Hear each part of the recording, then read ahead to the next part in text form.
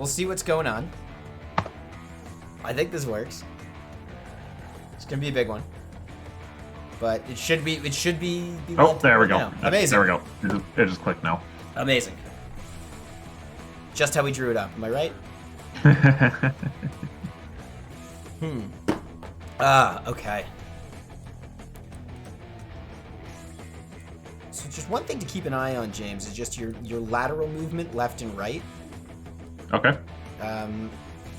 Sometimes when you go dive into your other screen, yeah, it's okay. Trade Deadline, Keegan, what are you talking about? The last 24 hours have been unreal. But stop, we'll do the show properly momentarily.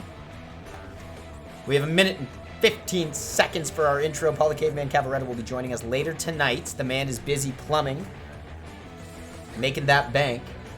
We got a minute, so go ahead and let the world know on Facebook or Twitter or wherever you social media where you are going to be right now. Is happening! Deadline day! Fantastic! Twitch.tv/BingPot TV. Do the things that must be done. Unreal. Oh, producer Nick is getting excited for this. The boys at Major League Sox are getting excited.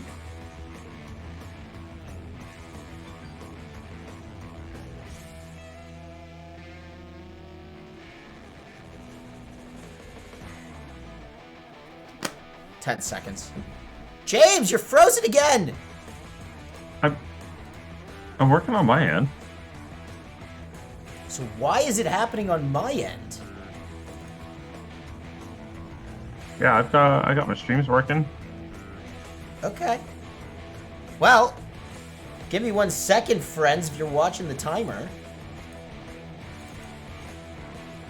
Because apparently, it's going to be a day full of technical glitches. Either way, ladies and gentlemen, boys, girls, children of literally any age, welcome to the Leafs FanCast Trade Deadline Edition. Can I get an air horn? Air horn. I'm your host, Danny Maggs. In the co-pilot's chair today, James Redelmeyer. Jay Reddy. How you doing? I am doing just swell, Danny. How are you? I'm good. Is there another word besides swell you could use to describe how you're feeling? I'm feeling fan-freaking-castic. Fantastic! I'm feeling fantastic. Sorry, fantastic as well. Ladies and gentlemen. Wait, is this breaking, Keegan? We might be starting the show with breaking news. Keegan, one of our FanCast fan base, is letting us know that Carter Hutton is coming to Toronto? Carter, or is it Ben? Or is it Ben? Is it Ben Hutton? Hold on. I'm reloading the NHL website right away. Ben Hutton. Ben Hutton? Yeah, Ben Hutton. Unreal. Per Frege from the Twitterverse. 1 sec, let's get this loaded up so we can break this news to you right away. Let's see what Frege is talking about. Hockey Night in Canada's Elliot Friedman. DJ Cognac, what's going on? Think I saw Joe's hanging out in this chat. Welcome to the program. Ben Hutton to Toronto. That's all that we're seeing on the Twitter wire. That is live from 2 days ago. And by that I mean 2 minutes ago. Words are hard. There's a lot going on. Elliot Friedman. Ben Hutton to Toronto. Not bad. Let's get the rundown on Ben Hutton, shall we?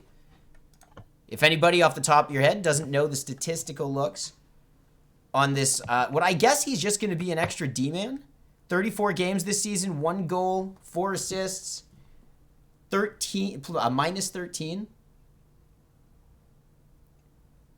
Okay, looking at possession metrics on Hockey Reference here. Excellent. Let's get a statistical breakdown on Ben Hutton. I know this is not Nick Foligno, and we will spend some time getting everybody jacked that the Leafs picked up Nick Foligno. But in the meantime, since this just came through, we might as well dive into Ben Hutton. This is awesome.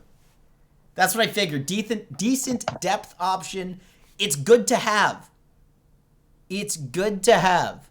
I don't think he will be bumping anybody out of the lineup. It doesn't look like that. But we knew that the Leafs were going to add a depth defenseman. That's what they've been talking about all day, all weekend, really, and 3 weeks, if you want to be even more specific than that.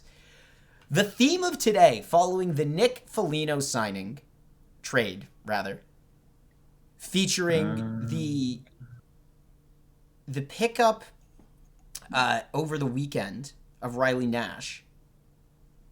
They're just loading up on depth for the playoffs. And James, this is going to be the show all day, as I cannot get James Reddy's camera to cooperate. It's a computer issue on my end. I don't know what that's about, but we'll work to figure it out. Holy cow. Okay. Claudia, welcome to the program. We're talking hockey today. We might be playing some NHL. It's true. Danny got the PlayStation. Bing pop. And we'll go ahead and make sure that we spend some time teaching me the ropes on Chell in a bit. Okay. What do we got going on with Ben Hutton? Looking at natural stat trick, yeah, I think Keegan's right. This is definitely... Whoa! Claudia's just throwing left-handed out gift subs? Hold on. Claudia just showed up in the middle of our chat to throw out a gift sub. Claudia? Hell yeah! We appreciate you. Unreal. And before I let you go with this, James, just a quick reminder that if you haven't heard already, we are partnered with Major League Socks. If you want a pair of socks with your favorite hockey player's face on them, you go to MajorLeagueSocks.com, use the promo code FANCASTIC for 15% off. James, let's talk about Ben Hutton, courtesy of Natural Stat Trick. Yeah, natural stat trick. I got 34 games, obviously playing with Anaheim, so everything's going to be skewed a little bit closer to the negative. Mm-hmm. We are looking at a 46% Corsi at the moment, which isn't great. But again, skewed by Anaheim. Yeah, a little bit. He's got 43%, or just under 44%, I guess, of the scoring chances when he's on the ice. On ice shooting percentage sitting at only 5%. So, and on ice save percentage sitting at a 901. Depth guy, stay at home option, very much another Zach Bogosian. I think it's a left-handed guy that maybe I don't think they think Sandin's going to be ready for playoffs just with his injury and everything. I think they're going to try and get him into some regular season games, but I think they're just trying to add a buffer there that if a guy like a Dermott goes down, they're not that worried. Yeah, I think that makes sense. I mean, relatively speaking, there's been a lot of conversation about Rasmus Sandin about to make the jump to the team. I don't think he's ready. This is the one thing that I want to kind of chill out. Is this what it was? It was a 5th rounder. What is coming in here? 5% for a D? 5% for a D. I'm not sure what that means, Keegan. So Sandin's probably not the guy. Like, for all the talk and all the hype, I think he's the heir apparent, sure. Oh, shoot. Alex Barabanov traded to the San Jose Sharks. James, I'm losing you again. Sorry, I need that one more time. Breaking news. Alexander Barabanov. Barabanov has been sent to the San Jose Sharks. We have no idea what's coming back? Anti-Suomela. What is an anti-Suomela? To the Google! Suomela. How badly did I spell that? 27 years old. Hockey profile. Finnish ice hockey forward for the San Jose Sharks. 6 points in 10 games for the Barracuda this year. Okay, so he's a prospect. Sounds like a menu item. Well, but he's 27, so I wouldn't really call him a prospect anymore. Could be a late blooming prospect. You never know.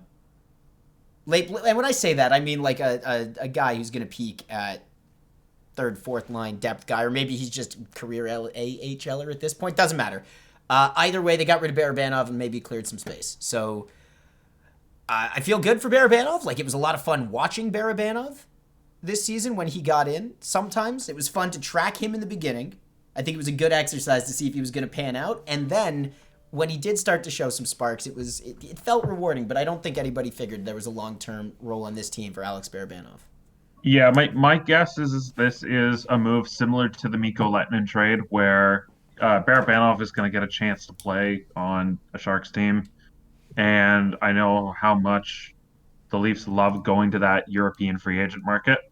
Yeah. So I think this is them just trying to keep a player and an agent happy so that the next time we've got a Russian free agent coming, they know the Leafs will treat him right one way or another. Yeah, I think that makes sense. And I was thinking they've done such a great job for the European free agents about showcasing them and giving them their opportunity somewhere, even if it's not that, as in, like, if it's not going to be with the Leafs, they will give them the stage to at least say, hey, we'll put you in, we'll give you good development, we'll introduce you to the NHL, and then we'll find a home for you. It's a great move. Kyle Dubas, man, with everything he has done this weekend, we talked about the 7D chess with the Riley Nash trade leading into Foligno. We will spend a lot of time, in due time, I promise, talking about Nick Foligno today. We're going to wait for most of the Foligno talk until the caveman rolls through. That's going to be a couple hours down the line. But I think we can all kind of say and agree on right now, and we'll get to your comments in a moment, but I think we can agree that right now, the Leafs are the most stacked they have ever been in at least 17 years. I think since the that 04 Cup team, I think is, or 04 Cup team. team. 04. Yes. I started saying 02 and then I was thinking, I started saying 04 and then I thought of 02. Yeah. No, I'm with you. But yeah, no, I mean, I still have a soft spot for that team. I mean, Alex McGillney, Robert Reichel, Mikael Renberg, all those guys. They're the guys we grew up with, so I think that's completely justified. I got a little soft spot, but there's no doubt this team's better. Okay. I did a thing last night that was a little weird. Right when the trade news broke about Nick Foligno, and because I was sitting at home, I turned on the radio. And Roger Lajoie was covering Sunday nights, The Fan, and he had Joe Bowen hop on the show. This was super cool. Joe Bowen, who has been, like, I think he's the fan, like, Steve Dangle is just the new Joe Bowen. Bowen was just doing his radio play-by-play. To hear Joe Bowen, who's got to be, 70 years old or something, to hear him talk about this trade and this team with the excitement of a 12-year-old kid. Joe Bowen said on air last night that this is the most excited he's been about the Maple Leafs since, I think it was the 03 season. It was the season where they traded at the deadline for Owen Nolan, Brian Leetch, and the return of Doug Gilmour. Yeah. And, like, I'm not crazy, right? We're all getting these vibes? Oh, yeah.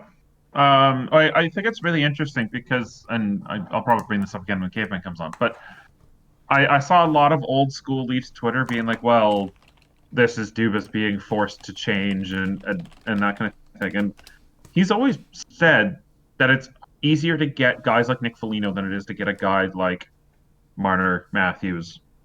Skills what you build from, and then once you have the skill that'll take you over the top, then you surround it.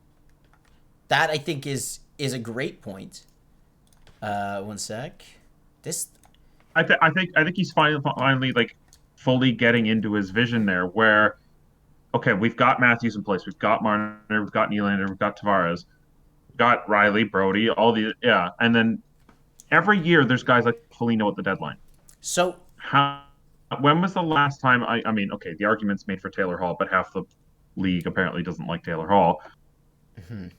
And we will get to Hall. My point is, you can always trade for these guys.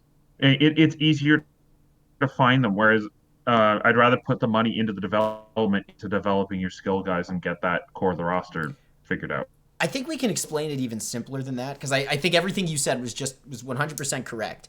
I think the simplest way to explain it is that Nick Foligno is not a goal scorer. Not to say he can't put the puck in the net, but he's not a goal scorer like Matthews. Well, no one's like Matthews, but you know what I mean. Marner, what you just called skill guys. I just want to think of skill guys as goal guys to keep it easier. You have to draft and develop elite goal scoring because goals are the hardest thing to find in the National Hockey League.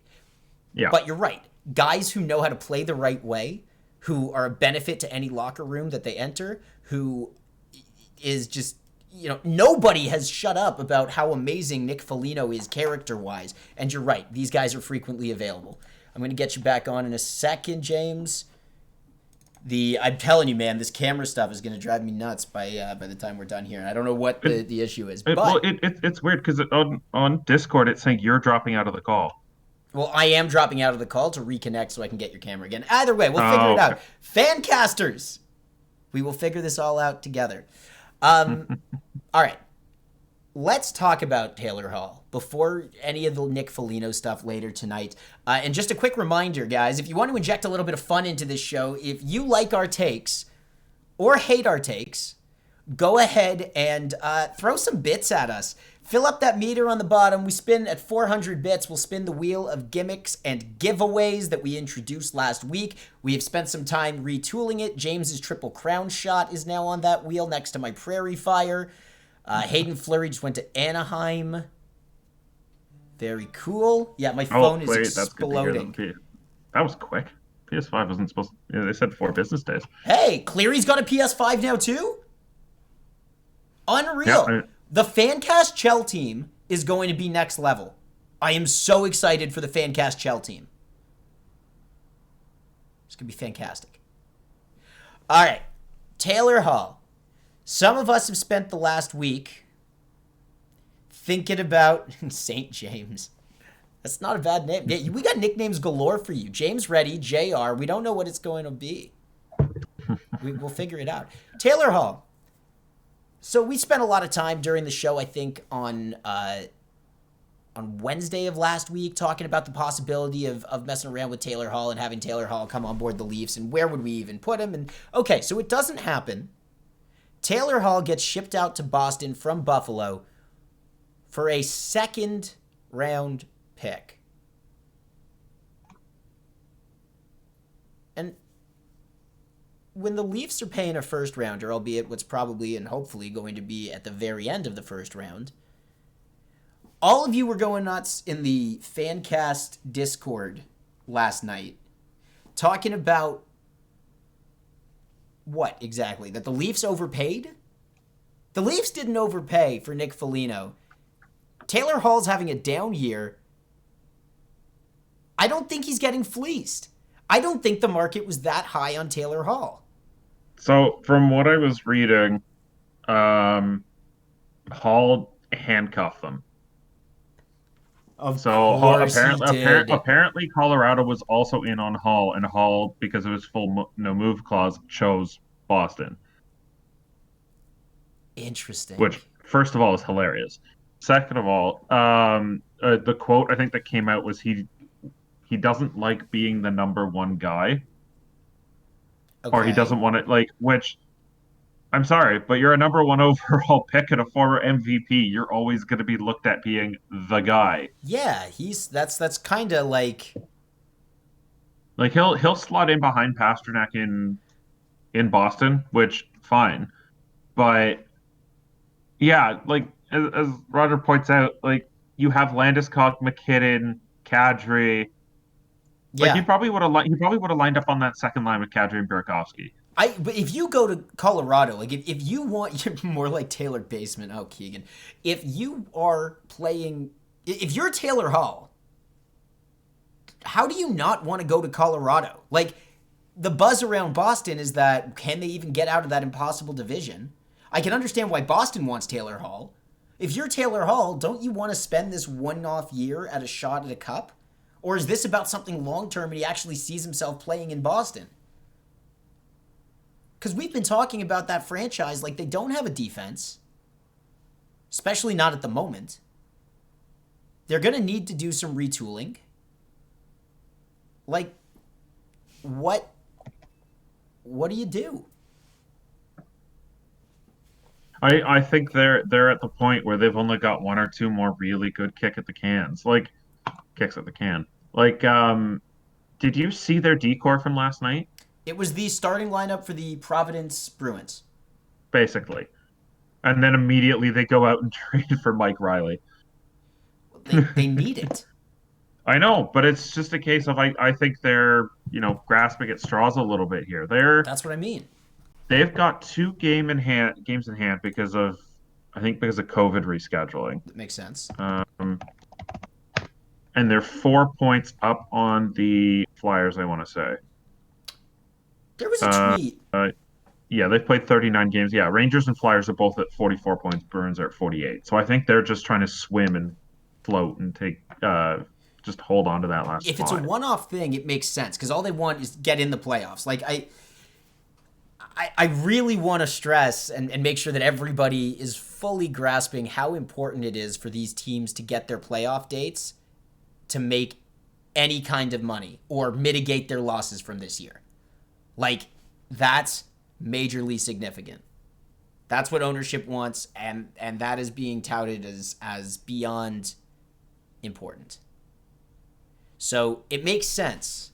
Spend the money to try and make that money and see if you can fend off the reeling Flyers and an unproven New York Rangers team. I guess that part of it all makes sense. But you can't tell me that Boston's got a good chance of getting out of that division.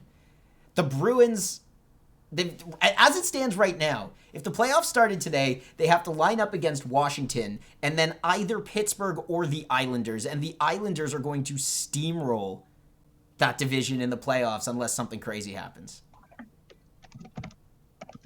Like, I don't see how Boston really hangs. But you know what? In playoff hockey, it's Boston. Who knows? Well, and right now, too, they've got both Halak and Rask on the IR. Keegan Mack, thank you for joining us and saying hello. It's the Leafs FanCast on the Dean Blundell Media Network Extraordinaire, as well as live on twitch.tv/BingPotTV. If you're watching on Twitch, throw some biddies at us, fill up that wheel of gimmicks and giveaways, and we'll keep the party going as we're breaking down all the trade action from today.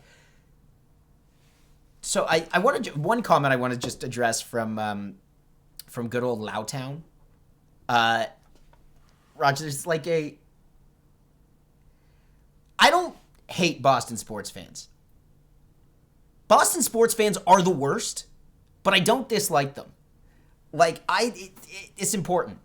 I think we need fans like them. Where did we see this last night, James? Was it in the Discord? Was it a Twitter thing? There was a tweet from a Boston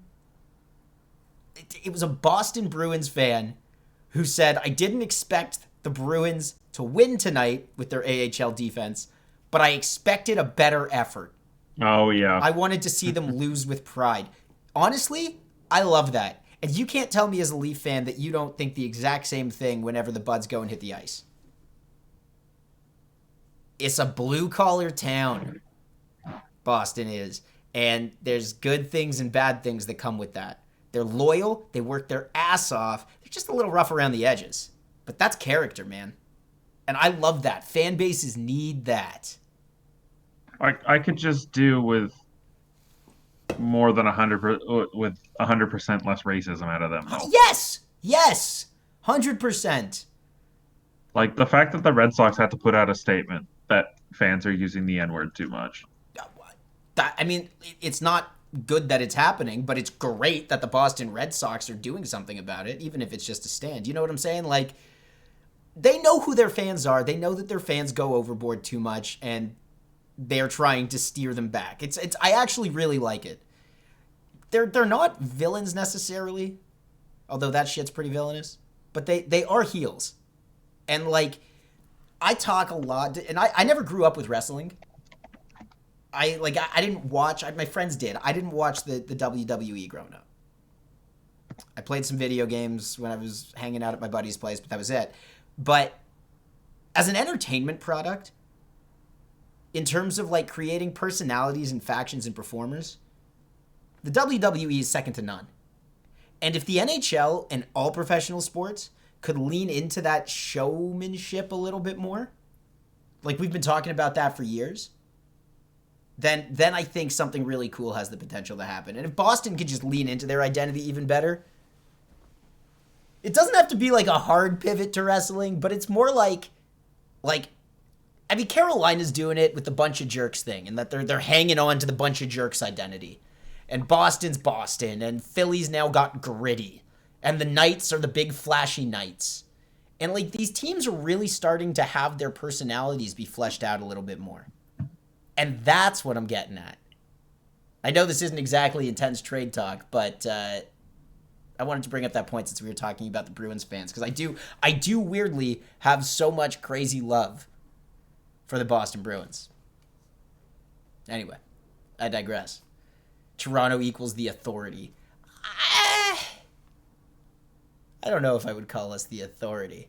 I think Toronto, because it's a tech city, which, by the way, if you didn't know, Toronto's a tech city now. It's like it's firmly there. I think we're the analytical ones. Kyle Dubas was the champion of analytics in NHL front offices, even though he wasn't the first. So that's what Toronto is. Using the big data. Living the big corporate life. Where's your head right now, JR? I'm just catching up on a couple of tweets here. Yeah, talk to me. We've got Canucks get Madison Bowie and a 2021 fifth from Chicago for a 2021 fourth. Mm-hmm. Jets are sending a 6th-round pick to Vancouver for Jordy Ben. Wow.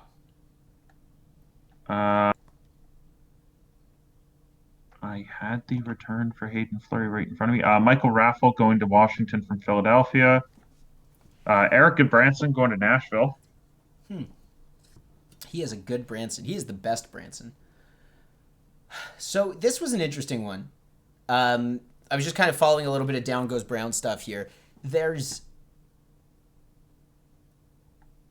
the bubble teams really not doing too much. And I know I just said that the stress is to make the playoffs.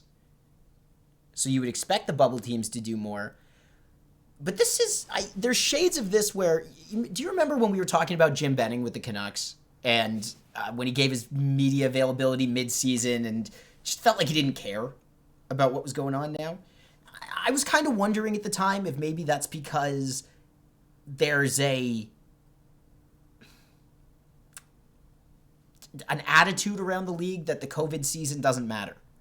That it's not the real world. We're not going to look at this like it's a real season for whatever reason. And maybe that's why fringe teams are all just kind of writing it off. And it says, you know what, we're not trying to compete. Let's just make sure that we're settling the franchise down to move into the future. I wonder how much of that's coming into effect. I think it's that, and I think it's also a lot of bubble owners just saying you're not spending any more money. Because especially if the playoffs are not really able to have that many fans in it, so many owners are going to be losing money just to make the like. It feels weird, but there almost feels like there's teams actively trying not to make the playoffs because then they save money out of it. I don't think there's anything new about teams actively trying not to make the playoffs, but I think what you're saying, like, that are so close to the bubble. Like, are just trying to minimize their operational costs. It's a very weird perspective. I'm telling you right now, this panorama is not fun. Mantha to the Capitals. Bowie to the Canucks. Are these all just trickling in right now? I know you just said Bowie. I told you Bowie, but there's always going to be a backup after 3:00. You know what's super cool about this? How many years have we been watching the trade deadline? I'd say at least 3 or 4, where we have not had a good deadline. Like, nothing good happened on Monday. Red Wings are getting Jacob Vrana back for Anthony Mantha. That's pretty good. Okay. Panic, Vrana, and more, according to Kevin Weeks. Panic? Like Richard Panic? Yeah. Leafs legend. Leafs legend Richard Panic, who Mike Babcock went on record in saying, well, I don't know how we lost him. But it was because you didn't play him, Mike. Loving Verana's game. Beautiful. Oh. Yeah, I'm intrigued by Vrana moving because I always pick him up in fantasy because he's always great for capitals because everybody always goes to the Ovechkin line, so Vrana just picks the pieces of what's next or what's below them. Yeah, that's handy. So I'm trying to weigh all this and take this in. So bear with me for a sec while this is all kind of hitting. I want to bring it back to the Leafs. I know this is awesome and we're looking around the league and it looks like it's really done a great job, this deadline has, of painting where most of these franchises see themselves. The big question marks are your teams like Vancouver, but, like I said, they were writing it off. I want to bring it back to Toronto and the fact that the Leafs are so stacked. And one of the questions, first and second as well, again, Mantha, holy cow. I think because of this divide with the clear buyers, it feels like we're preparing for war. And with how deep this Leafs roster is, the question got asked a little bit in different spaces, and I want to know how you feel about it. So fire in some comments to this chat in response to this question. Can the Leafs legitimately, with their roster right now, is there anybody in the league that you are actually scared of? And I mean anybody in the league as in Colorado, the Vegas Golden Knights. Those two. That's it. Well, the Islanders? Nope. You're not scared of the Islanders? No, because I don't know. There's just something with the Islanders that I don't know. Maybe I underestimate the heck out of them. But yeah, I mean, I'm looking at it now, and even Colorado and Vegas. When I say scared of, I mean, I didn't know if the Leafs 72 hours ago, at full roster capacity, could hang with either of those teams. And when I say could hang, it would be it could be close, but the edge in that series you would give to Vegas or Colorado. Now? I don't mean the Leafs are the powerhouse in those matchups. I mean, it's pretty goddamn even. And the stuff that happens in playoff hockey that we've always said the Leafs couldn't deal with, Nick Foligno can deal with that. Riley Nash, if you get him back, can deal with that. They were the reason, large part of it anyway, that the Leafs were stifled in the bubble. And oh yeah, Wayne Simmons is on this team. Wayne Simmons, this season, the regular season, has been an illusion. Wayne Simmons' value doesn't matter until the playoffs. That's just it. You were just scared of any team that could play physically, but now the Buds are, I would say, more than kind of tough. I think the biggest thing about the moves, like bringing in Foligno and Simmons and Thornton and that, is the Leafs have always... It's not necessarily they, haven't been tough enough per se. It's they didn't know what they could get away with in the playoffs. The stuff after the whistle. I wonder how much of that mentally was, well, if I get pushed, I can't retaliate because they're going to take the guy who retaliates for the penalty, which, for the record, stupid. I'm leaving it at that. We're not doing it. No, I'm leaving it at that. We are not talking about the officiating. That's the mantra for the show. No. That's all I'm saying. Stupid. That's it. But now, you have guys like Foligno that know how to get under legally. I put in quotation marks. Know how to get under a team's skin. They know the playoff game. That's just it. And now that Matthews, Marner, Nylander, Tavares, they don't have to worry about pulling double duty here because, if they get shoved around a bit, all right, Foligno, or Wayne, go deal with them, please. Yeah, right? And even Joe can hold himself. Spezza fought last year in the playoffs, in the play-in. Yeah. He did. I forgot about that. He sparked the whole 3-goal comeback. Yeah. So, which, not gonna lie, still watch from time to time. The 3-goal comeback or the fight? Three goal comeback, but Unreal. Unreal. I have a video on TikTok after that 3-goal comeback, which is, you know what? It sucks to remember because of what happened the next game. But in the moment, that felt like exercising the 4-1 demon. It was incredible. Like, I get excited for this. Friends, FanCast, fan base, all you beautiful hockey fans, wherever you cheer.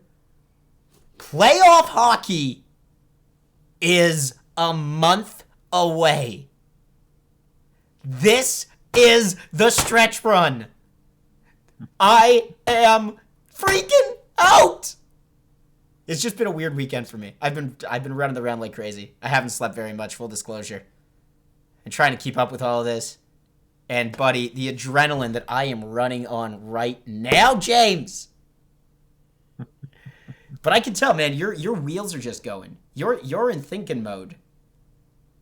partly thinking, partly reading. Oh, I'm just man. trying to break anything that comes through here. Yeah, I wanted to, and thank you for that, for keeping an eye on things, though. I wanted to kind of open it up to the room, and if there are any burning questions or opinion questions or things that of that ilk, I wanna hear what your burning issues are, and we've got to start working away into the FanCast Discord to start highlighting those. Alan, Leafs are on fire. The man knows. Welcome, my dude. Bing pop.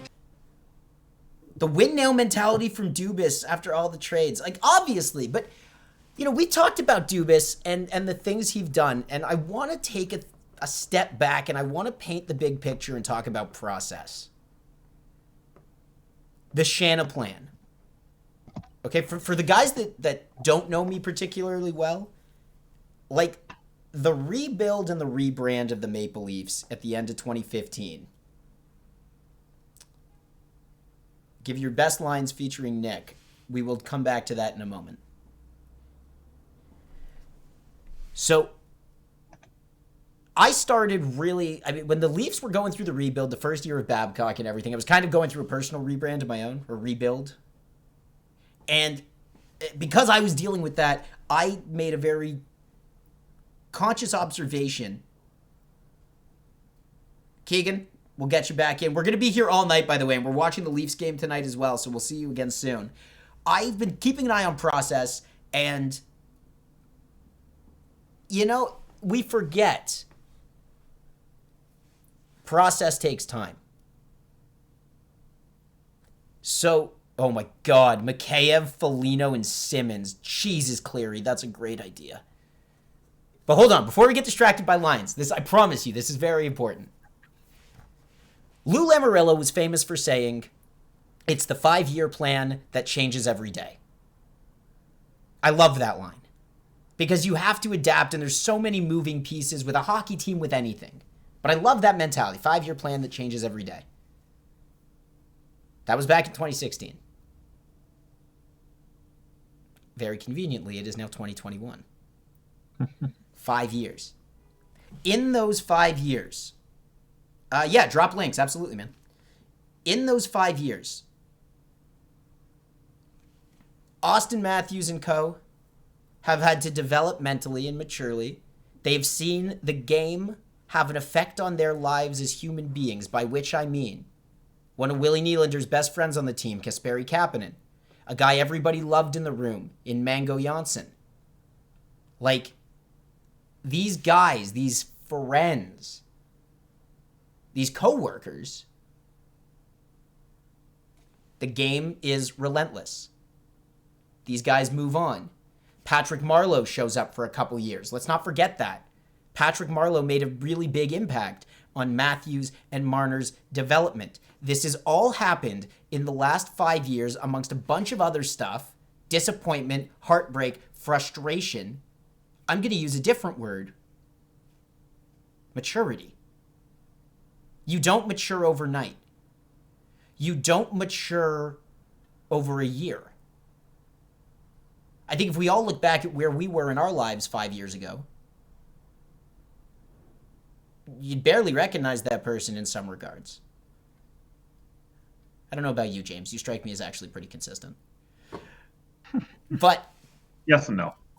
But, you look back at where you've come in 5 years, whether it's professionally, in your relationships, in whatever. Process takes time. And the win now mentality, I guess what I'm saying is, you don't turn on a win now mentality. You earn it. You get the opportunity in front of you, and we'll call the opportunity here this wonky COVID season. Opportunity is a strange word to look at the pandemic, but I think it's important. This wonky COVID season, they see an opportunity in front of them where the meta game around the league has kind of gotten weird. Some teams are posed to strike, and his team is ready because of the maturation of the last 5 years. That they are ready when this opportunity comes up. They earned win now mode. Okay? It's not, let's pick up Brian Boyle as a little reward for our team playing well. Solid move, but this is a massive swing. I know that was a lot. I had to get that out there. And let's applaud Kyle Dubas for it. Let's applaud for not deviating early. And more importantly, I think we still need to remember that when we get to the playoffs, anything can happen in playoff hockey. All you can do is give your team the best chance to win going in. I think that's what he's done. Jimmy.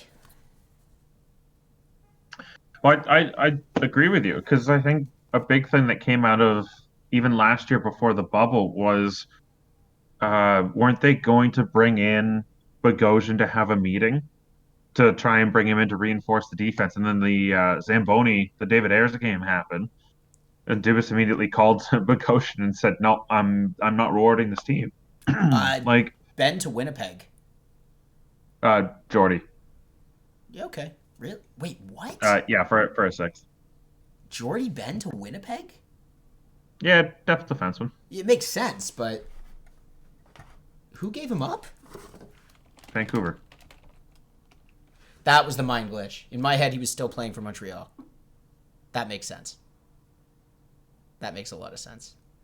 But yeah, I think the last couple of years, Dubas has decided not to add too much, if anything, at the deadline because, yeah, they just haven't earned it. They haven't played well. They haven't, yeah. And I think this year they've really stepped up their game. And I mean, you look at even when they were on, what was it? They lost what, 6 in a row, or got 1 point in 6 games? Yeah, they had that skid in early March, and things were rough. But they still were in charge of the game. Like it wasn't like they were. It wasn't like at the end of Babcock when they were almost trying to lose to get the guy fired. Right? Like we have to remember that happened technically only a season ago. Yes. Yeah. It's what was the, do you remember what, I guess the word is mantra or the refrain that Kyle Dubas kept using before the season? Do you remember? He kept coming back to this after every question he was asked about standards and expectations and how are you going to come back from last year. What was his stance? Let's have a look here. Oh, I remember. I was playing a game. Come on. Oh, no, I have no idea. We gotta win the regular season. It means forgetting this ramp up to the playoff thing. Like, you don't turn it on in the playoffs. You play hard, you show up in the regular season, and then you're ready for playoff time when you get there. And you know, we also got to remember that Kyle Dubas, anybody in professional sports, but specifically in Toronto where the resources are ample around the game, Kyle Dubas isn't just talking to the fan base and the media. You've got to imagine, at least I do, that the message he has given to the players as their leader, it's really it, as the franchise general manager, he has given that message to his players. We hear it from Kyle Dubas. The players have heard it from Kyle Dubas. And man, they listened. Dubas, Keefe, whoever's actually, sending down the order. But it just finally feels like this whole team is aligned, top to bottom, Shanahan down to their fourth string goalie, who is now Michael Hutchinson, because Big Dick Dave is coming to Toronto. Really good stuff. Best line combinations with Foligno. I'm going to have a hard time. I mean, Foligno's right now your de facto number 3 center. I mean, I guess the thing that's really going to dent is the Kerfoot, Spezza, Thornton combination, which may have already been jettisoned anyway. I was going to say, that hasn't really worked. It hasn't been awful, but you're right. It hasn't given you anything extra. I mean, if you want that... So I've said this forever. Like, I am a big fan of bringing back the Blue Bomber line, but better. Do you remember against Boston in 13, the Blue Bomber line of Jay McClement face-off wizard in between Colton Orr and Fraser McLaren. And, like, I get it. But you want to talk about a team that was built for playoff hockey in that series, like the Leafs were truculent AF. And I'm just saying, a line of Foligno, Simmons, and Mikheyev gives you that in spades, but with actual talent, like obvious upgrade. So then, Kerfoot, Spezza, Thornton, in theory, kind of works. But do we have better options? And I don't know if anybody has seen this yet, because I know the trade attention has been paramount, and justifiably so. Nick Robertson is playing in the game tonight. Just about to say that. Nick Robertson is playing in our game tonight. Let me go ahead and take a look at Daily Faceoff. And let's see if we can get a read on Daily Faceoff. He was skating with Engvall and Simmons at practice this morning. Engvall and Simmons. Well, I guess we won't know about Foligno for a week. Yeah, he's not here. Could you put Nick Foligno on a line with Nick Robertson and Ilya Mikheyev? That line then just becomes a hustler, grittier line, and then you have arguably 2 lines of physicality if playoff Spezza and Simmons alternating between Jumbo and Engvall. I mean, I don't know. Is Engvall now the odd man out? I'm see, if anything, I would just make this a rotation now where you can take a guy like Jumbo Joe does not need to play every night. Well, you're right, and depending on who you're playing in the playoffs. That's the thing. I'm trying to build a lineup. I'm just using the chat right now. Yeah. I've got Galchen Hyman as your top 6 left wingers, and you put one with Matthews Marner, one with JT and Willie. Top 6, that doesn't. Yeah. I don't think that changes. Yes, but then and your I loved how bottom Galchenyuk looked with Mitch and Austin. Like, I mean, how do you not? Yeah, I think you've got to keep that 6 together, and now you've got a rotation of Foligno, Engvall, Mikheyev, Kerfoot, Spezza, Robertson, Thornton, Nash. I'm sorry, that was really fast. Can you do that one more time? Yeah. Okay. So for 6 spots, you've got Foligno, Engvall, Mikheyev, Spezza, yeah, Thornton, Kerfoot, yeah, Nash, Robertson. That's 8 guys for 6 spots. I'm gonna say it. Kerfoot's the odd man out for me. Even as forget his pay grade right now. Forget his salary. It doesn't matter. I think he's the odd man out. I don't think he fits. See, for me, I've got now. Okay, I don't know exactly what's going to happen with Nash, but for the rest of the regular season, there's only 7 for 6 spots. Right now, I have Thornton as the odd one out. I think I would rather have Thornton in the lineup than Alex Kerfoot. But I can also see going through the playoffs. Would you say that Thornton and Spezza are interchangeable? I understand the No, numbers aren't but there. Spezza's better than Jumbo at this point. I just want to float it out there that Spezza could be more valuable than, or that Thornton and Spezza could alternate during playoffs, depending on what the team needs at the moment, depending on if they can take advantage of fourth line matchups. Because I think that's not in every game, but I think it will be a factor.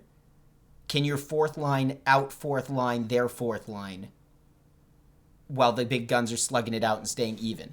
And if that's the case, maybe you need Spezza some days more than others. Maybe Thornton with his passing is going to be better to get around that line. Maybe you need Spezza for draws. But, if it's between Pierre Engvall and Alexander Kerfoot as centers, which one of those guys gets bumped out by Nick Foligno?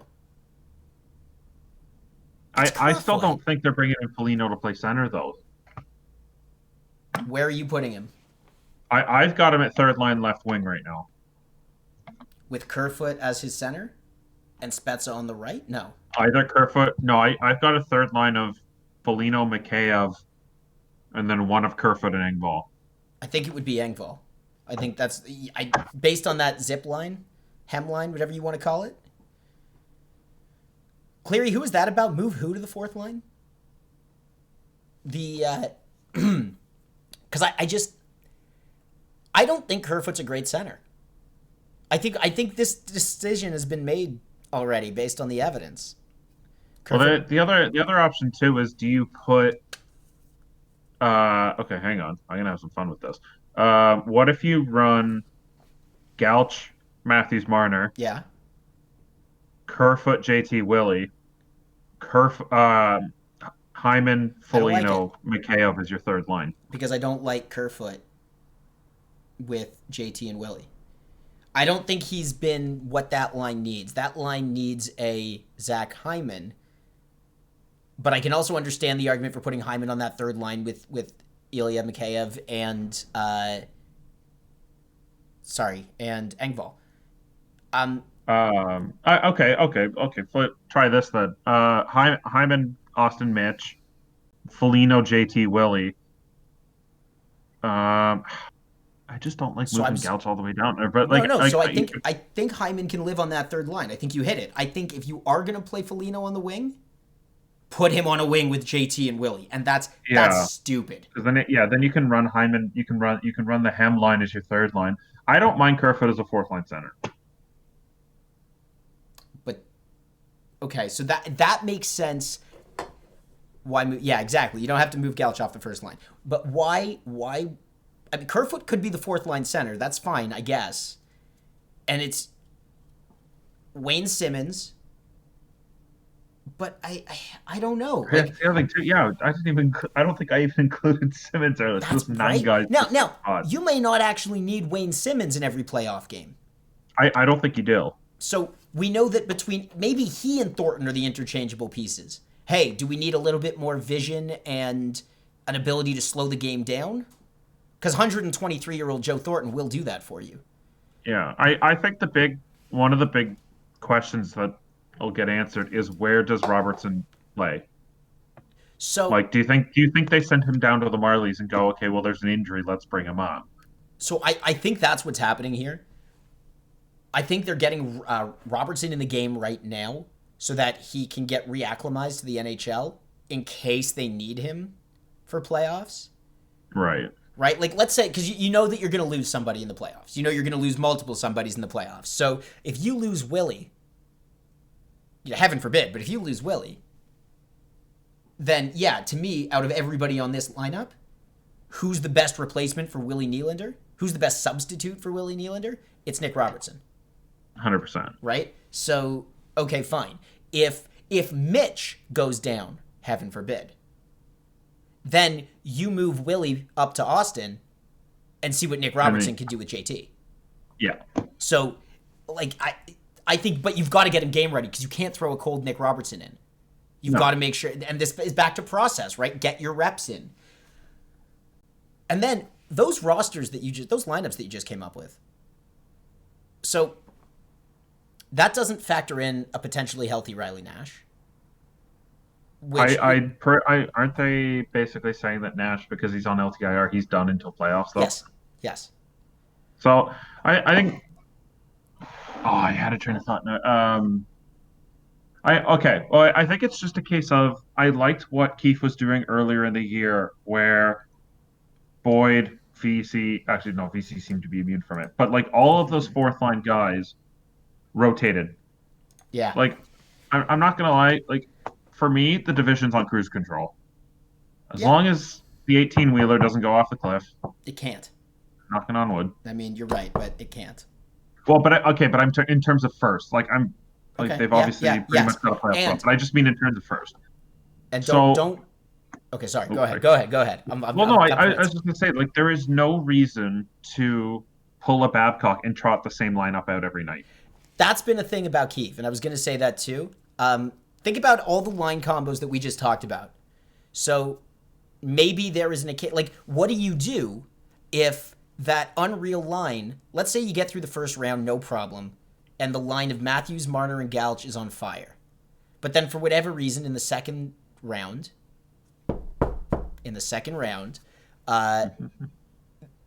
it doesn't work. For like whoever you're playing against, let's say it's Edmonton, they've kind of figured it out.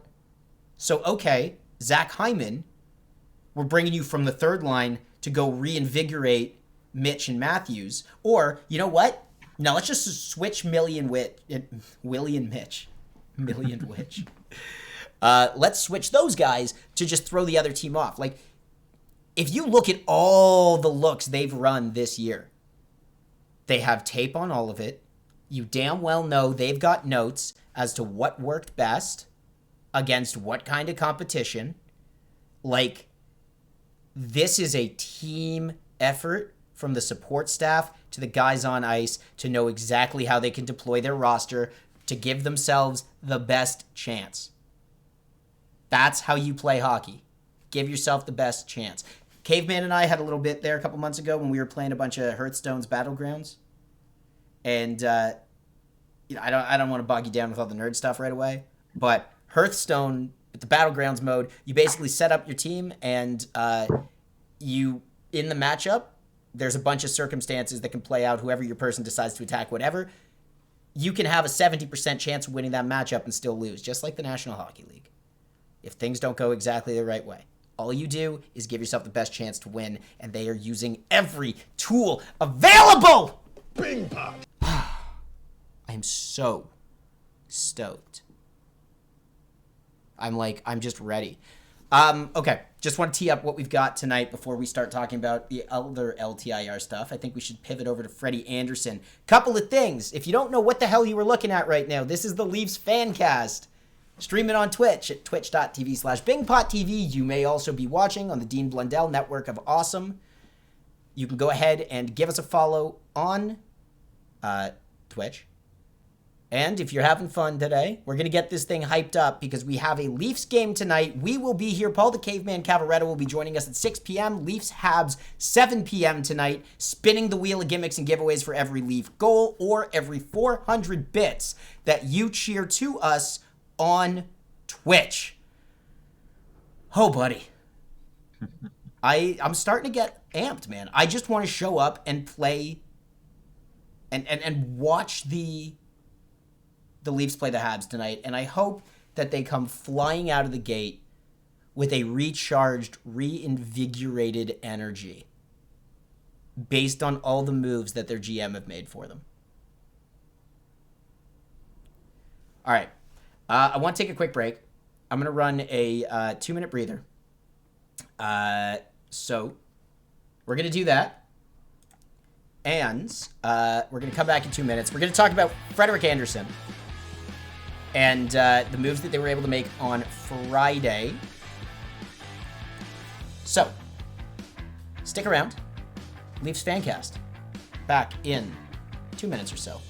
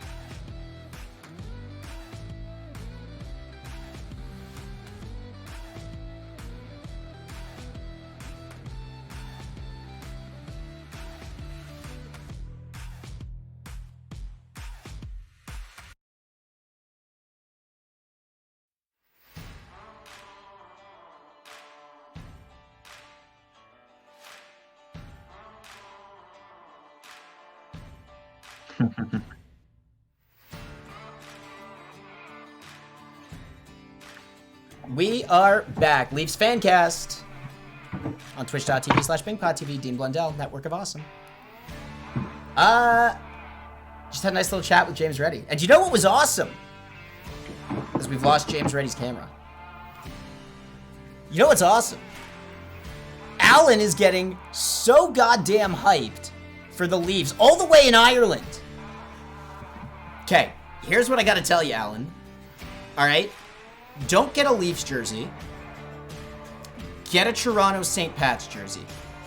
I think for you in Ireland, that's going to be the right call. It's the alternate old team name about 100 years ago for the Toronto Maple Leafs. And it's just such a sexy jersey. If we get a jersey swap on the Wheel of Gimmicks, we'll make sure we bring out the St. Pat's jersey. Just for you, Alan. Just saying. All right. JR, we got to readjust you a little bit. It's okay. Don't do it on your own. I adjusted the camera angle a little bit during the break. Yeah, right. That's a little bit better. I think we like that. All right. So let's talk about Freddy Andersen. Officially getting moved to LTIR. And when we talk about Freddie, we're also going to talk about Saturday night's game. Don't know if you know this. Jack Campbell broke records. We all watched Jack Campbell tie that record on Wednesday. And man, I gotta tell you about Jack Campbell before we get into Freddie, because I know this is also getting lost in the kerfuffle around today. We firmly have a goalie controversy in Toronto. Like, this topic is looming over our heads. Jack Campbell got his 11th straight NHL win, beating Carey Price for a record of the most consecutive wins, I believe, to start a season. Price had 10. So here's a cool story, and we talked about this a little bit on Wednesday.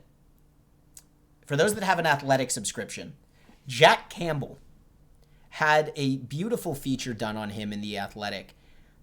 This was also really relatable, and I wasn't trying to make this about me, but I saw some parallels in this story between the kind of crap I dealt with when I was a little younger and Jack Campbell. So if you didn't read it, Cole's notes are this. Jack Campbell grows up idolizing Carey Price. Carey Price, just unreal goalie, stomps into the NHL at 18 and is unstoppable. Was a high draft pick, just like Campbell, relatively, for goalies. And you have this, when you're successful at what you do at a young age, there is a built-in point of view that it's always going to be that easy. And for any real person who's had to go through life and deal with shit, that sounds absurd. But if you are a young guy, a kid, a teenager, where all you ever do is just do the thing you do and you're met with tons of success, what logical reason do you have to believe it's not going to continue? And for Jack Campbell, he learned the hard way that life is difficult. It details his journey. James, have you read this? Oh, yeah. So it details his journey from where he was drafted to his development. He ran into injuries. A hot goalie stole the net from him. He got pushed down. His confidence got crushed because people were passing him. I've been there. A little bit different in the world of entertainment than being, you know, a professional hockey player. But a lot of similarities for sure. When we talk about Jack Campbell, the first thing we always talk about is what an incredible teammate he is. It's a team effort. Couldn't have done it without everybody. But this is also a guy who every piece that's been written on him is quick to remind you that he is so hard on himself, that he does take it all personally. So if you look at Jack Campbell and you're like, how is he so lovable? How is he such a team guy? The more you say it out loud, the more you start to believe it. And I think it's important for him to come around to the fact it's not all on him, because he puts a tremendous amount of pressure on himself. Now, in his journey, because he didn't crack the NHL at a young age, He came to terms with the fact that he was not Carey Price and he was probably never going to be Carey Price. That is an incredibly maturing thing to go with the theme here. To show that level of maturity from Jack Campbell. Now imagine you've gone through all that. You have come to terms with the fact you are never going to be Carey Price. Your idol, the person you strived to be. And then, after you've come to terms with that, you pass Carey Price in an NHL record that will potentially stand for a very long time. The emotions that Jack Campbell had to be feeling, I think, did he tear up on the broadcast Saturday night? I think he did, yeah. How do you not love this guy? Harry, I thought you came in earlier. Didn't we see you drop a comment? Oh, no, that was on Discord. Shit. That's okay, Harry. We've been breaking down trade deadline day. And we've been pumping the tires of your boy Jack Campbell. Like, how do you not love Jack Campbell? Everything about that story. Like, that is David Ayer's level of epic. And this guy's got so much more potential. Like, are you not the biggest Jack Campbell stan at the moment?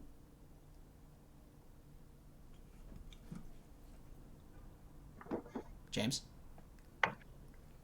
Sorry, I was just reading reading the comments. I'm just getting caught up on the chat here. All good. Yeah, no, I mean, the guys fought through so much. Like it's just, I don't know. It's always really nice when the team that you cheer for is surrounded with some great people in it. James, I'm going to ask you to tilt your camera down just a little bit for us here. But Oh, also, sorry, no, I slid over a little bit. no worries at all. We don't have a lot of room in the frame below your neck, and I would like to get more of that. But that's okay. Maybe you can boost your chair. We'll figure it out. It's all in good time. I mean, Harry, I think you and I are both cheering for Jack Campbell to win a cup with Toronto. But here's the question. Here's the burning controversy that we've been touching on here.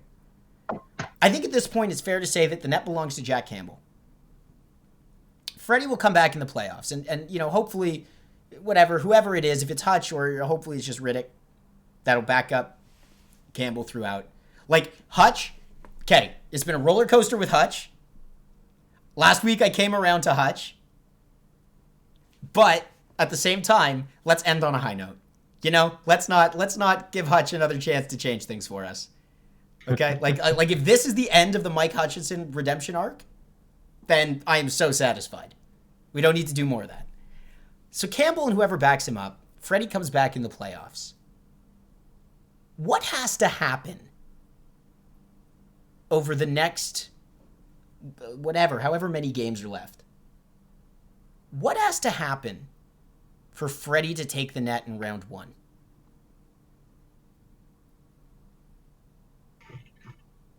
Wait, Jack be injured? Jack be injured. I mean, that's the cop out, barring injury. The question is, do you actually want to answer that? And I just, okay, because I don't want to make some bad things happening to a good person. Well, it's I know, right? Like, because there's two answers to that question, and they both suck. The first option is Campbell gets injured. The second option is Campbell doesn't play too good, and like, it's got to come back to earth at some point. Like, Jack Campbell could lose his next start, but I don't know. Like, I like everything I'm seeing out of Campbell. This is, a little bit of a broken record from last week. I like what I'm seeing. I like how he plays. I like how the team plays in front of him. But doesn't it feel weird that after 4 years, when you finally are ready to get over the hump, it's not Fred? Like, do we feel like we owe Fred the chance? No. Honestly, it's business. You don't owe him anything. But I think part of it is, do you think he just got so burned out from how poorly defensive the Leafs were in front of him the last 4 years that it's just kind of coming to a head? No. I think he's been battling an injury. Who gets Carter's right, nail but do you think that wear and tear? Because he had multiple seasons where he faced the most amount of shots in the entire NHL. Yeah, but I think Freddy likes that. Like, that's... You always hear the stories of different types of goalies that like different things.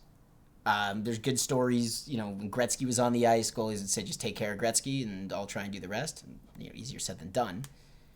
I think there's a lot there. I think Freddie, maybe the style of team, like, remember, this is the other thing too. Whose goalie was Frederick Andersen? He was Lou Lamoriello's goalie. Lou, who has a great taste in goaltending, obviously, but Lou, who was working with Mike Babcock to build out what that team should look like and how it should play. And Freddie was a piece of that. So just like we were talking about, now the organization's aligned top to bottom under Dubas and Shanny's vision, or if Shanny's vision was give the keys to Dubas and let it be Dubas's vision, fine, that's what we're seeing. Is Andersen not a part of that plan? And how do you, as a fan base, want to deal with Frederick Andersen? Let us know in the comments. I think he's kind of played his way out of the hearts of the fan base right now. But he's been injured all year. The other thing is, you don't give up a third-round pick for Riddick if you don't think you're going to re-sign him. You don't give up a third for Riddick if you don't think you're going to re-sign Riddick? I disagree. Riddick's a UFA right now. Yeah, no, I think that's fine. Why did you pay up a third for him? Because Fred is now officially out until the start of the playoffs. You don't fully trust Hutch, so you need somebody better behind Campbell in the interim. It was only a third-round pick in a draft that is completely almost erroneous because nobody's been able to scout properly. And the biggest thing, Riddick didn't have to quarantine. Yeah. So all of that together to give yourself the best chance and also kind of injury-proofing yourself for the playoffs. Like if, and it's not going to be ideal, but let's just say Campbell gets hurt and Andersen stays hurt or re-aggravates it, you want Riddick in net ahead of Hutch. Playoff records alone. So, but I think I also just meant more like the Leafs are going to go with a 1A, 1B system next year. Like, there's no goalies available that are going to be play 50 games kind of guy. Yep. So do you think they're going to try and run with a Campbell and BSD pairing for next year? I think they haven't figured that out yet. I don't know who else is on the market for next year. It's possible. We know Fred's not coming back. Freddie will make his money somewhere else. Or, he's going to make a great Edmonton Oiler. You know what? He'd make a great Seattle Kraken. Anybody where we don't know where they're going next year is going to the Kraken in my mind. Taylor Hall is going to play for the Kraken next year. And these are guys Seattle can get as UFAs. That's the crazy part. Yeah. Seattle can say to Taylor Hall. We should run through the cat-friendly thing on one of these streams. We fully will. We're going to have tons of time to pad for content. Tons. Okay. So, with Fred, Seattle can sign UFAs. They're UFAs. Well, they don't have to draft them. They can take them. Like, theoretically, if the Kraken wanted to, if he gets left exposed, they could take Hyman off the Leafs. However, then Hyman could just not sign a contract with them and walk away. Like, I'm pretty sure Vegas did that a couple of times. No. You can't draft UFAs. Sure you can. But you don't draft them. Yeah, Seattle, if they want to. The rights so you can sign the 8-year deal. Yeah, it's like when you trade a draft pick for somebody's negotiating rights. Right. Yes. Okay, that's true. You could. Harry Bossax, our buddy in Los Angeles, asked a great question a second ago. And if you're just tuning in now, Leafs FanCast, Dean Blundell Media Network, and twitch.tv/BingPodTV. Comments in the chat. You can cheer bits to spin our wheel of gimmicks, which is a ton of fun, always. Harry asked a great question. Just regards to the LA Kings, because he is a Kings fan, and all fans are welcome at the FanCast, unless you're a Canucks fan. No, we still welcome you too, and you're more than welcome to join our Leafs bandwagon. Harry wants to know, who gets the A on the Kings now that Jeff Carter has been traded? I don't know the Kings too well, and I'll be honest. I've picked up a little bit more as we've been doing the FanCast, but on the heels of Iafolo signing that 4-year extension, Harry, is Iafolo assistant captain or alternate captain material? He seems to be a piece of the future, and it's going to be a young team that needs leadership. Thoughts, comments, concerns? Only other player that I thought was Dustin Brown. I thought about Dustin Brown too, but how old is Dustin Brown? 36. How long does Dustin Brown have with the Kings? One more year after this one. So Yeah, IFL probably makes the most sense. But it's also an A, right? Like it's a little different switching A's out. I mean, the other interesting one, actually, looking at the roster, maybe Kempe, but I don't know how much in the long-term plans he is. I don't know who's holding it right now, to be honest. I think Iafolo would be a great chance. Well, Doughty. Well, Doughty's got the C. No, Kopitar. Oh, Kopitar's got the C, and there's two A's. Doughty and... Yeah, right. It was Doughty and Carter, and we're trying to figure out who's Right. I remember how this works, I promise. So, honestly, I don't think she's here yet, but I'm gonna pander to Kaylee and say Trevor Moore. I was looking at Trevor Moore, and I was like, my God, he was so great. I hope Trevor Moore has a long career. He was unreal. Kaylee, if you're watching, I think that deserves a cheer. But yeah, throw some bits at that. Oh, she is here. Hey! Throw bits at the pandering. That's how the show works. We pander for your love. Trevor Moore is from Thousand Oaks. You know what? It's like that alone is a great call for Trevor Moore. Oh, all right. Well, that's fine. Okay, that's fine. That's fine, Kaylee. That's fine. It's fine. That's why he wears number 12. Nice. Borderline strong. I got you. Hey, Claudia's back with better internet. Hell yeah. Okay, so Claudia is one of my new friends from the weekend. Claudia joined the TikTok wave that showed up on stream for a little bit to break it open the PS5. PS5, by the way, we're going to be getting into NHL at 5 o'clock. I'm going to have to figure out some stuff about Chell. And then at 6 o'clock, Paul the Caveman Cavaretta is going to join us. And we are running in at 7 o'clock to a Toronto Maple Leafs watch party! Bing pop. Which could be a lot of fun as well. As we get geared up. Don't forget, too, we've got Kyle Dubas speaking publicly at 4:30.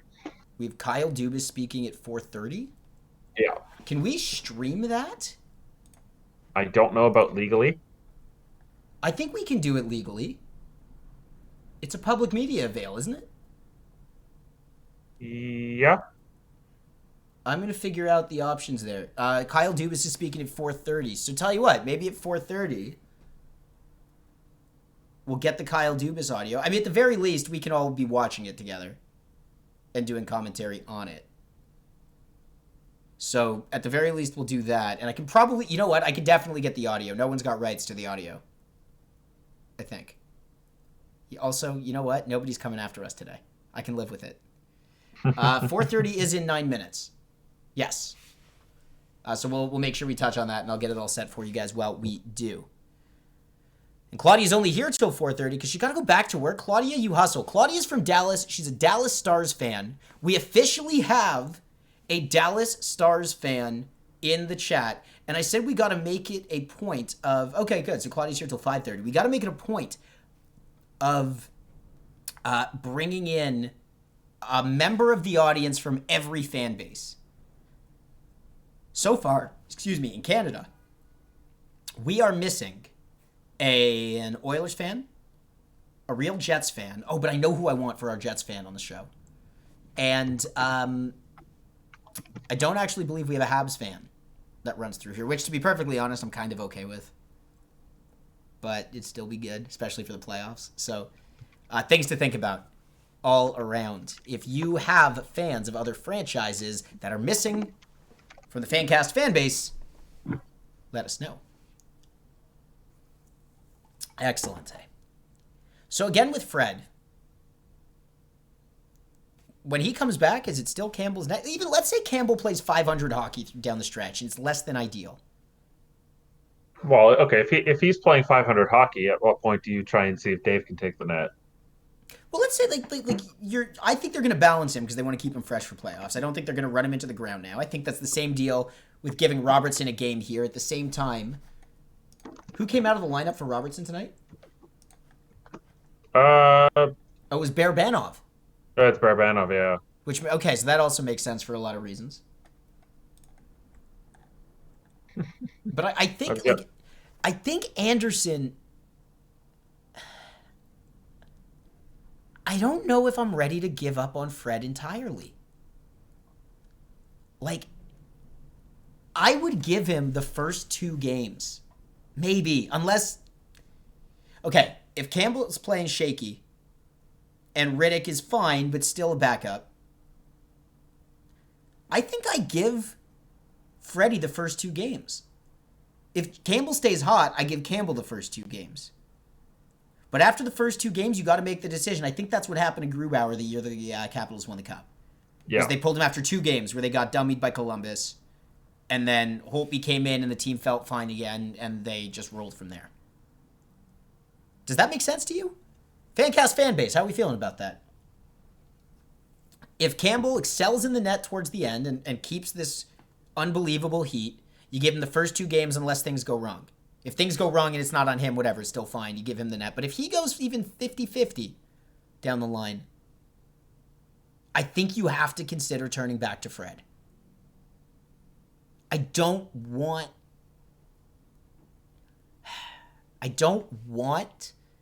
to put that out there. But the other thing I'm trying to do is manage our expectations here. Because as much as I know we're feeling really good today, and we have every reason to, as Leaf fans, every reason to, stuff can still go wrong. And I want to have those contingencies in place so that I know what to expect because I'm the one totally running the franchise, right? I think that's the plan. I'm going to go back and take a look at the Leafs line combos ahead of the game with Montreal tonight. But Jimmy, does my plan make sense for you? Yeah. I mean, what it comes down to is you just have to put the Leafs in a position to win every night. I don't care who's in net. But do you have to go? Well, you have to go with the goalie that gives you the best chance. Yeah. And like from here on out, I don't. Doesn't matter if it's Dave, if it's Jack or Fred, whoever's hot. They're in net. Who do I feel worse for, Dylan Larkin or Jack Eichel? Eichel. It's got to be Eichel. It's got to be Eichel. Like, well, okay, hold on, because my counter argument was about to be, or not counter argument, but my opinion was about to be that with Larkin, okay, the Dylan Larkin situation in Detroit, like he's still in a franchise that takes itself seriously. He's on a franchise that's got a lot of history. He gets to go to work at the Joe. I'm sorry, no, he doesn't. He gets to go to work at Little Caesars, but it's Little you know what I'm saying. Caesars, It's an amazing arena with the same history He's of the Joe. He's got competent management above him, Right? Like, But I just that's the difference maker. Same thing with ownership too. Like, Yes, I just don't trust the Pagulas to do anything that isn't Bills related. I think the pandemic is probably affecting the Sabres. What was it last week? I made the Edmonton Oilers comparison, right? Or the Oakland A's comparison. The Sabres have been bad for 10 years. At least Larkin's gotten to taste the playoffs. I'm just coming up with the counter argument. All right, full disclosure. You're right. You're right. Okay. I literally like for me, Larkin A has been to the playoffs and B has Stevie Wise as GM. I can't feel more sorry for him than Eichel. You're right. And Eichel's the much better hockey player. Like, I guess we all felt bad for Taylor Hall, right? When Taylor Hall was getting jettisoned around and just for whatever reason he couldn't. The sympathy was there for the entire Edmonton Oilers team, but with Hall, after going to Jersey, you're like, oh, the guy can't catch a break. At the beginning of the year, you're like, we hope this works out well for Taylor Hall. Good hockey player, even if he's not a great anything else. Right. I think Eichel's in a similar boat. The frustration is but it's different because we don't feel bad for Buffalo. We feel bad for the players. We also feel like Buffalo's put themselves in this position. But they didn't, you know?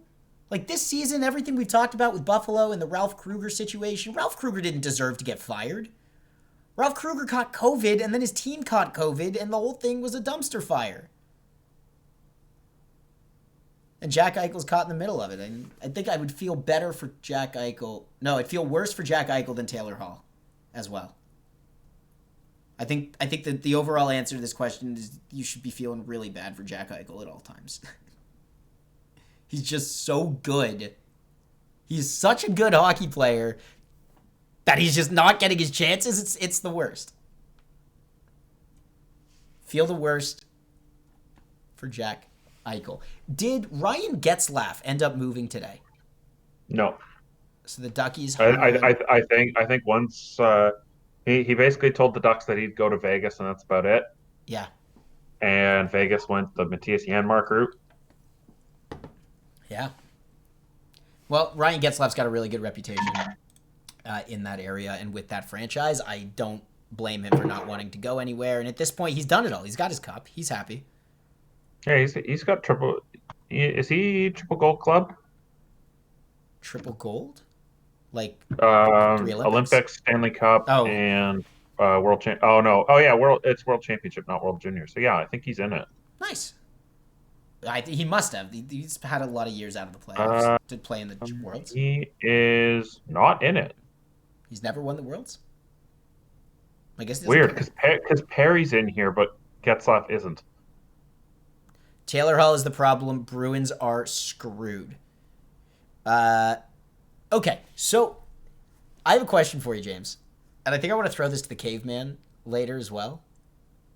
You know what? It's 4:30, so hold on. Let's switch over to the Kyle Dubas conversation. Give me a second. I'm going to try and get that queued up for us. So stand by as we are doing this all live on the fly. Give me a quick moment. James, are they posting this? Is this going to be live on the Leafs website? Or are we going to be looking elsewhere? This is Kyle Dubas.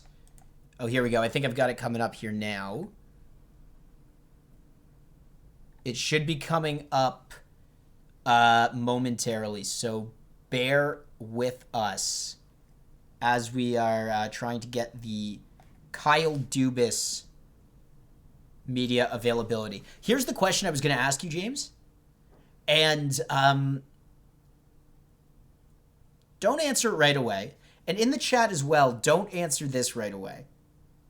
I know we've been all over the place talking about, hey, we're super excited, and then, hey, we need to just keep focus and everything. It's a little bit of both worlds.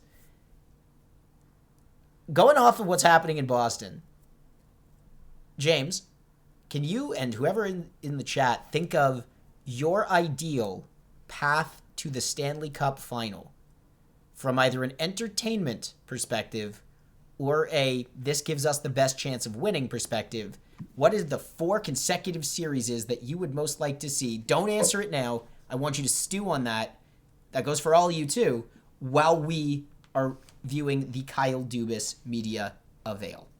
And let's do standings as of today, because obviously you don't want to predict anything else. So everyone who's in their current seed in the playoffs in each division, like go off of that for your bracket. All right, sounds good to me.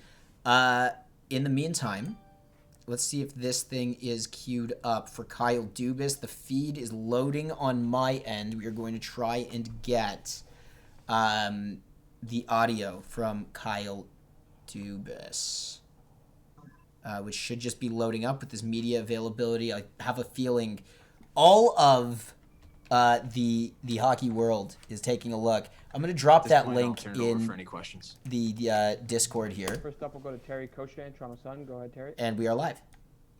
Hey, Kyle, good afternoon. To what extent were you able to satisfy the pieces that you were looking for then? I know, I think there are probably some great expectations for Nick Foligno and what he can bring to your lineup, but everywhere else, are you, what level of satisfaction have you able to add what you wanted? Well, I think, Terry, one of the things that's our view of what we've needed has changed as different players have stepped up and different players have developed over the year and different guys have jumped into roles and excelled, and then injuries influence matters as well, and sort of shift your focus onto different areas of the roster. But certainly Alex Galchenyuk's rise to prominence on our roster, it altered a little bit of what we were looking for and really let us focus up front on the thing that I really felt that we needed from the beginning, which was to try to find a player that could play up and down our lineup that had tremendous character, competitiveness, defensive responsibility, but also had skill and ability to play with any of our top three lines. So that was accomplished with Nick.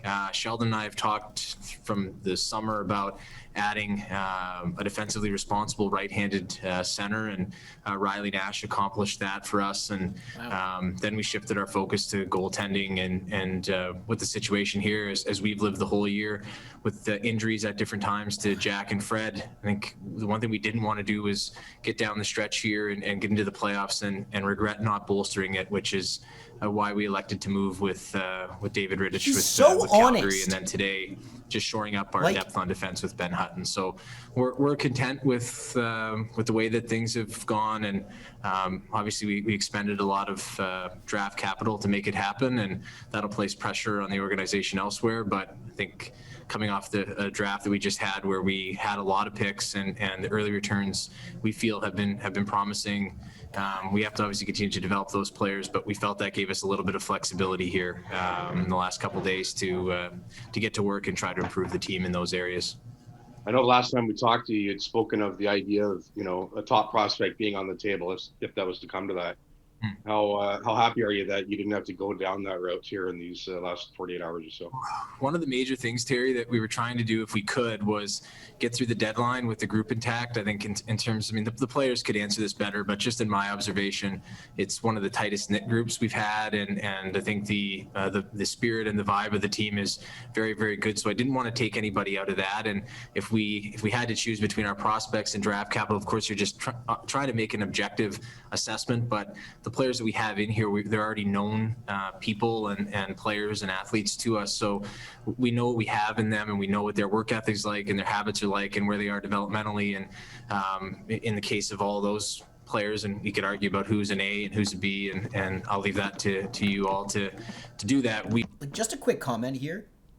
He is speaking like straight business talk about the business of hockey and everything else. And I'm getting super jacked. This is not a motivational speech. This is an explanation of why things were done. And I'm like, yeah, buddy, that is exactly right. Let's go.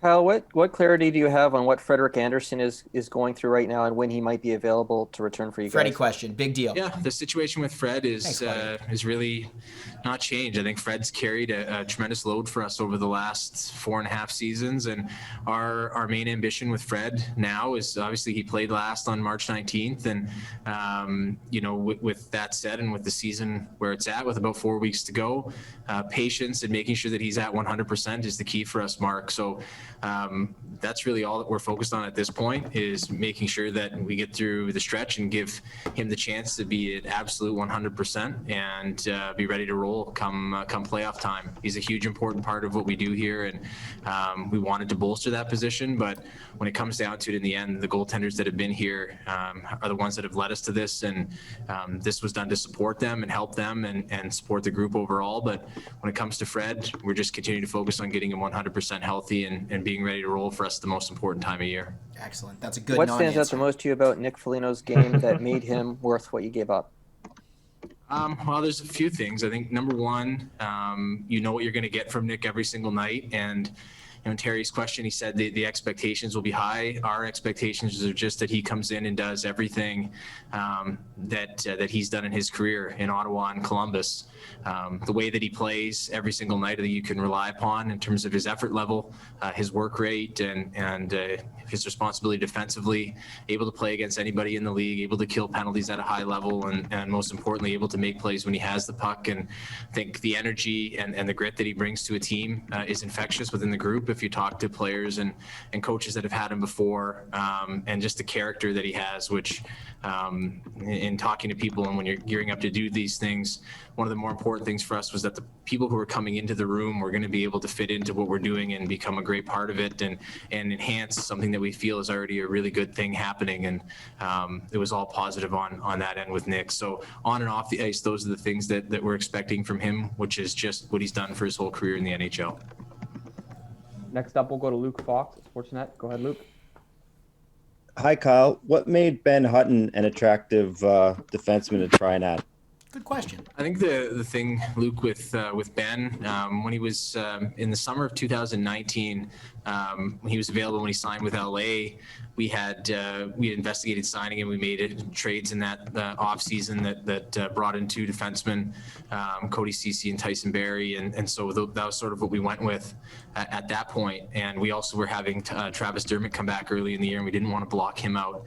Coming back off injury 2019-20. So Ben had been on our radar, and we watched him last year in LA and then this year in Anaheim, and just think he's able to play up and down the lineup. Last year with LA, a strong run of games with Drew Doughty, and able to come in, kill penalties, and play that sort of role. We felt in terms of depth, we have a lot of guys that can come in and play on the power play and play more offensive minutes. We just wanted to bolster what we had defensively, and we feel that over his career he's done that. So that was what led us to Ben and wanted us to move down that path with him and welcome him from Anaheim to Toronto. Do you think he can compete for a roster spot immediately? He'll be on the roster, so it's no. I meant lineup spot. Well, I mean, he's going to have to serve the quarantine and get through that and then be ready to roll. But I'm not naive. I think we've been very fortunate with our health on the blue line, and we obviously hope that continues. But we also hope that we continue to work guys in here as the season comes down the stretch and give a little bit of life to guys that have sort of been in and out or getting some games with the Marlies like Brinson, Liljegren. Once Sandin gets healthy, hopefully we can work Rasmussen as well. But I would expect that Ben will compete with the group, and if he wins the spot, that's great for him and great for our depth. We'll go to Jonas Siegel, The Athletic. Go ahead, Jonas. Hey, Kyle, how would you say your stance or approach to the trade deadline has changed over the years or evolved? Well, it's when I first started here the first year working with Dave Nonis, we were a seller, and then the first year with Lou we were a seller, and then the second year with Lou and just watching him and the way he operated, he felt that the team had earned the ability for us to go out and get something. We added Brian Boyle the next year, Thomas Buchanitz, and then in the previous 2 years we tried to act a little early, and it just wasn't really available this year. As you all saw, when we added Muzzin and Campbell and Clifford in the previous 2 years, they were a month out, so it just had to evolve in terms of the comfortability of getting close to the deadline. And I think honestly, Jonas, the players and coaches made that the way that they operate every day, and I think especially the way that the team came out of playing poorly there in the early part of March really made me comfortable with what we have and what we have going here in terms of their ability to withstand and deal with times when maybe our form hasn't been the best. And it just the way that the locker room operates made me a little bit more comfortable in getting closer to the deadline before we did anything. And I just think that the way that the group has played this year, the way that they've operated this year, that's made me more comfortable in adding pieces, which you would commonly refer to as rentals, to our group. And then as far as Frederic goes, when do you expect him to get back on the ice? Once the medical team gives him the green light to get back on the ice, that's when he'll be there. I mean, our goal, as I think it was Mark who asked the question, our goal is to just make sure he's 100% healthy here, to be at his best when the team is going to need him the most come playoff time. So I don't have a definitive timeline on it, and I think for everything that Fred's done for the organization for 4.5 years, as I've said to him many times, our focus on this is patience and making sure he's back at 100% and not really putting a huge amount of pressure on him to do that. And that's really why we went out and got Rittich to be able to come in here with Jack and Hutch and form that a really solid kind of threesome of goaltenders before Fred gets rolling. Next up, we'll go to Josh Clipperton, Canadian Press. Go ahead, Josh. Hey, Kyle. Yesterday was pretty busy across the league, and from afar, today seemed quieter. I'm just wondering what this deadline was like compared to other ones you've been involved with, considering the quarantine, the flat cap, only playing within your division, and just maybe some teams not knowing exactly what they have. Yeah, I haven't seen the same. I haven't seen the total number of trades today, Josh. So I can't answer it definitively. I felt like once we had completed the two last trades, the Hutton and Suomela deals late in the day today, it just felt a little bit quieter. But it's so hard to speak for what was happening with the other 30 clubs.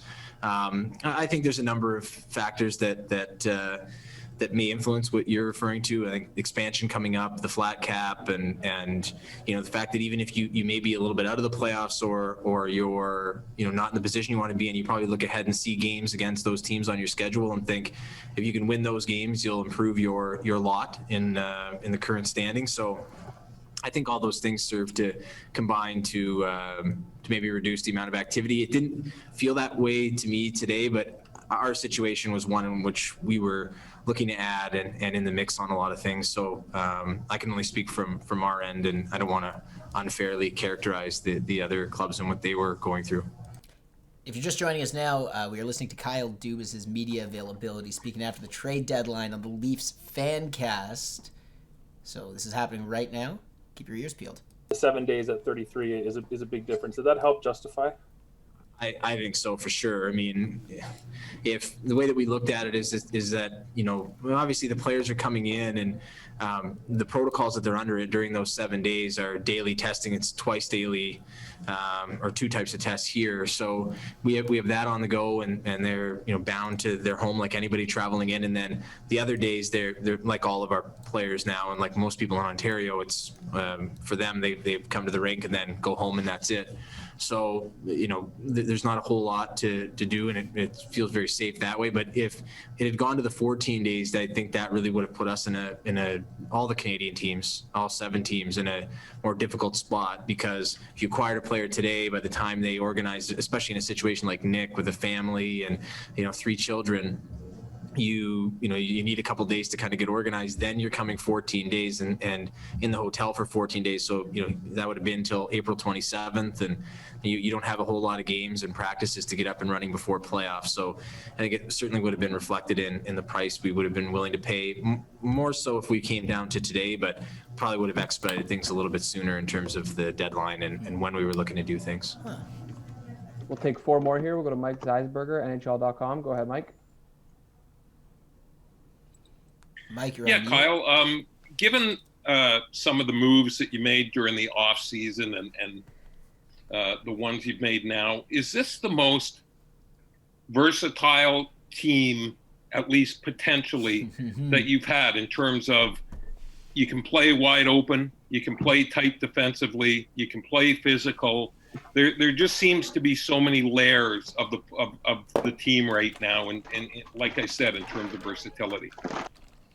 I think it's just trying to learn from the way that things have gone poorly in the past number of years, Mike. And like in all of the 4 seasons we've been in the playoffs or the playoff qualifiers in my time here. So the series against Washington, the 2 Boston series and the Columbus series, just trying to learn how we can better get through the regular season without different lulls. And we've talked about that going back to before the season and the importance we were placing on the regular season and why that is so vital to setting us up. And one of the things we talked about in the off season was we just felt that and we needed to become more versatile with the roster. We needed to add better experience and guys with more spirit and energy. And now it's just trying to take the year and find what may be missing. But certainly when we get into the playoffs, Mike, I think we're going to need all of those elements that you talked about, the defensive play, the goal scoring, and the toughness. It's going to be harder to score goals.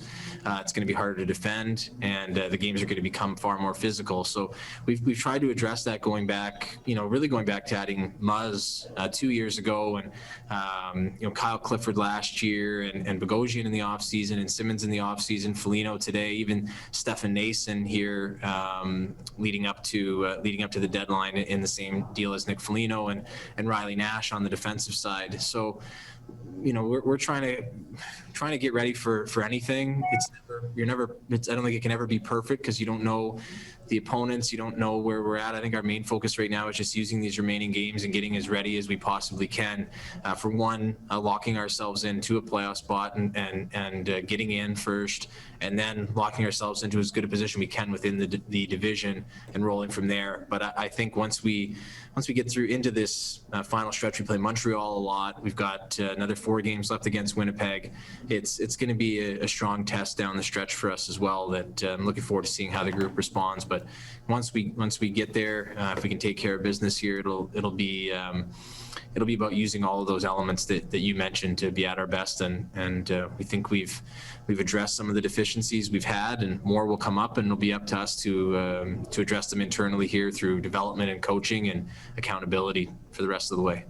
You've always been complimentary of Brandon Pridham, and rightly so, but that was even before we had a flat cap. That was before, you're not getting revenues from fans coming into the building. I mean, does this guy deserve a Hart Trophy for capologists, what he's been able to do? Love that. Oh, don't tell him that. It's tough to really put into words what it's like to work with Brandon, and the ideas that he comes up with, just the information he's able to give me to make my job as easy as possible, and his ability to challenge me or tell me when he thinks we're going down a path that might not be best, and really optimize our roster, our cap space, all the different things that we're doing. He works tirelessly at it, and I can't imagine. I mean, we've been here basically the whole time together, about a month difference, and the amount that I learned from him and the value that he has to the organization and to everybody in management, it's tough to put into words, Mike, and we're just extraordinarily thankful to have him, and I couldn't imagine, it would be really tough to imagine doing the job without him, and he's an indispensable part of the group, and I've never worked with anybody else in that realm. I know, like, here in Montreal they have John Sedgwick, he's excellent as well, but and I think all of us who do this job, without having someone of that caliber in that role, you're definitely shorthanded. So I can't tell you how much I appreciate Brandon on this call. So, but whatever awards there are for that position, I would certainly think he should win them. Wow. Listening to Kyle Dubas' availability with the Toronto media following trade deadline day. He's got 3 questions, and we'll come back and break these down. The 4th former captain, including John Tavares, that you've added to your leadership group. Certainly, he impressed a lot of us last night on his conference call. Can you talk about adding just another voice there? And also, even if Joe Thornton's playing time might be reduced a little with these moves, his contributions still to be made to the team, do you think? Yeah, I think in terms of the leadership aspect, Lance, I don't think you can ever have enough guys who possess leadership. And you talk about the 4 players that, John is the captain, Joe, Jason, and Nick have been captains. Nick as recently as yesterday. I also think there's a group forming here of players who could be captain. You never know how things are going to work out, but they certainly could fill that role. And I think we're really, really fortunate with the different styles of leadership we have within the group as well. Like Jake Muzzin brings a lot in terms of leadership. He's very different than Zach Hyman, who brings a lot in terms of leadership. Mitch and Austin are continuing to evolve, and then you have Morgan as well. And it's just, I think we're very fortunate to have the caliber of character people that are here, and it makes it very, very easy to work and manage. And I know from Sheldon's and coach them because they hold each other accountable and they call each other out on different things. And especially the younger guys are starting to continue to mature into that. So having examples for them to follow as we really get rolling with this thing and those players start to enter their prime, I think is invaluable to the growth of the program and of the club. With regards to Joe's playing time or anybody's playing time, I think we've got so much to work through here with different quarantines and different things of that nature. What I could tell you about Joe is he is the exact same every day, regardless of what his position is. He's come here for a reason, I think, which he stated repeatedly, and is willing to do whatever it is on and off the ice to help the club get there at this stage in his career. So, even when his playing time isn't what it has been in the past, has no impact on Joe's energy and who he is each day. And I think that's been just wonderful for our entire group to see. Last two here. We'll go to Joshua Cloak, The Athletic. Go ahead, Josh. Hey, Kyle, understanding that it's not the focus of the day, but with this KHL season finished, what's the organization's plan for Rodion Amarov this season? Yeah, our plan this season, it's a bit of a challenging one because he's not signed yet. So when signing a Russian player, the especially one who's in Russia, it's a challenge. Reed Mitchell on our staff deals with all this and does an incredible job of trying to get the players a Canadian visa, and especially during a pandemic, it's been even more complicated. But our plan right now is to try to continue to work with Dan and with UFA and see if we can get Rodion over to North America. Unlike other years, he hasn't even been here yet. The draft was in October. Their season was rolling along. I think we were really happy with how his season went overall and thought UFA did a really good job, especially with such a young player, of bringing him along. He had the great tournament at the Cariala Cup. He had some ups and downs at the World Juniors, and then they really did a good job, I felt, developing him there, especially as a young player. So our plan is to try to get him over and in and around our people as soon as we can, Josh. But we'll work with Dan Milstein and UFA on that here. Now that we're through the deadline, that'll be where our focus gets shifted to. I think a lot has been made of the fact that you guys have just 6 draft picks over the next 2 drafts. Does the fact that, there's been less teams playing, scouting maybe has been a little bit more difficult this time around, does that factor into your decision to trade as many draft picks? No, I don't think so, Josh. I think our main, you never hope to get to that point where you have so few draft picks, but we're coming out of a draft where we had a surplus of draft picks. And I think seeing those players develop through their seasons respectively has been very encouraging for us. I think everybody's always happy with the way their draft went, especially so recently, but we've been especially happy with the way that the players have performed going back from October through to now. So that just made me a little bit more comfortable knowing that we've got those players coming into the system. We've got more players coming into the system from previous drafts that are going to be over here starting next year. And then we signed Alex Steeves from Notre Dame a few weeks ago. That just gave me a little bit more comfort. And, how it stands now may not be how it stands as we get to the draft. But I also think that, given the uncertainty of this draft and the fact that, leagues have been going in fits and starts, predominantly in North America, I would think that it would make our program a good landing spot for any undrafted players or draft-related free agents as well. So we'll shift our focus there. And I know John Lilly and the scouting staff, they've done for my money, they've done a great job. And so I'm thankful for them and believe that they'll make the most of those picks. And, we'll also shift our focus to being really competitive on the tryout front and free agent front and try to maximize our ability there. And last one here, we'll go to Steve Simmons, Toronto Sun. Go ahead, Steve. Oh, of course. Kyle, you lost Jake Muzzin in last year's playdowns, and up, Colorado lost goalies in last year's playdowns. How much did those kind of moves convince you that you needed to up your depth both on defense and in goal today? He sounds like That's someone a who good has question, no Steve. idea what's going on. The way that I have sort of looked at it, rightly or wrongly, is that I don't want this season for the group to come down to injuries or issues of depth or anything like that. And it's hockey, it's competitive. The schedule is going to be very compressed. It might, but I thought that the group had done such a strong job so far during the season, the way that they've played, the way that they've acted on and off the ice. And I looked at my job to try to make sure that they had every chance possible to see it through, whatever that outcome may be in the end. And so when we got together and looked at it, it was trying to accomplish a number of things in goal, on defense, and up front, so that no matter who gets injured or who goes out, that we do have you're never going to be able to replace a Jake Muzzin when he goes out, and you're never going to be able to fully replace you referenced Colorado.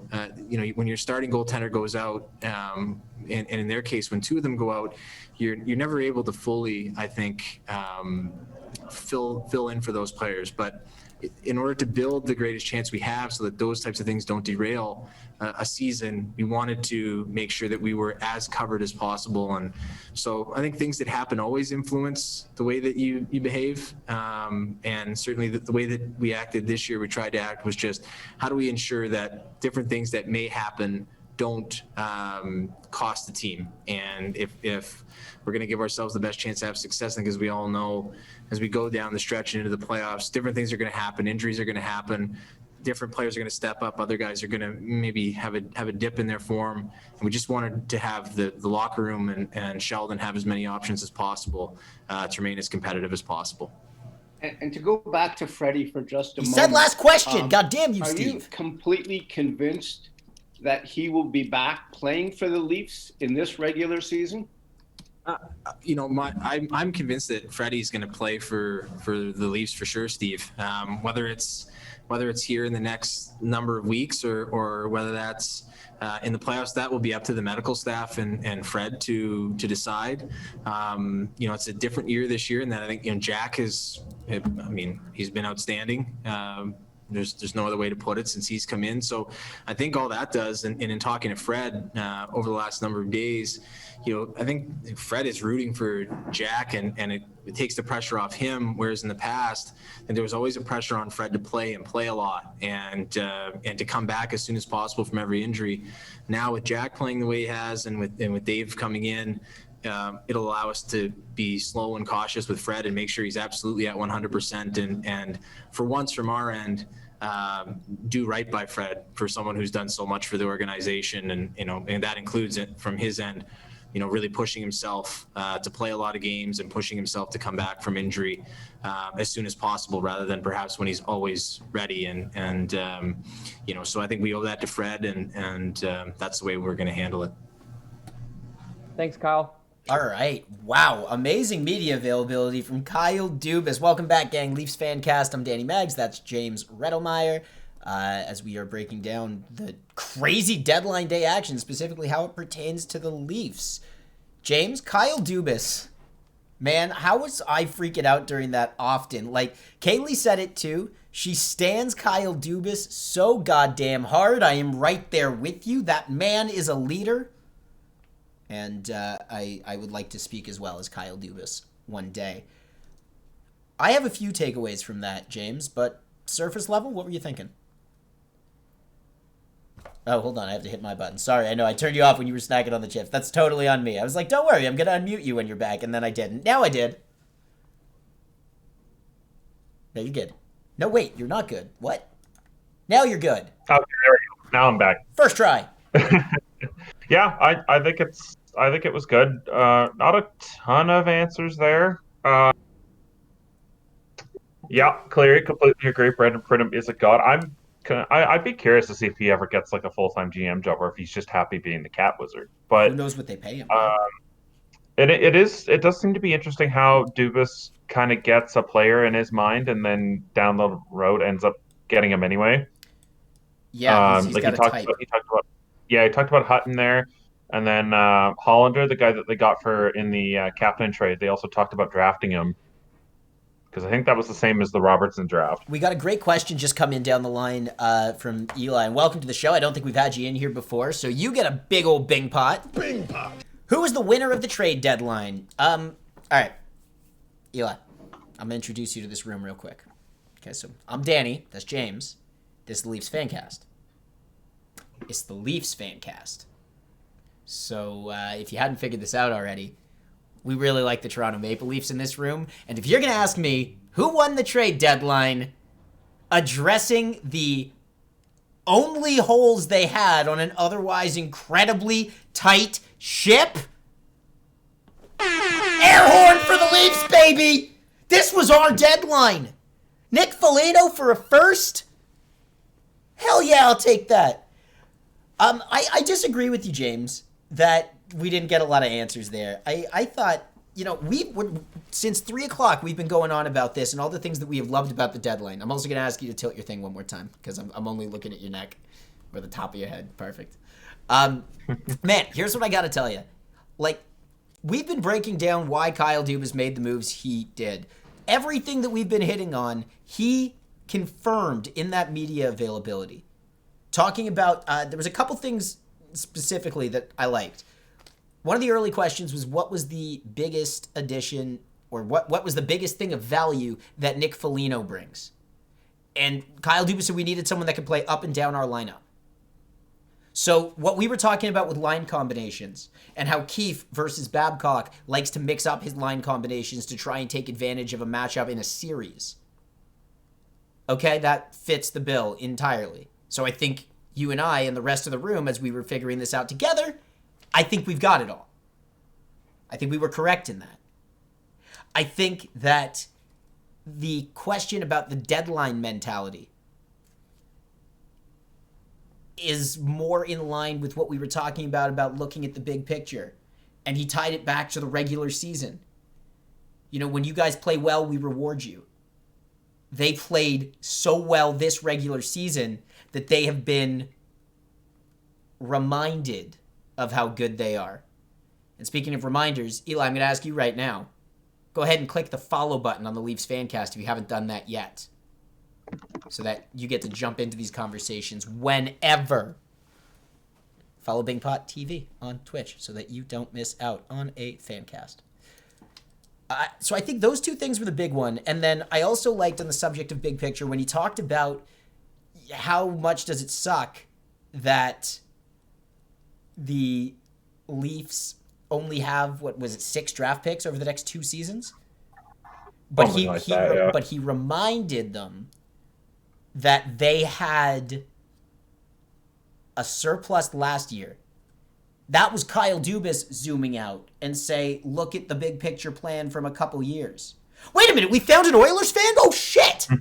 Okay, so dude, literally, Eli, I was like, what we want for this show, yes, it's the Leafs FanCast, okay? And I look really forward to meeting you in the second round of the playoffs. But we want fans from every fan base here on this show. We currently don't have an Oilers fan. So, buddy, welcome to the program. Like, we hope you stick around to give us the Oilers fan take in the Leafs home. Hockey fans unite. Hundo P. Jimmy, what do you think about those points that I had? Yeah, I mean, yeah, it's not too much to add, really. I think he kind of hit it on the head. Claudia, thank you for another gifted sub there. Is that another gifted? Damn, Claudia! Claudia, what you doing, baby? This is awesome. Just like that, you are following and subscribed. Eli, is just that easy. I'm going to tell you 2 more things that you can do in this room, okay?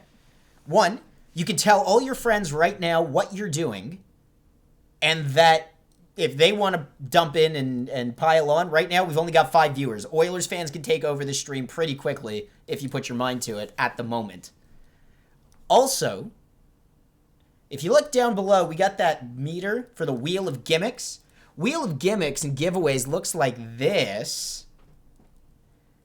At 400 bits or every Leafs goal during a watch party, we spin that wheel. And different gimmicks and things can happen. Just a thing to keep in mind. Oh, and there's one last thing. I don't know, Eli, if you've heard of Major League Socks. Claudia, you're a gem. Major League Socks are one of our official FanCast partners. And Major League Socks, my dude, have real snazzy looking footwear with your favorite player's face on the ankle. And you, sir, can get 15% off those socks with the promo code FANCASTIC. MajorLeagueSocks.com. You know what? Just going to show you a little tingy over here. If we actually go over to the NHL players and we go down to the Edmonton market, would you like some Gretzky socks? How about some Connor McJesus socks? They're sold out right now, but you can get some Messier socks too. Why there's no Draisaitl socks, I don't know. They probably don't have the rights yet. But options all around. MajorLeagueSocks.com. Promo code FANCASTIC. 15% off. So you made a really good choice by walking into this stream right now. And if you found us on Twitter, feel free to retweet follow, subscribe, and tell the world that you are here. Woo! I'm in a good mood now, James. I'm in a very good mood. Do that for the Sox. Claudia, you know what? I'm going to go back to that one more time. Just to complete the plug, here's what else is going on, Claudia. If we go return and take a look at the Dallas market, how about some sexy old school Mike Modano socks? Or how about some Tyler Seguin socks? Ooh, currently sold out. We're going to have to wait till those come back. But, I mean, Mike Modano, Stanley Cup champion, probably deserves your love as well. Wrong screen. Anyway, lots going on in the world. Lots going on. Great questions on Twitter, including who the hell is playing defense for the Ottawa Senators tonight? Well, they did claim Mete, so I wonder if he'll be able to drive over from Montreal real quick. Mm-hmm. Oh, yeah, that was an interesting thing, too. The one thing that we didn't get any answers on from Dubas was Freddy Andersen, to kind of bring it back to what we were talking about earlier. Yeah. So we don't know what's going on with Freddy. Very generic. But that was a Lamoriello answer. The question was, when will he come back? And the answer was, when the medical staff say so. There you go. Yes, Claudia, you get it. Fantastic. 15% off. I love it. And all these prices are in Canadian dollars. This is way cheaper for you in the States. Something else to think of as well. So good. Okay. With the Freddy stuff, he doesn't give us a timeline. He says he's confident Freddy will play, which I took to mean he's confident Freddy will dress. Whether or not he's the backup is completely dependent on Campbell by the thought. So lots to digest there, but I'm feeling pretty strong about it. And Mike Zeisberger pumped up the tires on the Leafs real good.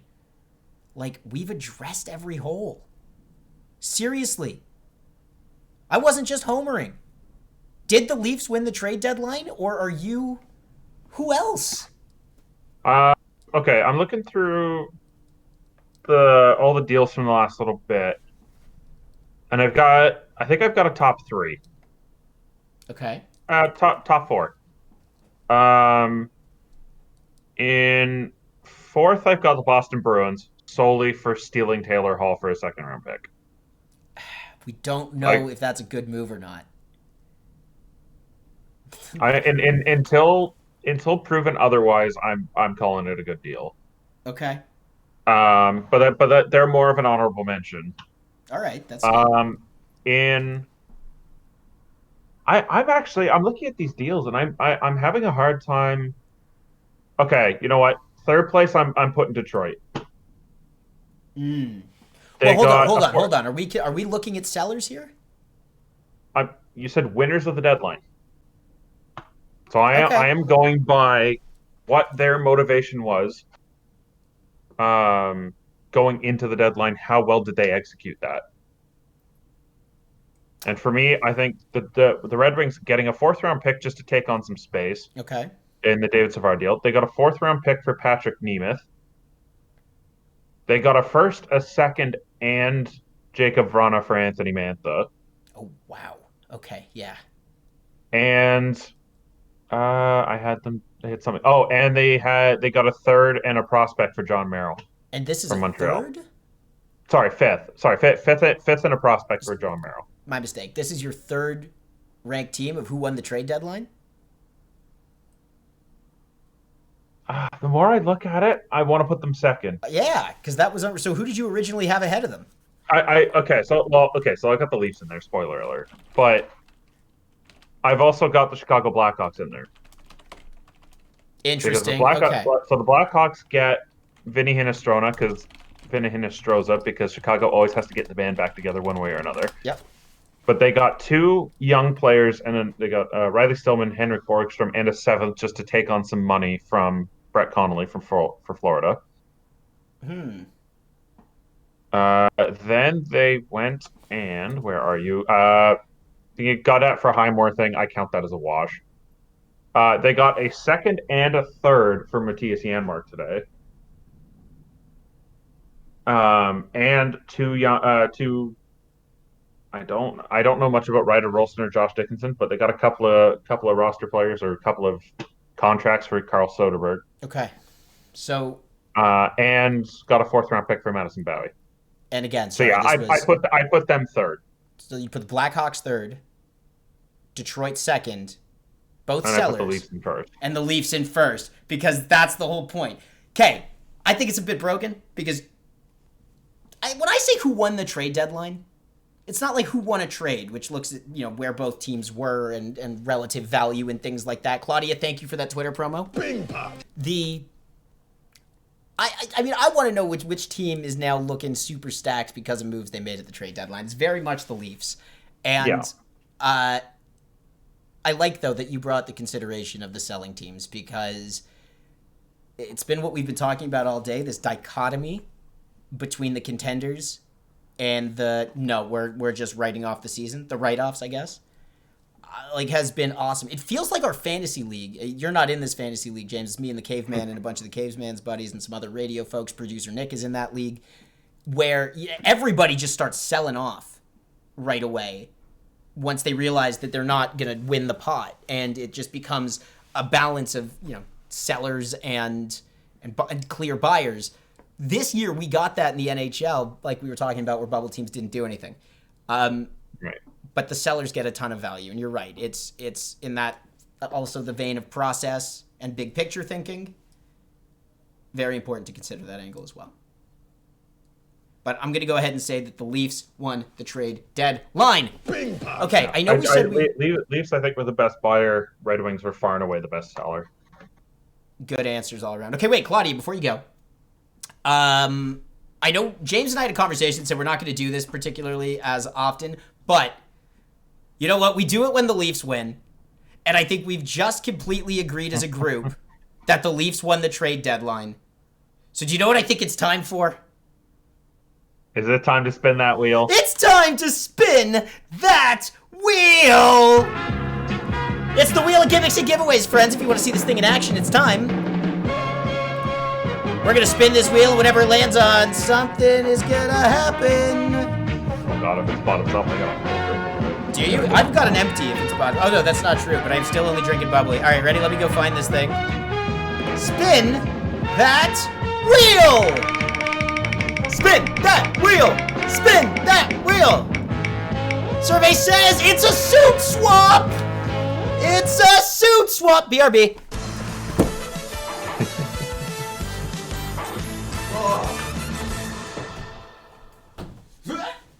It's the closest thing I have to 7-dimensional chess. Oh. In honor of Kyle Dubas putting all the puzzle pieces together, I think we go with the Tetris jacket. That's what I got for that. Okay. Woo. I like that. You want to see another bonus spin? Go ahead and throw some biddies at the bar. 400 biddies. We spin that wheel. Yeah. Harry and I used to have a thing. When I say used to, I mean for like a hot second on Saturday, where I spin the wheel, he spins the wheel. But I don't think that's in play today. That's okay. That's why we have the wheel of gimmicks and giveaways. Claudia, you say that's amazing? I have a better word for you. This is the Leafs FanCast, where things are not amazing. They are not nice. They're not even Bing Pot, although that kind of always works. No, on this show, things are fantastic. And now you know. Bing Pot. Hell yeah. Paul the Caveman Cavaretta is going to be on at 6 o'clock. All that Kyle Dubas media avail stuff was awesome. You know what I think we have time for, Daddy, before the Caveman comes and joins us? What's that? I think we got time for a game of NHL. I think we got time for a game of NHL. I like it. You created Fantastic and hate yourself for it? That is... Oh, is that Paul? Is that Caveman in the chat? That's amazing. Paul the Caveman Retta. Retta? Paul the Caveman Cavaretta. I missed 2 whole syllables there. Welcome, Caveman. We're going to boot up some Chell in a bit. Caveman, you are good for, at the very least, 6 p.m., if not a little earlier. Before we get settled for Chell, which I don't have that PlayStation Plus account, so I may not be able to, but what could work, James, if you would be so inclined, is to maybe coach me through my first game of Chell in years. Okay. Also another idea is, Okay. do we start a FanCast franchise? Yes, we will. We 100% will. We may have to wait for this. I'm looking at the timing for everything today, and I feel like timing got condensed. The Kyle Dubas thing, between all the breakdowns, between how fantastic the entire room has been. Tell you what, let's take a break.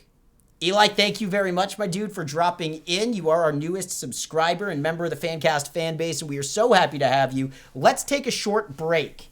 JR and I will deliberate some things. I am going to tinkle, and the Leafs FanCast will return in, I don't know, 2 minutes or so.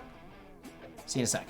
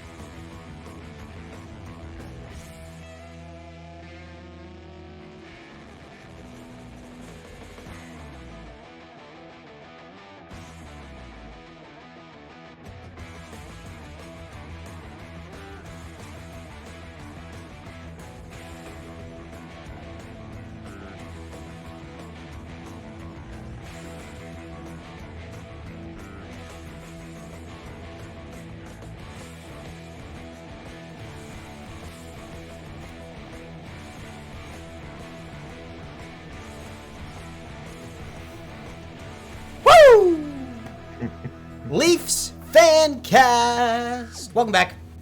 You're watching on twitch.tv/BingPodTV. You are also potentially watching on the Dean Blundell Media Network, extraordinary, awesome network of great. I'm Danny Maggs. That's JR. Paul the Caveman Cavaretta will be with us at 6 o'clock as we start off our true FanCast. Get you hyped up for Leafs Habs tonight, 7 p.m. We will be watching the game right here in your living room, at your desk, wherever you are watching this fantastic broadcast. It's gray and dreary in Toronto, Ontario, but it might as well be nothing but blue skies for the Toronto Maple Leafs we are rocking off of. Oh, buddy. One hell of a deadline from Kyle Dubas. We talked about the NHL thing, James and I did, and we decided that we're going to put off the Chell thing, but we are 100% going to start a FanCast Chell team, and any and all of you will be a part of it somehow that we will still put together on the back end. In the meantime, we asked a question before Kyle Dubas' media avail, and maybe you have your answers ready. But we want to know your ideal path to the Stanley Cup for the Toronto Maple Leafs. 4 rounds in whatever order you want. Well, based on how I guess the Leafs could run into it. What matchups do you want to see in all 4 rounds? You can go over to the Discord right now, and in the Discord, you can see a bracket and make your picks. James, do you want to go first, or shall I go first? Yeah, yeah. So, okay, so based off of the standings, and I went off of points percentage, just because we've got a few teams who haven't played 40, some have played 41, 42. Mm-hmm. So as of right now, based on points percentage, the Toronto Maple Leafs in round number 1 will be facing off the Montreal Canadiens, which is great because that would be unreal. Whether it's who I want to play or who would be the funniest outcome. I think the answer is Montreal for both of them. I completely agree. I had a tough time for the second one a little bit because it's either Winnipeg or Edmonton. Mm-hmm. And Winnipeg, it would be really funny to shut up, especially, and I'm doing this mostly because it's Rip on the Broadcast April, the TSN Quiz, who, for whatever reason, keeps saying that Winnipeg has a forward core that is remotely in the league of the Leafs. You know what? Spoiler it was true. alert, It was true. It was at the very least arguable until the Leafs, and I don't know if you know this, traded for Nick Foligno! Bing bong. Traded for Nick Foligno. Anyway.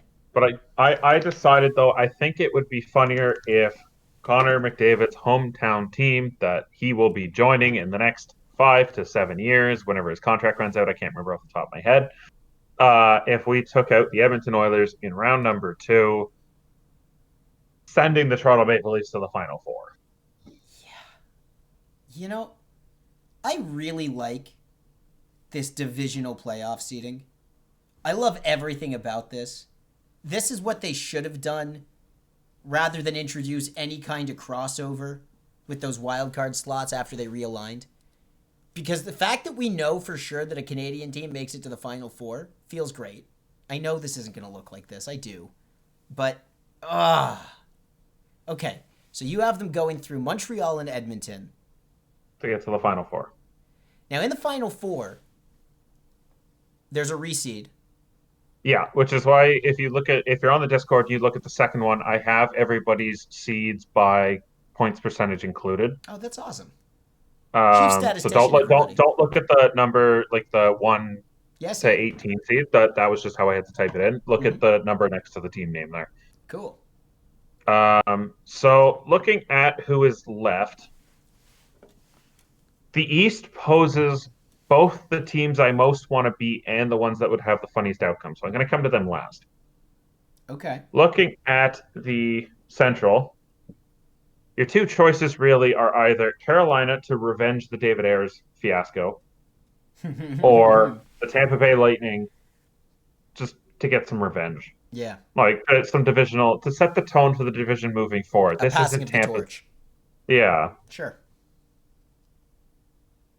But if we're going to go funniest, I got the Hurricanes moving into the Final Four.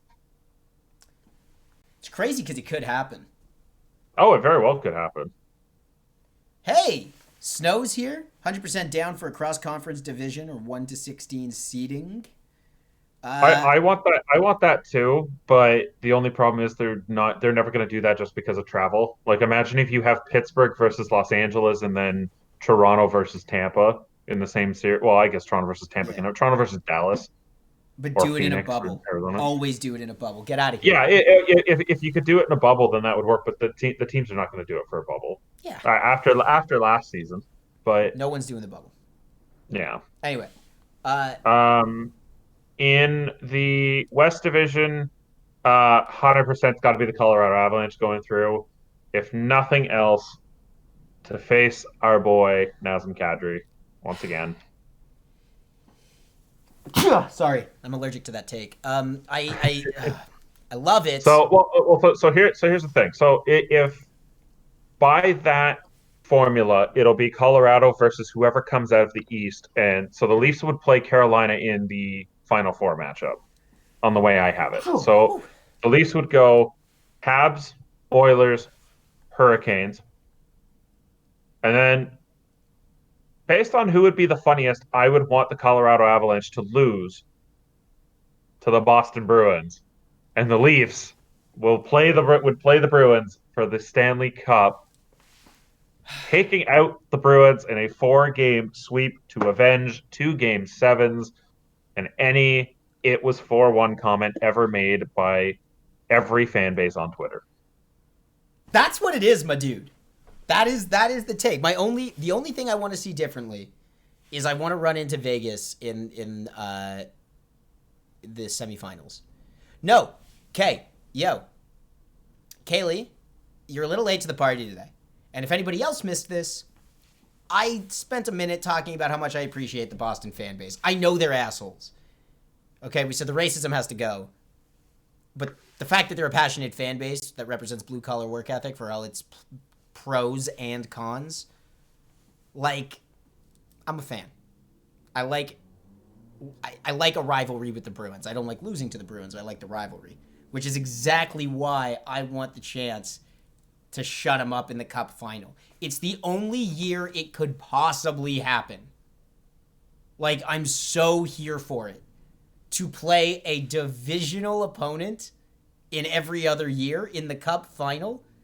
Because think about it, right? In a regular season, you're only playing whoever you beat in the Cup final twice the next season.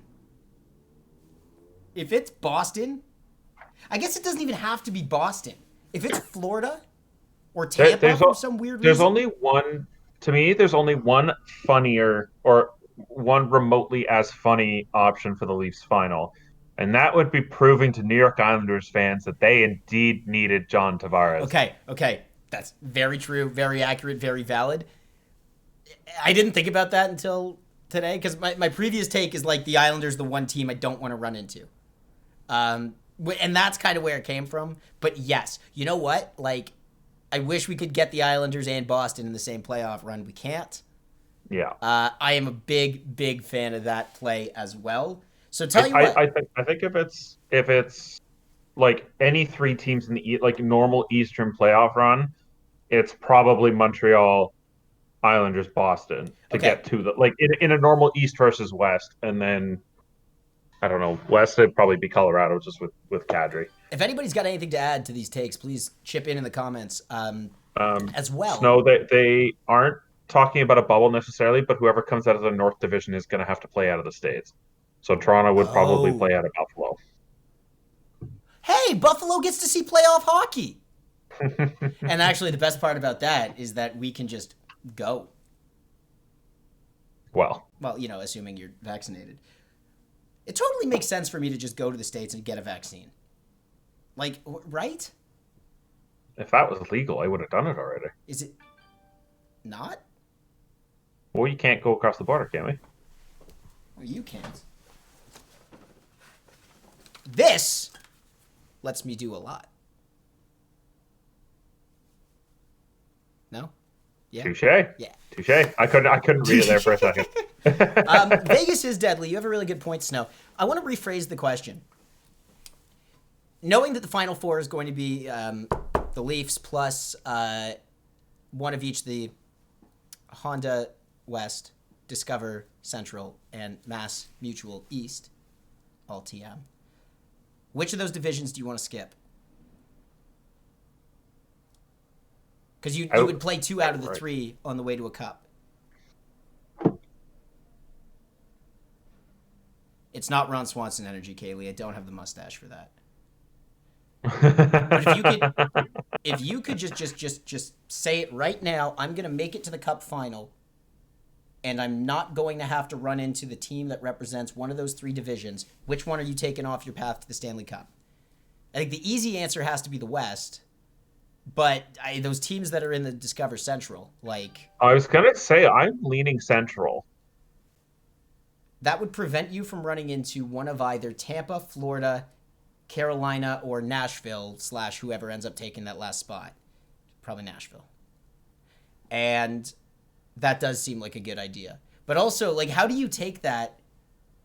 How do you put entertainment value? Because that's what we said, right? We want to see them beat an Eastern team in the final for the sake of entertainment value. How do you put entertainment value against your odds to win? Because I feel like the obvious answer is just don't run into the East. But also there is no obvious answer. Under pressure, if I've got you to make a decision in 10 seconds. 10. Of one division I don't want to, or one team I don't want to run into, or one division? Division 6. Oh, Central. 5. He's gone with the Central. I'm going with Central. If nothing else, because see, this is tough because I also wouldn't hate Carolina winning a cup, but I probably, of the average, I want Colorado and Vegas to win a cup more than Carolina or Tampa. Of the average. Like, I want, out of those 4 teams, I want the Jerks to win it the most, but I also want Tampa to win it the least out of those 4. Yeah, that makes sense. I would be more than happy with a Colorado, Vegas, or Carolina champion if it's obviously Leafs are winning anyway. It's fine. But if not for them, one of those 3. Any team in the East Division, I don't want to see raise the cup over their heads. Yeah, Harry, I would love Florida to pull off the upset. I think really they could. Would. I mean, maybe not with Ekblad out, but I want. Actually, now I'm talking myself into this more and more. If the Leafs aren't going to win, I really want the Canes to storm surge with the Stanley Cup. Oh. The entertainment value would be... And I want a live feed of Don Cherry while they do it. I mean, I'll just dress up and give you the whole Dan Cherry treatment. I don't think I've busted out the official Dan Cherry anything on this show. No, you refuse to because of your hair. Yeah, the hair doesn't fit. I mean, unless it's Coach Dan excuse me, Dan Cherry in quarantine. Okay. I'm here, and here's why you're wrong. I'm sorry, what? Here we go. Can you turn your camera on so I can actually put you on this broadcast? Yeah, I'm waiting for you to get the thing set up. What thing? I don't know. Just make sure the thing's ready. I will. We'll tell you what. You know what? We're going to just... I'm here. What's going on? Caveman joins the friggin' party. What's going on? Look at this. Okay, hold on. Hey. What are you wearing? Also, why? Hold on. Something's missing. Oh, this. You're welcome. Shown on video. Boop. Okay, you're right. This is a bit of a train wreck. Hold on. See, this is why I was gonna give you a minute to get your. Well, bearings. I needed your camera on so I could do the adjustment. The adjustment was supposed to be quick. Like trying to do this live on the Discord is not the easiest thing. Ladies and gentlemen, stand by please as Paul the Caveman Cavaretta is about to join the party. Has returned. The prodigal son has returned from work because that's what I do. You know, you go to work as a prodigy. Is that your job? Yeah, I'm a prodigy. Yeah, it's literally my title, the Prodigy. They're a band. Is that actually a band? How do you not know that? How have you never heard of the musical group The Prodigy? I don't know. You also listen to fucking scat music and shit. I don't listen to scat music. I listen to ska music. And second of all, The Prodigy. Ew. How do you not know The Prodigy? Big Shiny Tunes 2, baby. Breathe. First of all, let's put that on the screen. Is that on screen? Yes, it's on screen. For a second. Hey, let's do a little dance with it. So why are you celebrating the Columbus Blue Jackets at the moment? Because they can say you're welcome, and I can say you're welcome to the Toronto Maple Leafs for basically winning us a Stanley Cup. That's what I'm going to say. You know? Damn. That's all I'm going to say. So you're wearing the shirt as a thank you? Is that my takeaway from this? Well, I also think they did a pretty good job this offseason. Trade deadline. I mean, I'm already at the offseason for that team because it's kind of over. Yeah, you know what I mean? Their offseason? Okay, I got you. Yeah, they're in the offseason already. I don't know. Fight for first overall, right? That is exactly it. Ladies and gentlemen, boys and girls, children of all ages, welcome to the Leafs FanCast. Now the three-headed monster of chief statistician James Reddy, Paul the Caveman Cavaretta has joined us. And, man, we have just had so much to talk about today, my dude. It has been... Let me hear it. What's been going on? So wait, I got to go back and recap an entire 3 hours worth of takes? Oh, well, no, you don't have to give me all your takes, but tell me what you want to hear. I'll give you all my opinions and everything that you want, okay? Don't worry about it. I don't care what you guys had to say. That's the comment of the year. Andrew Cleary, instant clear play. Tortorella has already benched the first rounder we gave you for Foligno. Yep, 100%. that is the comment. It's because he didn't back check. Okay. Not that I blame him. You've followed all the news, hey Paul? I've got all of it. You've got all the news. We've already established that the winner of the trade deadline was indisputably the Toronto Maple Leafs. We had a call, by which I mean we listened to the media availability with Kyle Dubas discussing the trades. I didn't catch that. It was a lot of stuff that basically we already knew. The things about it's about process. They wanted depth pieces everywhere in the lineup. They were in win now mode. Let's spend. The team looks good. They've had a great regular season. Wicked. Mm-hmm. And I think that's pretty well it. Okay. Yeah. Well, that's nice. I mean, it's arguable that the Leafs won the trade deadline. I do think that they landed, in my opinion, the biggest fish, and they've successfully filled in every hole they had while somehow playing tightrope with the cap. Mm-hmm. So you know what? I don't see how the Leafs could be considered losers unless X happens, X being this team is an absolute failure come playoff time. Yeah, I don't want to think about that option, you know? No, but again, with this team's history and what's been going on and hockey being hockey, anything can happen and anything will happen. So just be prepared for that shitstorm, you know? I actually did say a similar thing, if you believe it or not. It's very weird to listen to Paul the Caveman Cavaretta exercise caution and common sense, I guess. That's not normally his Okay, well, let's throw that out. Let's throw that out the window really quick, because here is the truth. The Toronto Maple Leafs have set themselves up to be somewhat of an unstoppable force in which they can beat you in every way possible. You're fast and skilled. We're faster and skilled. More skills, I guess. Skilder. Go with Skilder. And Skilder. Yeah. We are faster and skilleder.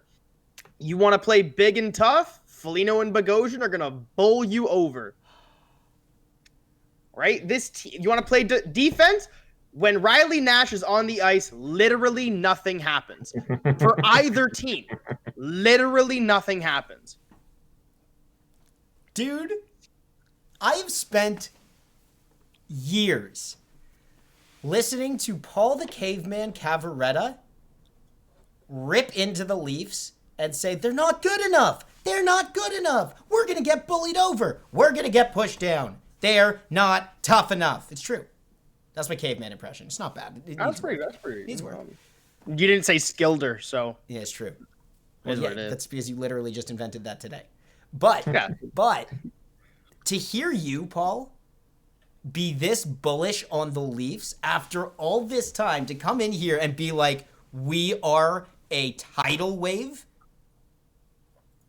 Dude, I have been getting more ramped up all day today. Every take we've heard, we have bowed down to Kyle Dubas. We have stand him, applauded him, and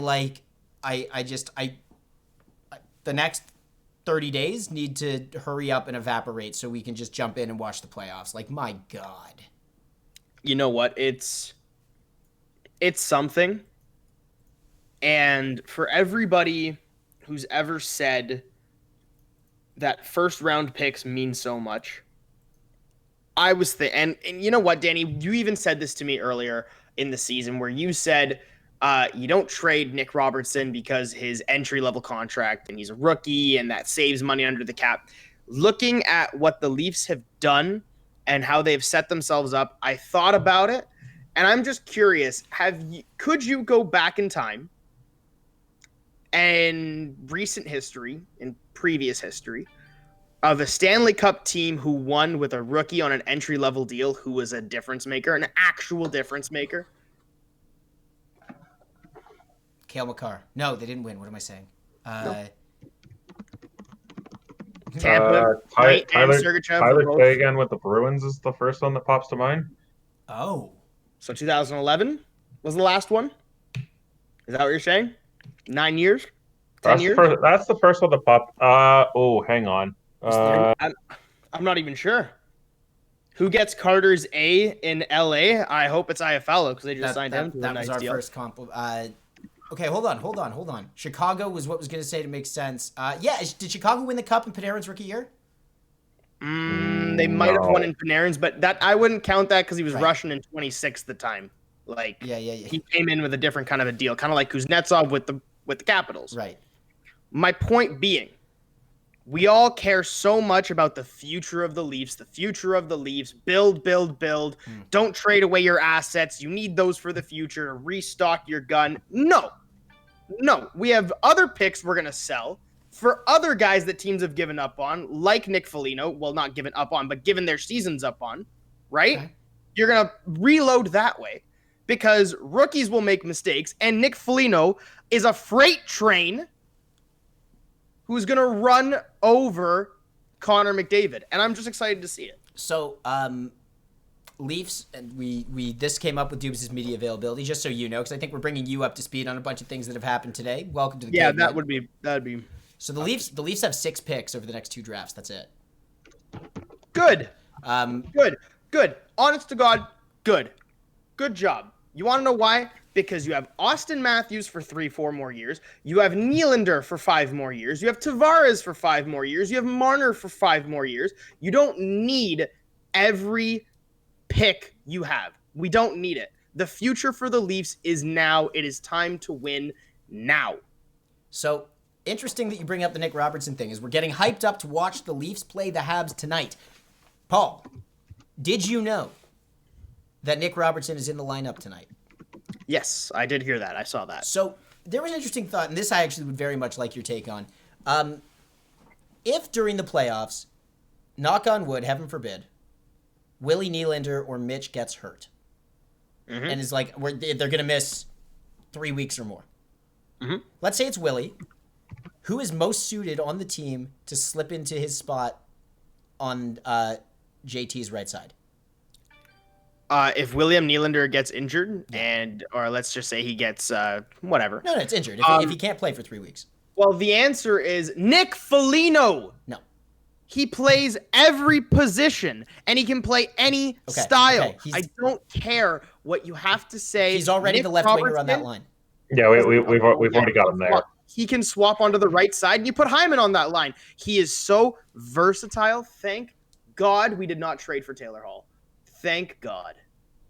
So and the correct answer is James and I agreed on together, and 2 is more than 3. Nope. And your answer is wrong. It's not Robertson. It's for sure Robertson. It's he's a child. He is a child, and he's a tenacious child with a tremendous work ethic and compete level. Who's he playing with tonight? Engvall and Simmons? He's 4th line tonight with a weird 4th line with Engvall and Simmons, and we'll see how much he makes. I think so. He's only in the game tonight because Barabanov got dealt at the end of the deadline to San Jose. Yeah. And so to fill that line, fine. But I said it's more about getting Nick Robertson, ready and boosting him up and making sure that if he does need to step in the playoffs, I think the thinking with him, based on what everything Dubas has said, that it's all about having depth pieces and options for when you go through the playoffs and people get hurt. The plan for Nick Robertson is to be one of those depth pieces, but he can't be a depth piece unless he has gotten ready to play against NHL competition. That's what I think this is a piece of. I think down the stretch, he will be subbing out for the occasional Spezza or Thornton or Simmons or whoever needs a breather. So who's playing with Tavares tonight?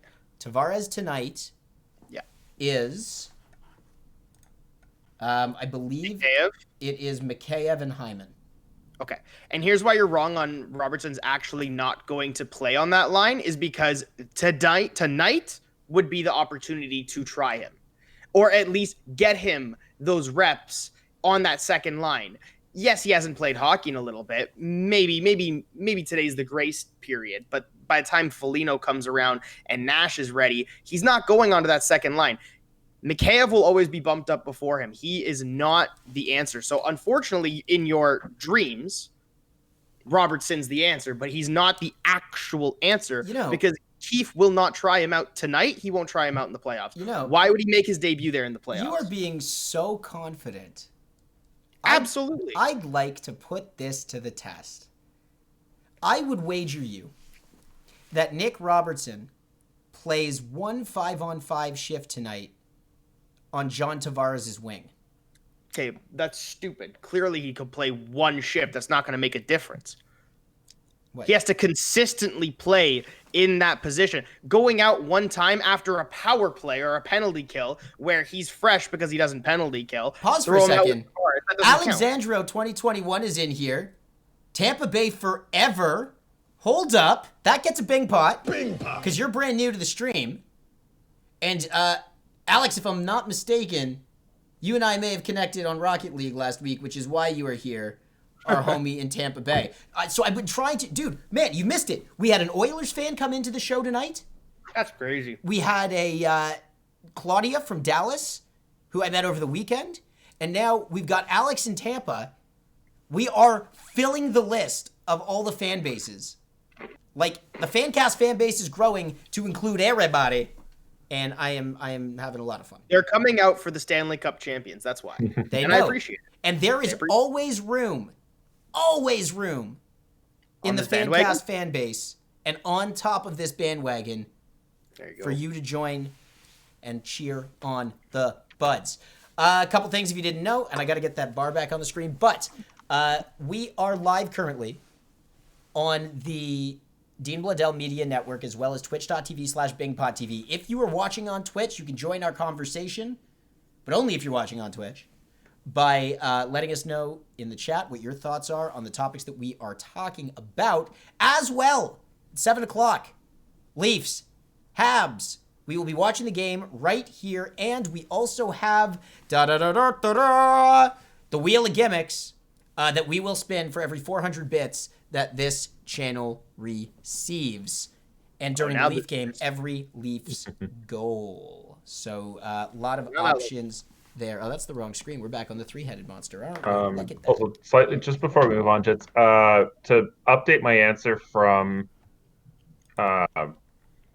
say again, Jake Gensel, 21 points in 25 games on the 16-17 Penguins.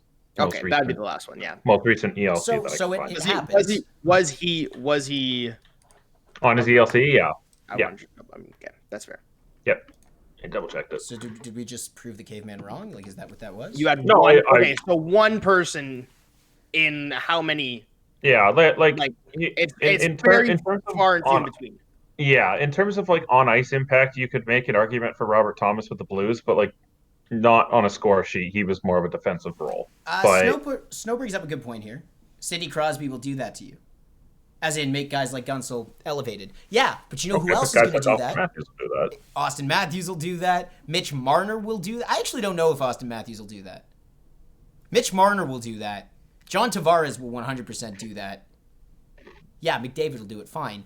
But that's part of the point, is that guys like Nick Robertson with a lot of potential can explode if you put them with a playmaker like JT.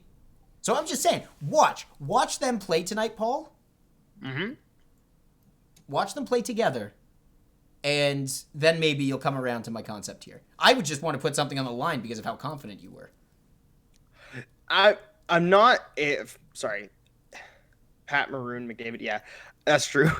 I'm not confident in the fact that he won't play with Tavares eventually. I think he will. My biggest problem with him playing there is his size is even smaller than that of Nylander, who is already small. And not saying that size is everything, but it is come playoffs. No, it's and not. Unfortunately, Like, I mean, you need it on the team, but it doesn't need to be him. Tampa Bay before they got big, 4-0 sweep against the Blue Jackets. Hold on. After they get big, they win a Stanley Cup. Hold on. Was your argument here that Nick Robertson doesn't have the physicality of William Nylander to replace William Nylander if Nylander went down? No, I'm just saying he's younger. He's a kid. He's not going to have the same kind of strength. Not strength. I'm not saying, and he's not going to be Willie's used not, to Willie's not known for his strength. He's not about being physical. It's about being able to take a hit and like move on. He's young. Playoff he can hockey. He's never played real playoff hockey. I'm just telling you.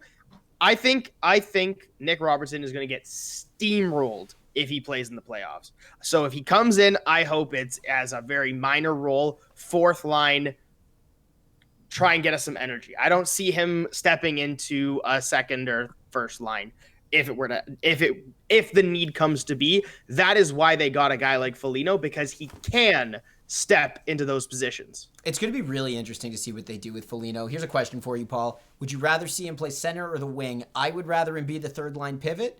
JR wanted to see him on the second line.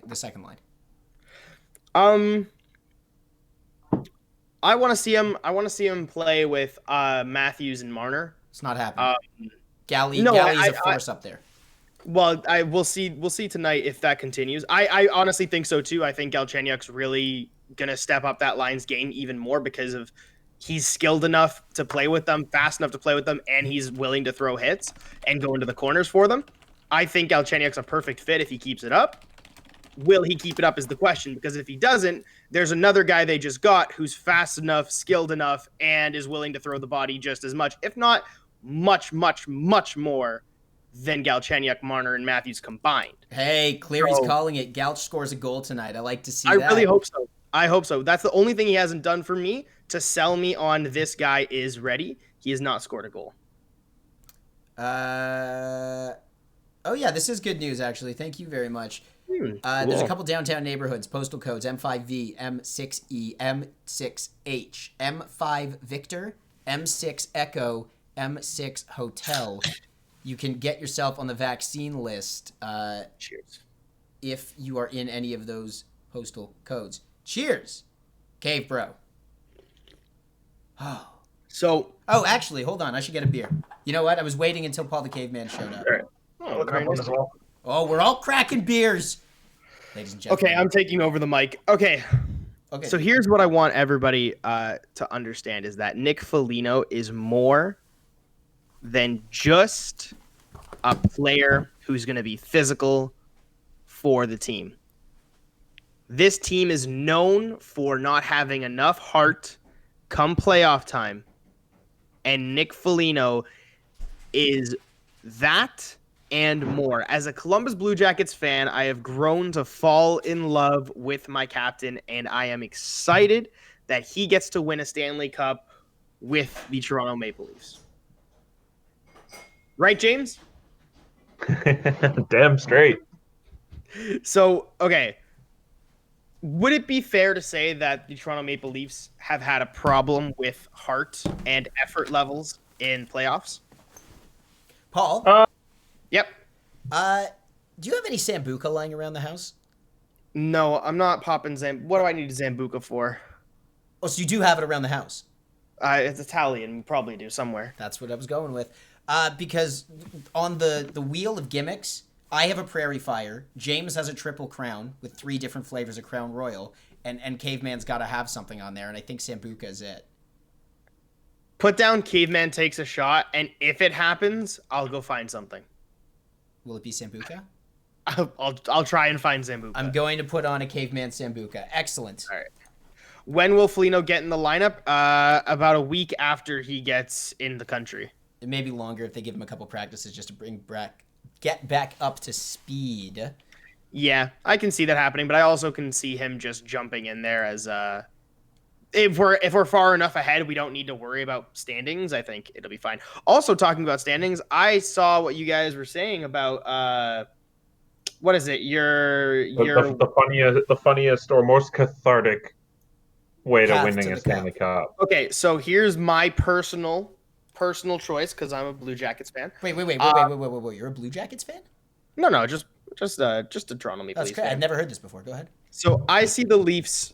I want to see the Leafs beat Montreal because that's just classic. You know, it's a classic everybody wants to see. I would love it. I would really like to see McDavid get stomped by the Leafs, but I think it would be even more funny if the Winnipeg Jets met the Leafs in the second round and Pierre-Luc Dubois fought Nick Foligno for leaving the Columbus Blue Jackets out to dry. That would just bring me solace. Who wins that fight? That's not even a question. That's a dumb question. Nick Foligno stomps the kid. Okay, good. That's what I'm happy for. That's what I wanted. That's all I wanted. Stomps the kid. Sambuca. Also, how funny would it be if Foligno was playing with Matthews and Marner, and when Pierre-Luc Dubois goes to throw a hit on Matthews, he just gets blindsided by his former captain? I'd be really excited for it, to be honest. That's what I really think, and not that I think, but I really want Foligno to play with Matthews and Marner because I feel like he has that physical edge that's just going to push that line over the top. So that's my second round matchup. My third round matchup, I don't want to see us beat the Boston Bruins. I don't want to face the Boston Bruins because this is a nothing season. And not that it's a nothing season. Sorry, my apologies. Yeah. This is not payback. Payback for me is 3 consistent years of facing them in the first round and knocking them out every single time. That is payback. I mean, you wouldn't want to beat them in the Cup final and then continue to do that? No, because they still got to the fucking Cup final. I don't want to see that shit. Get the Bruins out of here. I'm done with them. That's the truth. Damn, buddy. I would love to see them play the Islanders because I want to see Robidas Island come back to haunt Lou Lamoriello. And I want to see Matt Martin versus Nick Foligno in a fight because that'd be pretty cool. Also, Leo Komarov and John Tavares smashing them would be awesome. Yada, yada, yada. Komarov still on the Islanders? I think he is. Did I heard Komarov not get waived a while ago? I don't know. But no, he's heard still there. Really? Cool. I think so. Okay. And then for my Stanley Cup final, I don't care about Colorado, St. Louis, Vegas, or Minnesota in terms of facing the Leafs. I mean, it'd be cool to see McKinnon versus Matthews, but it's just as cool to see Matthews versus McDavid, so whatever, right? So I'm looking at the Central. No, that is the Central. The East? That's the West. The Honda West. That's the West. TM. Sorry, the Central is Sorry, Columbus's division. The what? Division. What division? I don't even know what their name is. Honda West? The Honda West, the Discover Central, and the Mass Mutual East, TM. COVID Central. Yeah, it's not wrong. Actually, I believe that's Vancouver. Yeah, that is true. I'm colossally screwing up this pour. That was Nice really job. embarrassing. That's I really hope nobody watched that. That was horribly embarrassing. And so then it comes down to Carolina, Tampa, and Florida because Nashville's not that cool. Florida, I have no beef with. Carolina, yes, there is the David Ayres situation, but unless we get another emergency goaltender pull in the Cup final, it doesn't really rectify it for me. Can you imagine in the Cup final? I don't understand how you wouldn't be able to you wouldn't postpone the game. Like, you can't let that happen. There's not that it ever would, but that would never be allowed, and no one would ever live it down. Like, the NHL would be a joke if that happened. That's the funniest thing I've ever heard. Now I kind of want it to happen. I'm here for the chaos. So I would like to see them face the Tampa Bay Lightning in the finals, and it's because I'm a very big wrestling fan and a Ric Flair fan. Woo! And to be the best, you have to beat the best. And to show Tampa, who is going through their God-forsaken shenanigans that the Leafs are doing with cap restrictions by hiding Kucherov in the injured reserves just to bring them back for playoffs. I would love to see these two teams, who are probably the most cap-savvy teams in the NHL. I'd love to see them face off in the finals, and hopefully the Leafs get the dub there. Okay. Damn. That's mine. That's mine. So I don't want to see Boston. That's all I care about. I like that you're on the same team of wanting to see a divisional opponent, like an otherwise divisional opponent in the Cup final.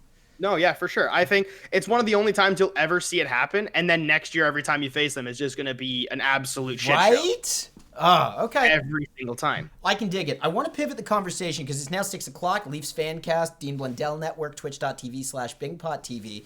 We are just under an hour away from Leafs Habs. We are going to watch that game together and be spinning that wheel and be having a hell of a time. Mm-hmm. But I figure that means we should probably take a look at what the Montreal Canadiens have put together over the last little while. They had a big day at the races. It was subtle. And it's not like they were looking to add considerably, but since we know that it's almost guaranteed, unless Ottawa surprises us and sneaks in at the last minute, that Montreal is going to be our first round opponent. Let's take a look at what that team has done. James, I imagine you need a second to pull that up. Yeah, give me 1 second here. Chief statistician James Reddy works so very hard. Also, I'm sorry. I did overhear a little bit. You guys said the winners and losers. You gave your top 3 each. Who did you have, Danny?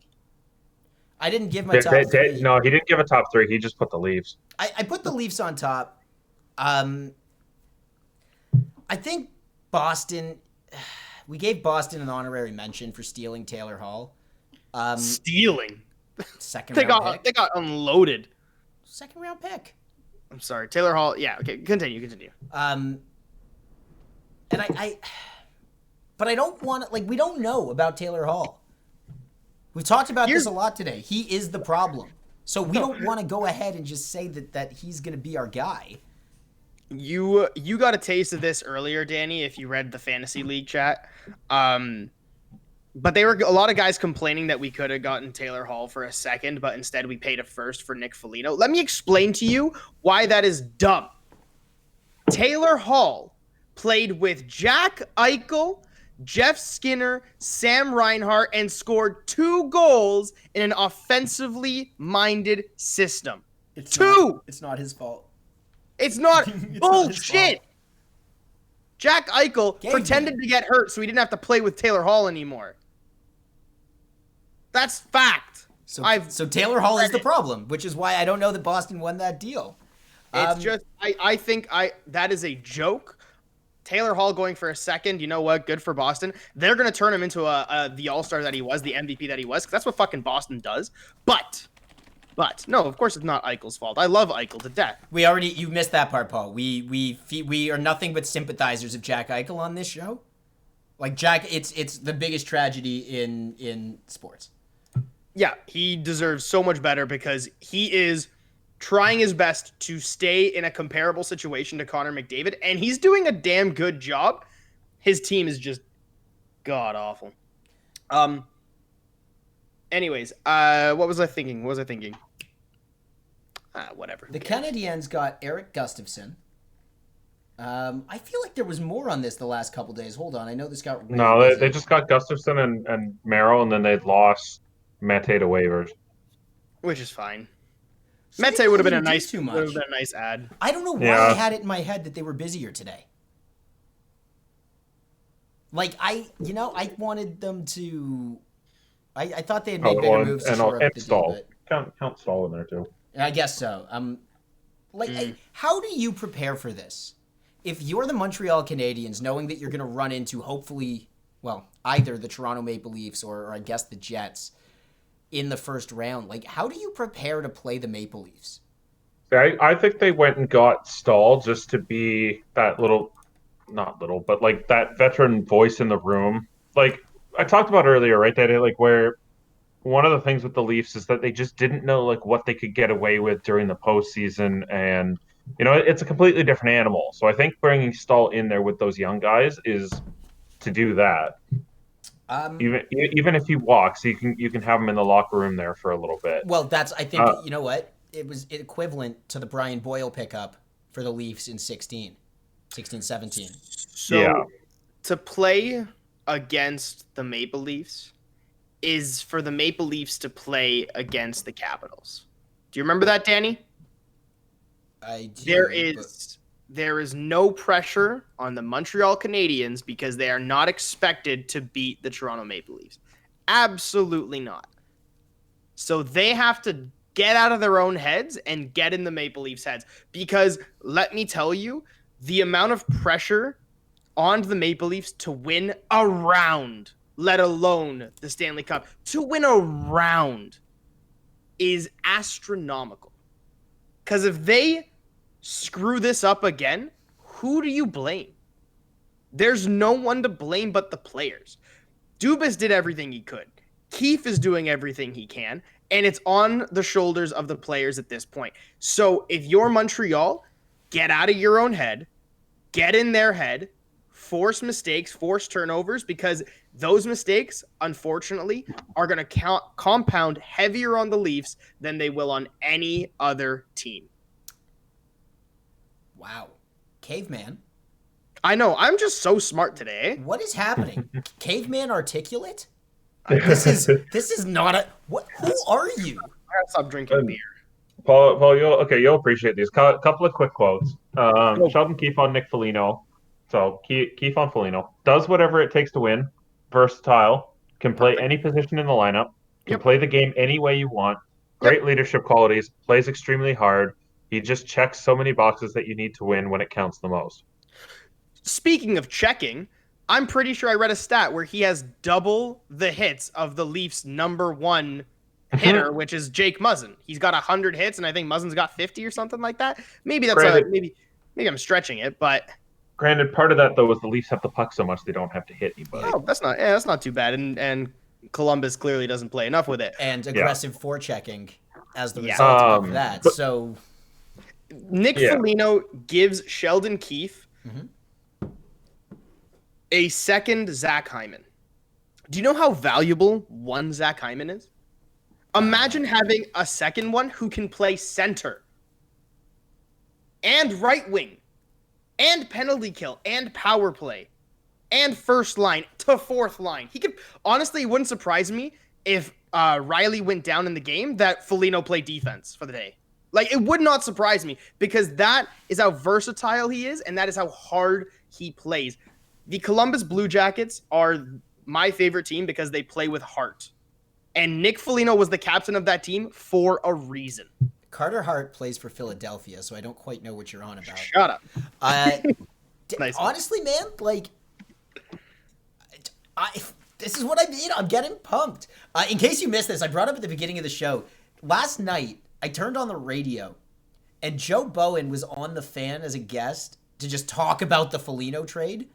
And Joe Bowen, the most excited Leaf fan in Leafs Nation, is ecstatic about the Leafs. His words, the most excited he's been about this team since they traded for Doug Gilmour, Owen Nolan, and Brian Leetch at the trade deadline before the 2004 playoffs and then before Doug Gilmour ended his career. The fact that, like, it's all coming together, man. It's all coming together. Now, before we get our hopes up, okay, there are a couple things that I've noticed that this team hasn't not necessarily addressed, but there are things that can go wrong that can cause this to go south. Okay, so I said this was my take because I feel like just you know what's been out there already. I said all we can do is stock the team for the best possible odds. I gave a Hearthstone Battlegrounds analogy. Nice. Where at the end of the day, you can line yourself up, but a 70% chance of winning still means you got a 30% chance to lose. Yeah, for sure. And the Leafs, unfortunately, have a very, I don't want to say brittle, and I don't want to say weak, but they don't really have an answer if more than one guy goes down on the back end. So, but if you're playing the game expecting your entire team to get injured, you're really not playing hockey the proper way. And we have had really good luck with injuries this entire season, it seems, except aside from the goaltending. But even that, it got answered, you know? If Andersen can't play, Campbell can't play, Riddick is the next guy. And if he can't play, at least Michael Hutchinson won a couple games for Colorado last year. Yeah, that's fair. So, you know, we do have a solid top three. And by God, is Michael Hutchinson the best fourth-string goalie in the NHL? Okay. Can I get a Bing pot? I gave it to you. I gave it to you. He earned it this season. You know what? He earned it. Well, this is what it is. Like I don't want to. I don't want him to play another game for the Leafs this year. I want him to end his redemption story on a high note before it goes wrong. Snow is here for the big save. Dave talk, otherwise known as Big Dick Riddick. Dude, yeah. I mean, also though, to be fair, like, I hope Riddick doesn't get into a playoff game for the Leafs either. No, and you know what? If he ends as a third string goaltender for the Leafs this year and he gets his money and he gets out and nobody gives a shit, you know what? Good for him. You know what? You win a Stanley Cup ring or maybe at least get your name mentioned as a backup for one game. Whatever. Who cares? Sure. You got out of the dumpster fire that is starting in Calgary. So good for you. You know? Yeah, a flaming dumpster fire, if you would. Ooh, as opposed to a regular non-flaming dumpster fire. Exactly. No, well, I mean, it is just let's just say they are a dumpster. The flames in the name doesn't help that they're going to be on fire soon. Got it. But yeah. Also, just because I want to get it out there, I do agree. Leafs were number one. Red Wings did a really good job at the end there with the Mantha trade. But Columbus has 3 first-round picks this year, so let's go Blue Jackets. I would have actually said the Blue Jackets won for the Sellers. 100%. Yeah. That was the real reason I didn't give it to I think I might still have the Red Wings ahead of them just a little bit, just They because did of the quantity. Yeah. But they got Verona a first and a second all in the same deal, but Columbus is right behind them. And Columbus needs to restock. People don't stay in Columbus. I think that's what we've seen over the last couple of years. Right now, the attitude around that city is...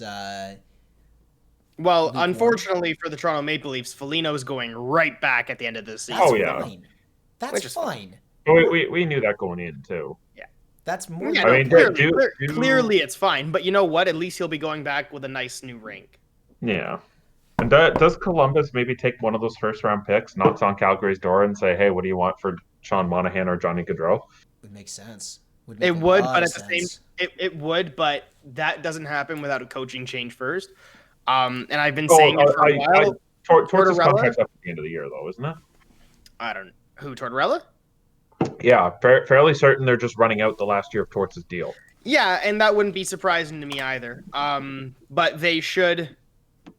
But they should look to start a new system now, and that's why I'd rather just get rid of them and start building it for next season already. I agree, Clary. Yeah, the Torts last year. Torts needs to go, and it's not his fault. The team is built different.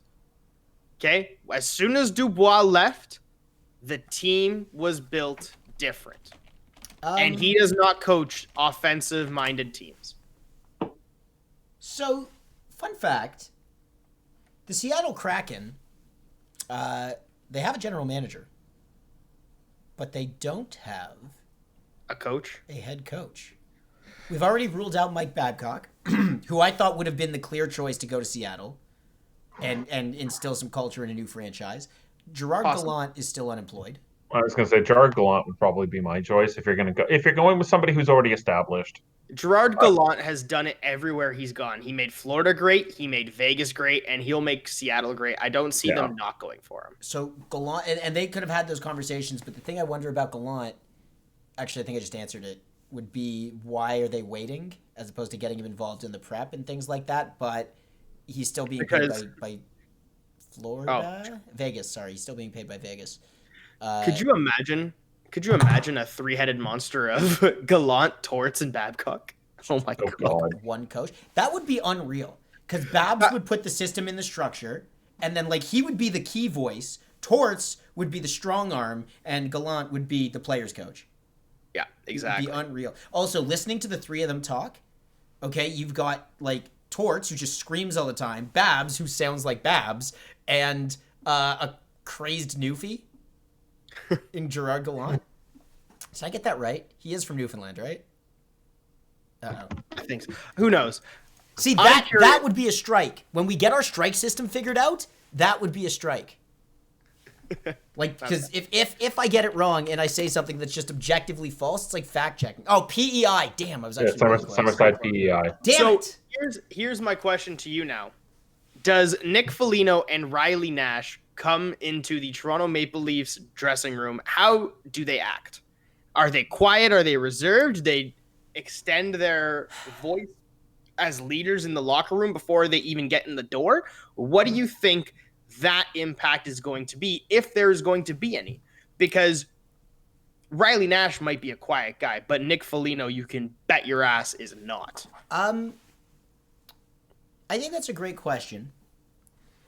I think, remember, and Kyle Dubas talked about this a little bit during his avail today when he talked about the composure in the room, and that room is already a really tight-knit group. So I think whoever's coming in is not going to take over that room in the way that maybe an Eric Stahl in Montreal would. That's fair. So what I expect, and this is kind of coming off of what Dubas said, because I believe that everything Dubas says to the media, he's already said, maybe in different words, to his players. So Kyle Dubas said regarding Nick Foligno, the expectation is that he comes in and he is the steady Eddie that he has been his whole career. That he comes in, that he just keeps everybody comfortable and probably has some good tips of advice, but I don't think he's going to dominate that room. Kyle Dubas made a really good point of talking about all the leaders they have already. That room is tight. That room is... its dynamic is figured out. So I don't think he's there to change that. I think he's there to add to that. If he becomes one of the boys, how much does that help the team? The thing that I'm the most curious about... Yeah, go ahead. ...is he beat them in the play-in last year.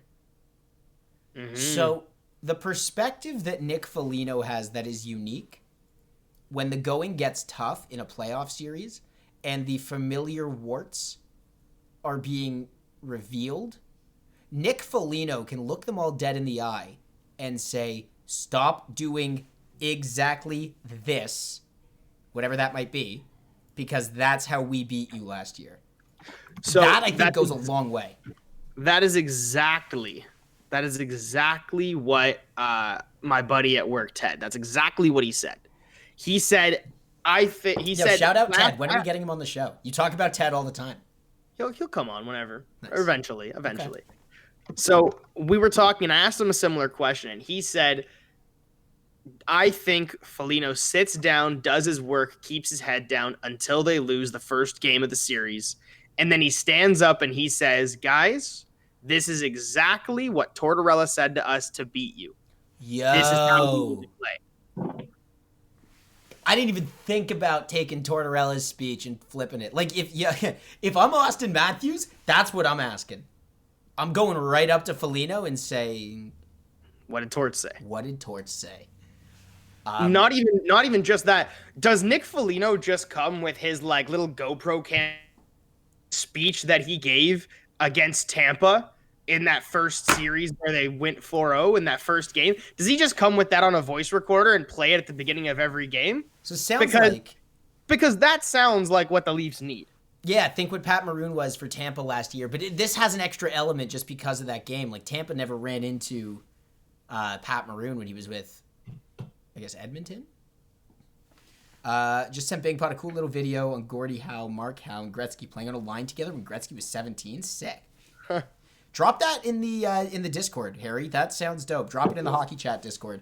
By the way, I want to throw a big thank you out to whoever's in the room right now who is an adamant contributor. Adamant is not the word I'm looking for.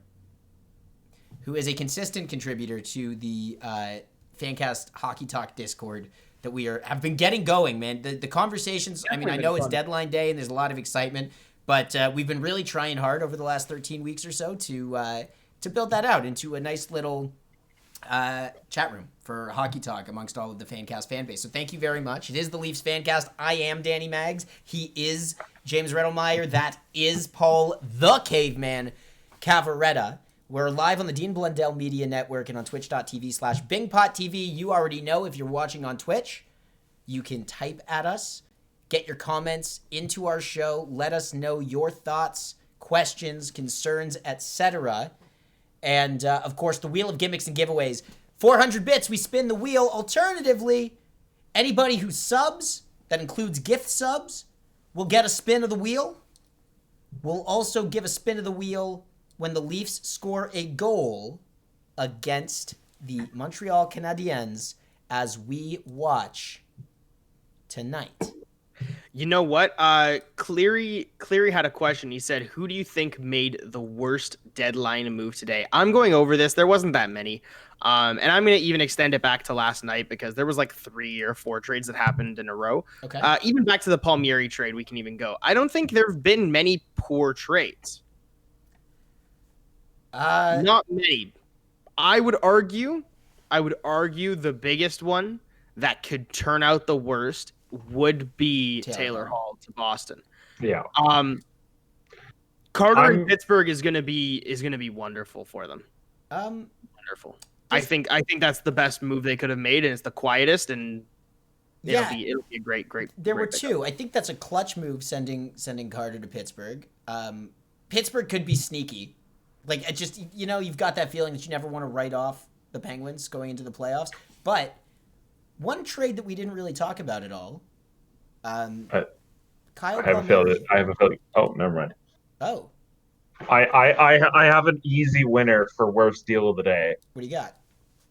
Sam Bennett for a 2nd-round pick and Emil Heinemann, who was the Panthers' 2nd-round pick in 2020. So basically, 2 2nd-round picks for Sam Bennett. Easily the worst deal of the day. I was taking a look at that too, and I don't know what possessed Florida to give him 2 second-rounders, because if you're gonna do that, did you not talk to Buffalo and try to steal Hall?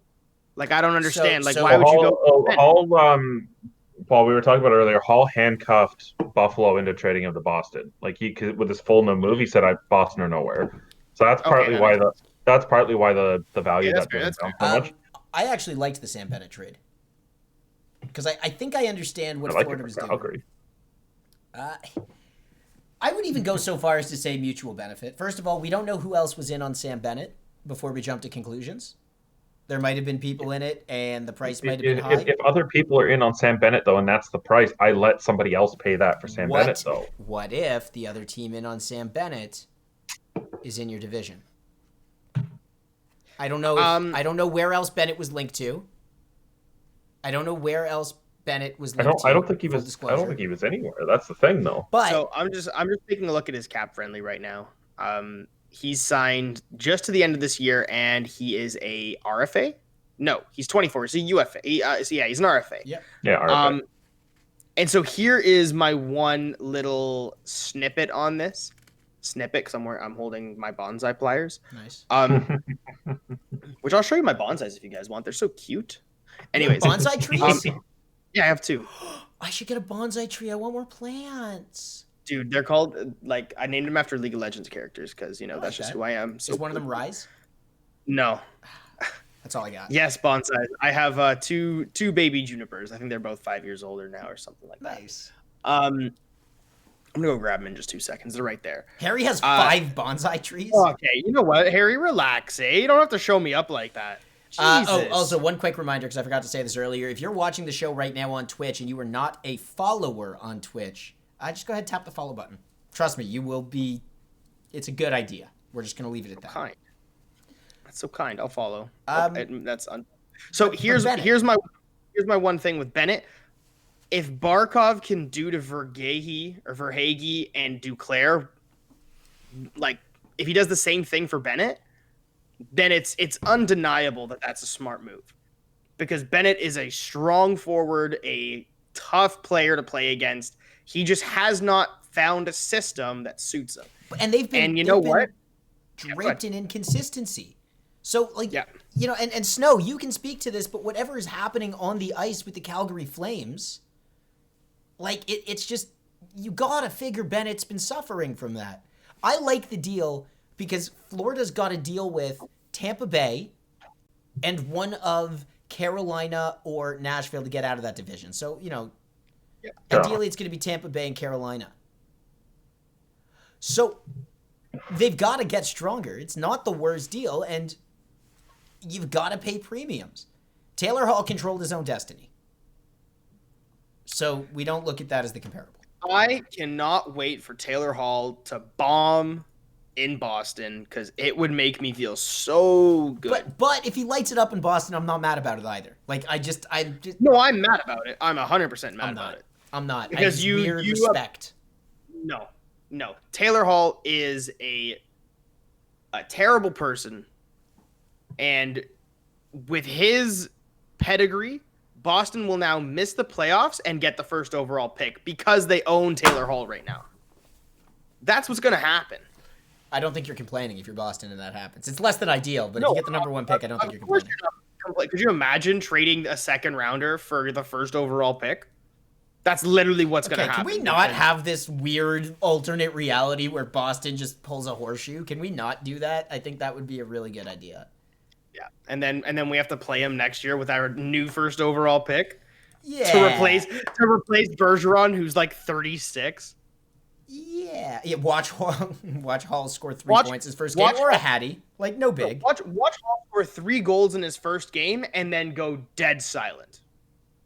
That is also equally likely. Okay, I'll show the bonsais ones. Okay, well, Paul goes and grabs those. Other 2 podium moves I've got for worst of the day. Vegas getting Mattia at the end mark for a second-round pick. I'm for that one. I'm mostly going off of what I've read from Mike McCurdy and, well, actually, no, it was mostly Micah. And Reese Jessup. That's the other one. Where Janmark really has not moved the needle at 5-on-5 at all this year. So giving a second-round pick up for that, and a third. Granted, you got a 5th as well, but giving up 2 picks for that. Ooh. Also, hold on, is that a bonsai tree? No, this is a money tree. Yeah, that's a really small money tree. It's not. Yeah, it's a baby boy. It's a cutie. What's his name? Thresh. Nice. But where's the character. bonsai? Harry asked for bonsais. Sorry, James. I know the tree thing is really important. It's all good. I was hoping to get it done before Paul got Go. I saw the other ones too. The other one was Boston panic buying Mike Riley for a 3rd-round pick. Like that one reeks of our defense is completely AHL. Like it's the Providence Bruins at this point. But then is it a bad move, or is it a move generated out of necessity? Like you have to. That's not a bad move because they paid a lot to address a need. Value is relative to what the team needs. Like, I don't think those are bad deals. I don't think you're telling me Matthias Janmark is going to push Vegas across Colorado though. That one's definitely worse. Like Mike Riley, that's you know, it sucks. At least they didn't take Goodbranson like Nashville did, but it's I don't know, man. I think you've got a point. But I don't know that it's about guaranteeing that you're going to get pushed over the hill. I think it's just, are we better with him or without him in a weird playoff scenario? Like, just take the chance. I think that's what it feels like. Just try. See, weirdly enough, with Boston's trades this trade deadline, it seems like a desperate cling to relevancy in that division. And if I'm that team, this is my year of not giving a shit and going for a pick, because you know what? Like, that division was difficult, first of all. They're still not fully confirmed for a playoff spot. And, you know, you just save up and you re-roll next year and you'd be fine, right? I don't think so. I think Boston is... No, they're on the decline. They lost Chara. Bergeron's 36 years old. Marchand's probably closer to Crosby's age, 33, 34. He's 32, I want to say. Division resets next year, and you're back in with a dominant Toronto, a dominant Tampa Bay, and Montreal, who's a wild card. Ottawa, who's going to have much more fight next season. 30. I mean, they have so much fight this season. 32 on 33 for Marchand. Florida also is in that division. Like, how does Boston have any level of success next year? That's a bonsai tree. This is Senna. I haven't pruned her yet. I haven't cleaned her up or designed her. She's still a baby, so she's just growing wildly right now. Where'd you get her? Kim's Nature in Markham. Hey, that's and nice. this is Lucian. So do they have a promo code? Like, do they have an equivalent of Major League Socks where you go and enter Fantastic and get 15% off Major League Socks with the promo code Fantastic? I hope so. That'd be really cool, right? I just wanted to talk about the Major League Socks promo code. That's kind of cool. That's nice, but it's also not my bonsais, and they're like my best friends. That was really sad. Well, they're like my best friends. They aren't my best friends. What about Donato? Yeah, he's doing all right. Okay. So, all in all, guys, I don't know that there was any trade that I would consider. And this is a very Danny answer, Cleary, and I apologize for that. I don't see anything on this list that jumps out at me as an awful trade. I understand with people throwing assets around. I don't think there were any massive... I like that, Cleary. I don't know that there were any massive disappointments or like, what the hell was that guy doing? I think actually the Taylor Hall thing is a really good indicator of probably teams realizing that he is a huge gamble. It all kind of makes sense to me. I want to talk about, before we get into the Canadians for tonight and the FanCast Forecast, I want to talk about that Kyle Palmieri trade to the New York Islanders. Sure. Just because we haven't talked about it at all today. We've only barely talked about Lou. As much as we can talk about that we want to see the Leafs and the Islanders in the playoffs together, maybe run into each other in a cup final. What does that Palmieri trade mean? Jay Reddy. Oh, are you getting a little antsy there, bud? You want to see that wheel get spun? Yeah, I'm trying to drum up some 100 biddies into the wheel of gimmicks. At 400 bits, we'll spin that wheel. We'll also give it a spin every time we get a new subscriber. That includes gift subs. We will also spin that wheel when the Maple Leafs score a goal tonight. Hey! Throwing more biddies at us. Thank you very much, Harry Daddy, if we're doing gifted subs, that means we owe 2 spins from Claudia earlier. Did she give 2 subscriptions? She gave one to Eli and one to who am I thinking of? Oh, I can't go back far enough. She gifted 2 subs today though. I think I made that decision after she'd gifted the subs. You did. You just made that decision now. So we should wait until she comes back, and we should do it with her. I don't think we have her for the day. She is. I showed the bonsais, Harry. She is a working gal. Yeah, wait, Harry, where did you go? The bonsais have already been on camera. Ask Joe. She was watching. I'll bring one. Did Harry leave the stream and come back? Oh, dude. Oh my God! Look at this. Amateur move. Amateur move. Okay, just a little guy right now. He's adorable. Paul, can I have one of your bonsai trees? Absolutely not. You can go buy them. Can you buy me a bonsai tree? Oh, dude, they had this $1,500 bonsai tree. It was like 3 feet tall. Okay, it was enough the with the coolest bonsai thing I've trees. ever seen. Enough with the bonsai trees. Enough with the bonsai trees. Can we enough with Kyle Palmieri? Like, why are you not going to give me a take? That's not enough. I haven't had a single take on the Kyle Palmieri trade. You can't give me a take? No, Berg's here. Hey, Marcus, the wholesome lad. What's up, Marcus? What's going on? Marcus? Welcome room. Okay. Snowberg is in our Discord. I don't know if you want to say hi. Oh, I am. What's going on, Snowberg? Oh, not too much. Just finishing up the workday. Thought I'd drop in on the FanCast. Not bad. Ladies and gentlemen, Zachary Snowberg. Bing pop. Hey. Welcome to the chat. Welcome to the chat. Okay, quickly on Kyle Palmieri. He is the most irrelevant player getting traded to the most irrelevant team from the most irrelevant team. Who gives a shit? Who gives a shit? Straight up, who cares? It's Kyle Palmieri. Well, you can't tell me if he was a Maple Leaf, we'd all be like, oh my God. Oh my God. Okay, Kyle Palmieri, he's going to score 6 goals in 26 games. Okay. Like, oh my God. Can I give you a breakdown on that?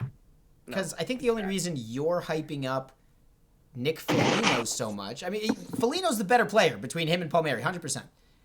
But I think the fact that you are hyping him up is only because you're a Blue Jackets fan. Kyle Palmieri would be a welcome addition to the Leafs, just like he was a welcome addition to the New York Islanders team that lost Anders Lee.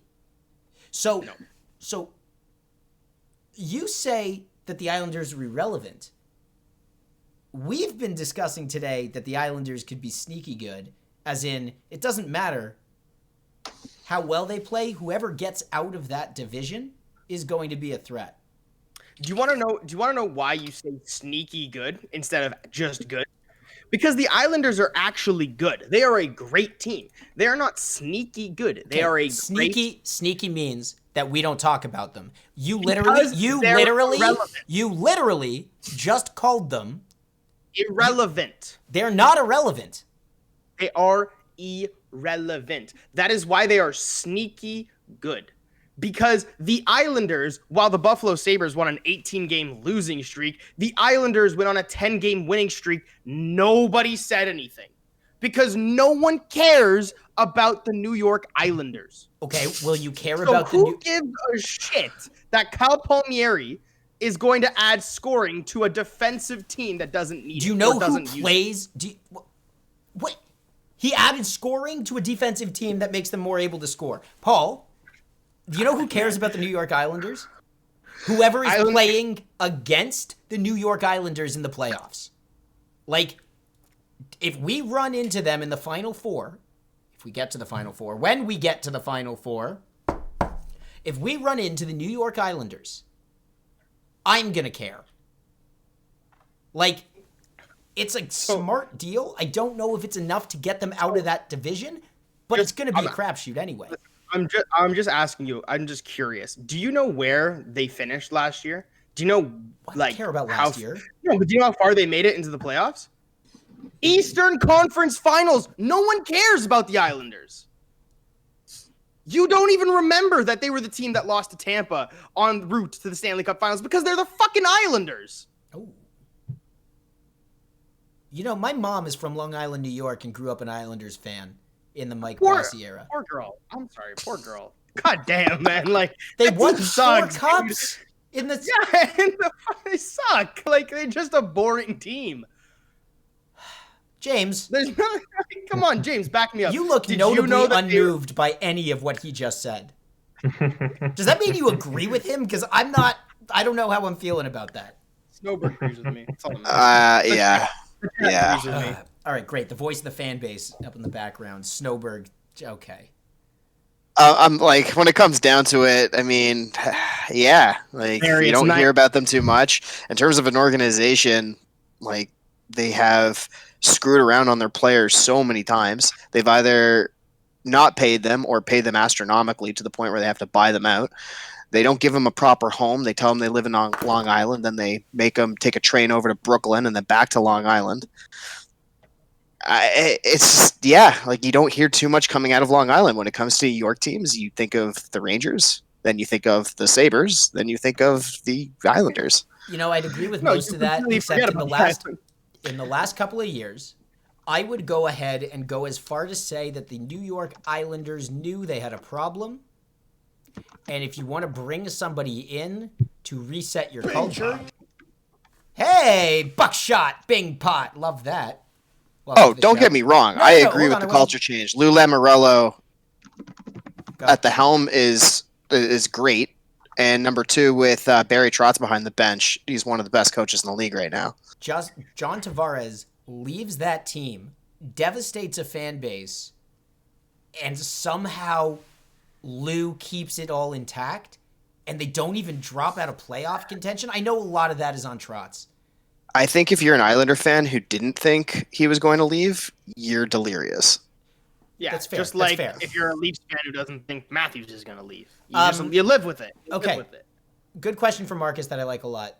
It's not a question. He brings up that the Devils are somewhat irrelevant.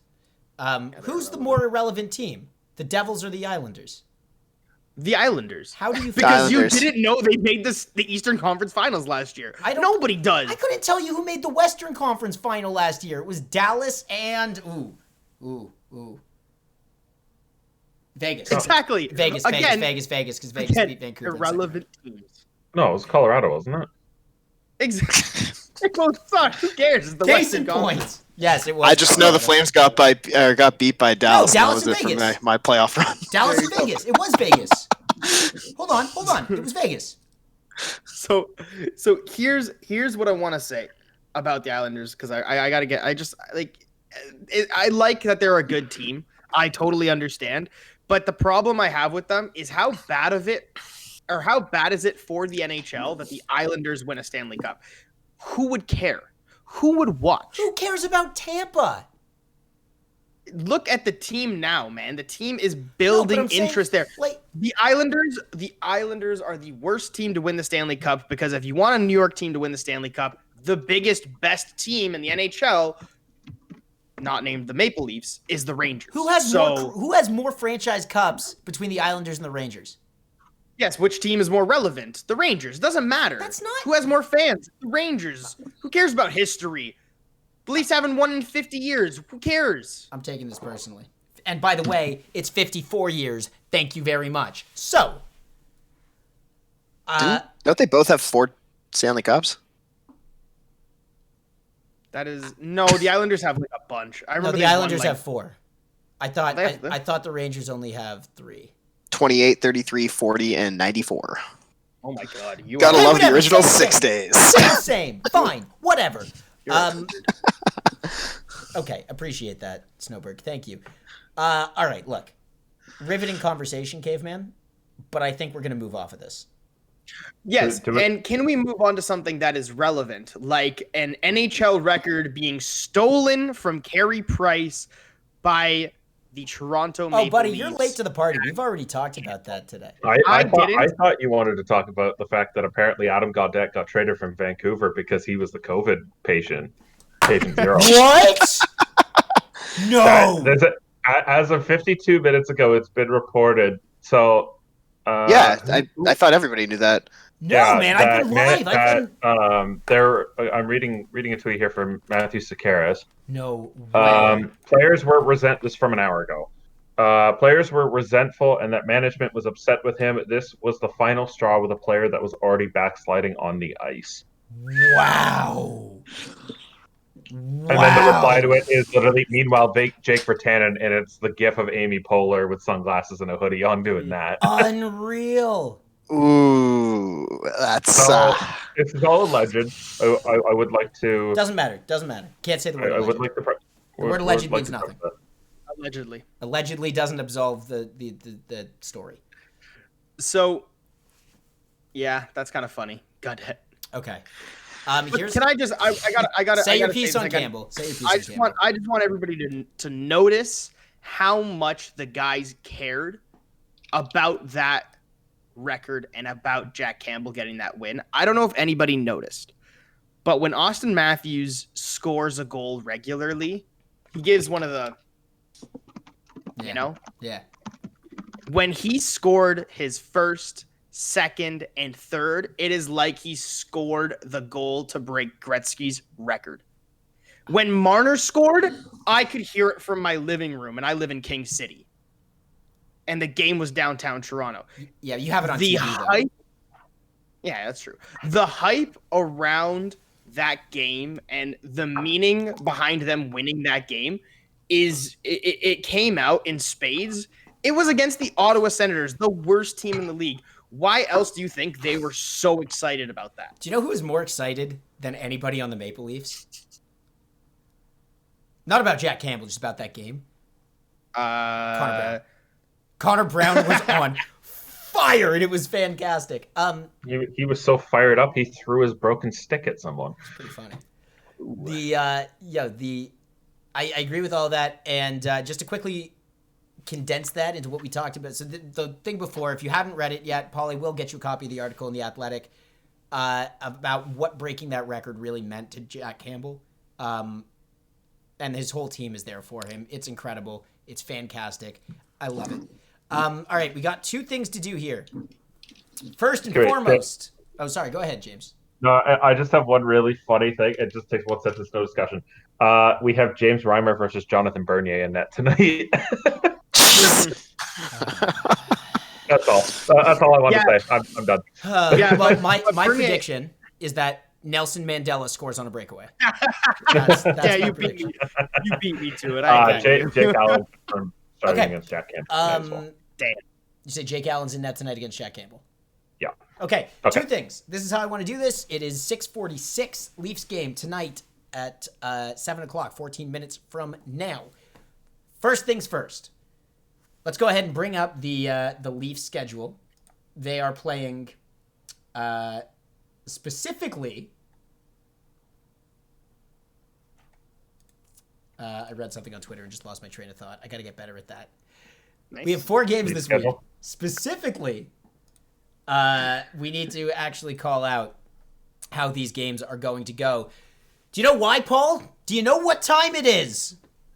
The FanCast FanCast. Oh, so close. It's the FanCast Forecast. It's the FanCast Forecast. 4 games coming up in the next week. Caveman, I went 3-0 against you last week. You went 2-1. I got bold. I called 3 dubs, and the Leafs delivered. Mm-hmm. Yes, sir. So, tonight, we are at Montreal, 7 o'clock. Tomorrow, we're back home. The Flames are in town, 7:30. I would love to see them give Big Save Dave the nod tomorrow against his former team. Thursday, Winnipeg's in town. And Saturday, the Leafs fly out to Vancouver, a game that will be broadcast on television and sidecast right here on Bing Pot TV. JR and I getting together on Saturday. So, Caveman, late to the party. On the count of 3, I want you to give me your call for tonight. JR, you can chime in with that as well. 1, 2, 3. Win. W. Dubs for days. Okay, we're all calling dubs as Jack Campbell extends his win streak to 12. Tomorrow night against Calgary, do they have more in the tank, or does Calgary get their head out of their bum and figure this out? 1. Well, considering Toronto has Calgary's Leaf Killer, Let's see, Makes a good boys. point. Call it out. 1, 2, 3. W. Dubs. Okay. FanCast all together on the dubs. I like that. Thursday, Winnipeg. Jets currently sitting. Tell me where they are. Third in the division. They are fighting for home ice in that first round. Will they keep it up? Does Jack Campbell's streak extend to 13? Your predictions in 3, 1, 2, 3. Dub. I also had the W. No, I've got the loss against Winnipeg. James thinks it's coming in the first game against Winnipeg. No. Well, nope. If there's any game to lose, I think gonna that's be going to be Saturday. that one. Nope, it's going to be Saturday. You think the L's coming on Saturday? That is the most Toronto Maple Leafs Oh, game to lose it in 100% would be. A Okay. 10-game winning streak just to lose to the guys who haven't played in 2 weeks. Okay. 100%. I'm calling the L. I don't have to hear what you have to say. It's an L. All right. Well, James might, and the audience might. So, James. I'm calling W, but I agree with Paul. It would be the most Leafs thing ever to lose Okay. the Canucks there. Kids, I know this is a lot of hockey in a week for the Leafs. Sure. I don't know if you know this.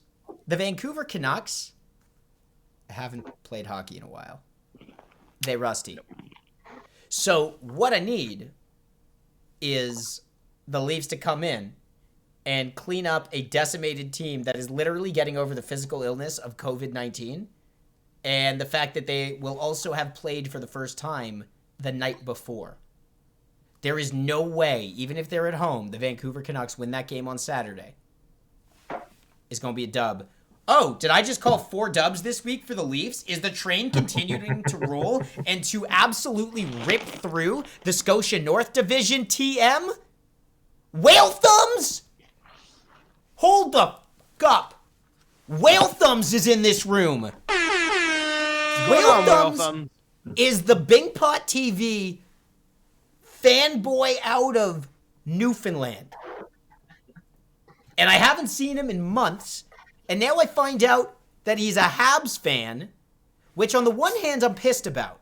But on the other hand, earlier today, I did say we need to get a Habs fan as part of the FanCast because we're trying to cover every NHL fan base.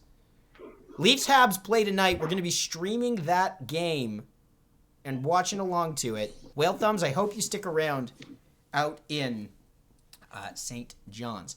All right, so I'm calling 4 dubs. James is WWLW this week. Caveman, you're WWWL. We will see what that means for the FanCast Forecast. Kaylee, thank you for being here. You are skedaddling for a little. Feel free to come on back as we get reset and watch the game. And Whale Thumbs is okay with the Leafs, which is good because you're okay with us, and we like to have you. All right. JR's gonna come back. Just so everybody knows about the stat, Nick Foligno has 109 hits this season, and Nick Foligno has 109, and Jake Muzzin has 60 or 59. Nice. 69. So anybody see the tweet of Dougie Gilmour welcoming him to the team? I did. Yeah. Actually, unreal. Like, Twitter's beautiful like that, where Doug Gilmour just shoots him a message saying welcome, and Nick Foligno's like, dude, you are the best. I watched you in '93. Yeah. Like, that's so goddamn cool. Buckshot must be a new Leafs fan because the past always shows Saturday would line up for a Leafs loss. The past would say that, Buckshot. The past 100% would 100% say that. I don't know how many times I have to tell you. Mind you, you just showed up. You haven't been here all day. You haven't been here all season. That's okay. The Leafs are not the Leafs of old.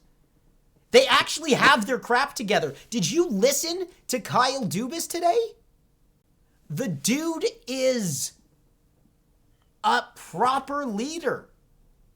He's accountable. He's honest. He's intelligent. He's not John Ferguson Jr. What he said. Thank you, Snow. So I want to say, or I want to read a tweet or a text that Nick Foligno sent Zach Dalpe of the Columbus Blue Jackets, just so you know what kind of a leader he is.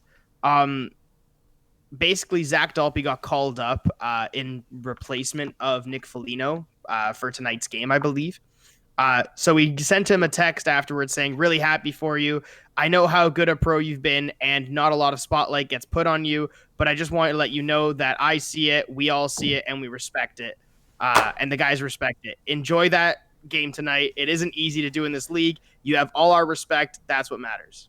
That's the kind of player we just traded for. That's amazing. Goes out of his way to send a guy who's no longer on his team, no longer in his care, best wishes for taking his spot, and good luck. Unreal. Buckshot asked me if I saw the Leafs game where they, after winning 3 straight against the Oilers, they dropped to Vancouver. Yes, I saw it. The Leafs played fine in that game. I believe Vancouver's goalie stole it.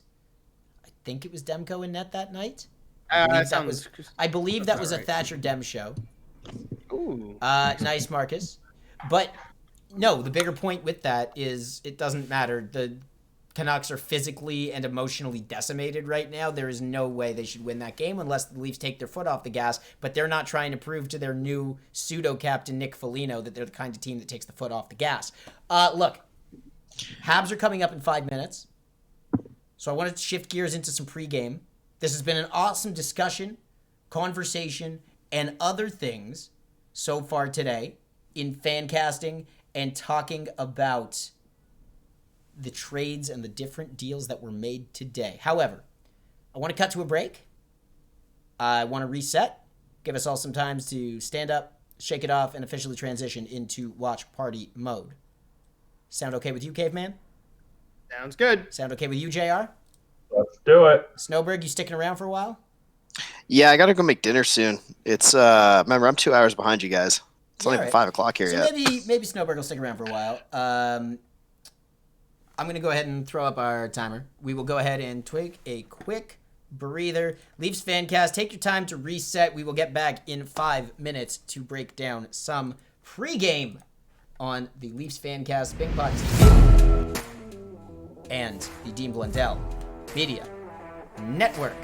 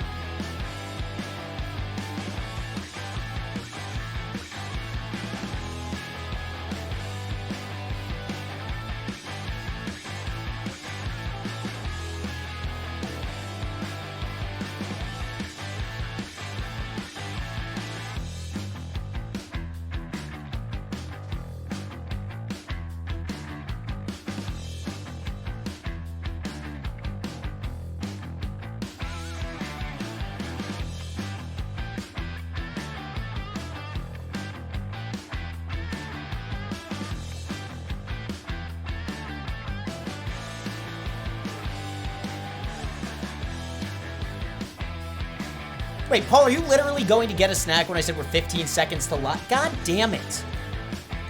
Really? Really? Snowberg, shut up. What are you laughing at? Come on, but the timer's already at... Oh. Wrong screen. God damn it. Welcome back. Leafs FanCast, Bing Pot TV. Oh. Also on the Dean Blundell Media Network. Let's get the world back. I'm Danny Maggs. Paul the Caveman Cavaretta, usually my virtual right-hand man. He was so ready to come back to the show and then instead decided that what he really wanted to do was go get a snack. Meanwhile, James Reddy, staying steadfast. Hey, buddy. Hey, buddy. How you doing? Oh, I'm just reading the news about Montreal apparently wanted Tony DeAngelo. Oh, no. What? Oh, man. And the roarous laughter of our fourth man in the room tonight. Available in audio only, direct to your ear holes. Snowberg out of California. I'm sorry, I couldn't contain my laughter there. I couldn't believe you were serious. From Darren Dreger 10 minutes ago, New York Rangers wanted to mutually terminate Tony DeAngelo's contract to allow him to pass through waivers and sign as a free agent. Montreal was believed to be very interested as early as this past weekend. However, DeAngelo did not accept the termination and will be bought out this summer. First Voinov, now DeAngelo. Why is Mark Bergevin okay with this? I can't say it. We're on live TV. I think the question isn't why is Bergevin okay with it? Because Bergevin is a representative of his fan base, his ownership, and the Montreal Canadiens mentality. Why are the Montreal Canadiens okay? Racist? Oh, sorry. No. I mean, it's just a different world over there. It's French Canada. All right, there's civilized Canada, there's French Canada. Whale Thumbs hit the nail right on the head, pun fully intended. He's a construction guy. Oh my God, same way. So am I. No. He does real construction. He builds things. Oh, I'm a plumber. I just drain things. Like you drain. Look how bad our power play's been. What are we taking a look at? So there is a link that... Have we dropped a link in the Discord? Yep. Oh, hell yeah. 2.9%. Wow. Yeah. Special teams has not been good for the Toronto Maple Leafs lately. I don't know if Nick Foligno is going to turn that around. Whale Thumbs builds magic. That's super cool. That's pretty solid. Go ahead and get your streams up wherever you might be watching as we try and get this thing warmed up, and we will do our best to sync to each other's time codes, I suppose. Do I need to... Yeah, I need to pick a different game here. Excelente. Get Jay Baruchel on the show. Can we do that? Do you think we have the opportunity? No. You don't think I can get Jay Baruchel? No. How long do I have? Till the end of the year. He's a Canadiens fan. Maybe I can get him during the playoffs. Can I get him in the play? Can I try and get Jay Baruchel in the playoffs? That'd be cool. Yeah, maybe in the Popular Mechanics days. Whale Thumbs, I don't know if you know that me and Jay Baruchel have some things in common with regards to Canadian cable television, and literally that's it. He did many more things than me. Anyway. I like that we have a laugh track now. I actually think that's pretty impressive. Oh yeah, Whale Thumbs did know that. That's yeah, it's the only way you can get laughs, so makes sense. Boom. Get only because we're on the subject. Life with Derek had no laugh track. That's all I'm saying. Was it? No laugh track. Single camera comedy, no need for a laugh track. We were naturally funny. Also, we weren't. They included sound effects and things to make it naturally funnier. So My friends with Seth Rogen. If I say yes, do I have to prove it? No. Yeah, I'm friends with Seth Rogen. You're innocent until proven guilty, right? Sure. Cool. Duthers' new Pepsi commercial? Duthers. Can we talk about how much of a waste the trade deadline show is on TSN? What else are they going to fill it with? So At least Sportsnet was smart and started at 12. Oh, Duffy. Yeah, right? Because it's been years and years of this crap. I love that we started at 3 when all the news happens. When everything came trickling in. But it was also a great deadline for us today for that reason. Whale Thumbs. You don't know this, but I'm going to tell you this. Whale Thumbs. This show, the Leafs FanCast, is partnered with Major League Socks. Major League Socks takes some of the best NHL players and throws their face on a pair of socks. And you can get those socks by going to MajorLeagueSocks.com. And you can get those socks for 15% off by using the promo code FANCASTIC. And now you know. So, Marcus and Whale Thumbs and Caveman, actually, we did a thing on this show over the month of March where we spent far too much time and energy roasting the officials of the National Hockey League, and we said no more. We're not going to do that. We can't. We need a new thing. So now it's Roast the Broadcast month. Where, I was hoping it was the power play. I mean, you can't. There's no rule that says you can't roast the power play. Okay, that's fair. But we've just been deciding that we had to take aim at something, and roasting the TSN broadcast and the quiz, pretty good. Roasting the Rogers broadcast, I have a feeling is actually going to start to get a lot harder. Was anybody else watching Hockey Night in Canada this week? I think for Hockey Night in Canada, they debuted. I don't know if they did or if I just looked at it differently. But they were doing different, different overlays, different backgrounds. Like it looked sharper for the fact that there were 4 people. Because one of the things I'm starting to hate is it's a very old era broadcast thing to show these big sets with big backgrounds, and think like breakfast television, or like think the Sportsnet studio. Yeah, sure. It just seems like all this empty space. I know a lot of that's COVID. But meanwhile, the internet has exposed people, and people are getting used to watching shows like this, where we're all kind of in our own little box and we can pass the attention around your screen so you can watch it in different areas. I think Sportsnet's catching on. I don't think TSN's catching on. So I'm just curious. We keep an eye out for that. Roast the Broadcast Month. Whale Thumbs, I think you also don't know. We've been talking a little bit below about that meter down in the bottom right. That's the Wheel of Gimmicks meter at 400 bits. We will spin the wheel of gimmicks and giveaways. Sometimes we give stuff away. Sometimes we just change things up on the stream a little bit. What could it be? You find out. Puck drop goes now. Actually, looks like there's a little bit of a delay. Thank you for making this anticlimactic. Good God. As John Really kicked them both out. Jeez. Kicked out of the dot, and doesn't matter. He's going to win the draw from the wing. Anyway, let's go. Puck is down. Caveman. James, are we all synced? Not I'm at 1947. Yeah, I haven't even dropped the puck 45. yet. All right, well, I'm not waiting for you because right now the Leafs are coming out buzzing. I'm going to tell you, I'm a little worried. We said earlier, I hope they were going to come out with all this energy from their big moves, and hopefully they do.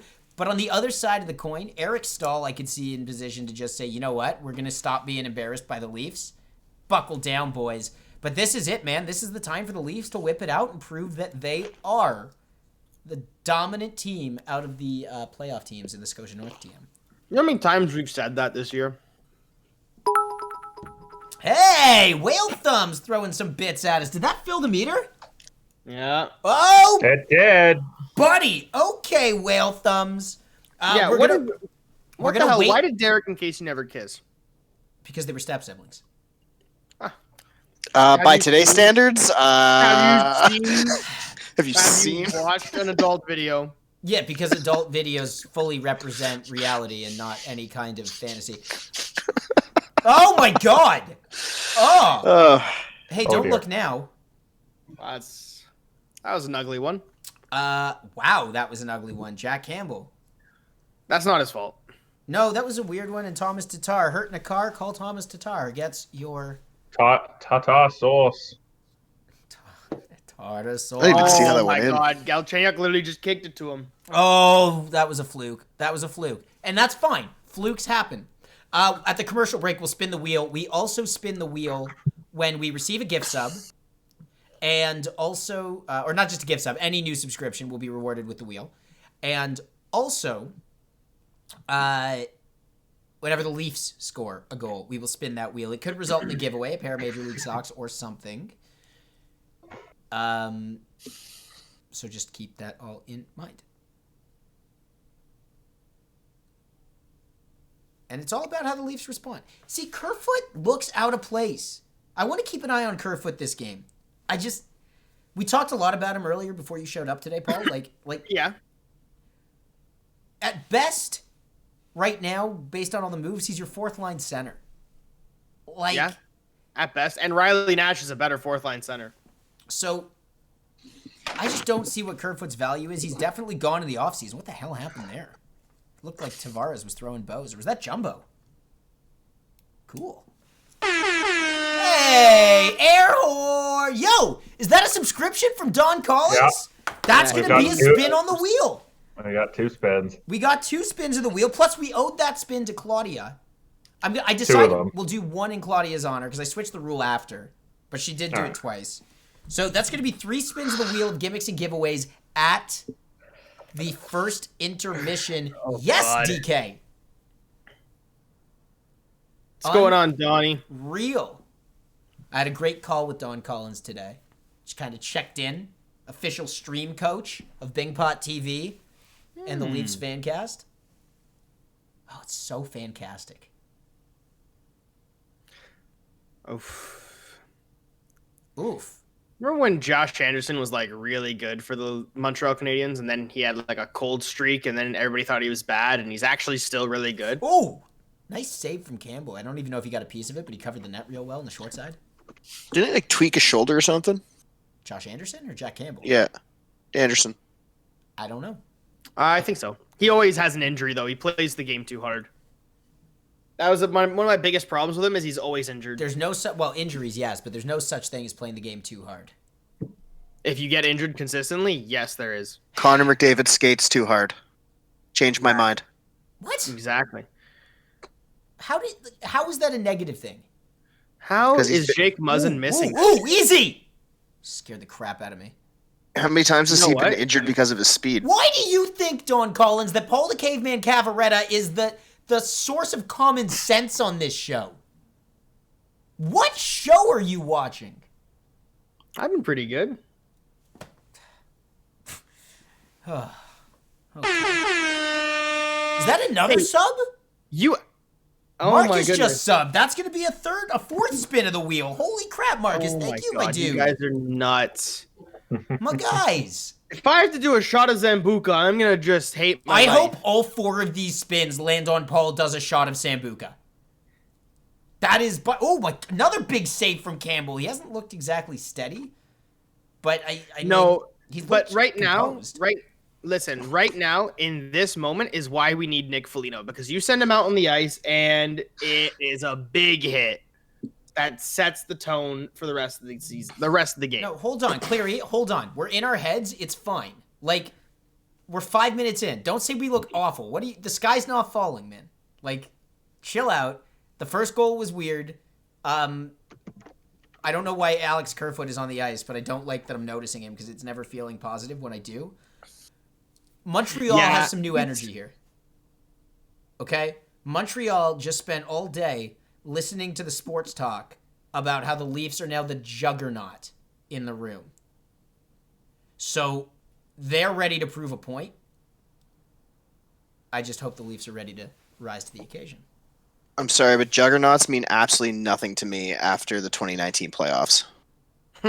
Exactly. When all first seeds go down in the first round.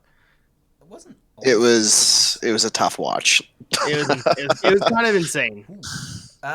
Yeah, but it was also a bubble COVID season. None of it made sense. That was not 2019. 2019, we're talking about 2020 was bubble. 2019 had Columbus, Tampa Bay getting knocked out by Columbus. We watched that Flames game getting together, knocked out Snow. by Colorado. Pardon? We watched that game together in the weird hotel at Airdrie because I was on a layover. Oh, yeah. Do you remember? Yeah.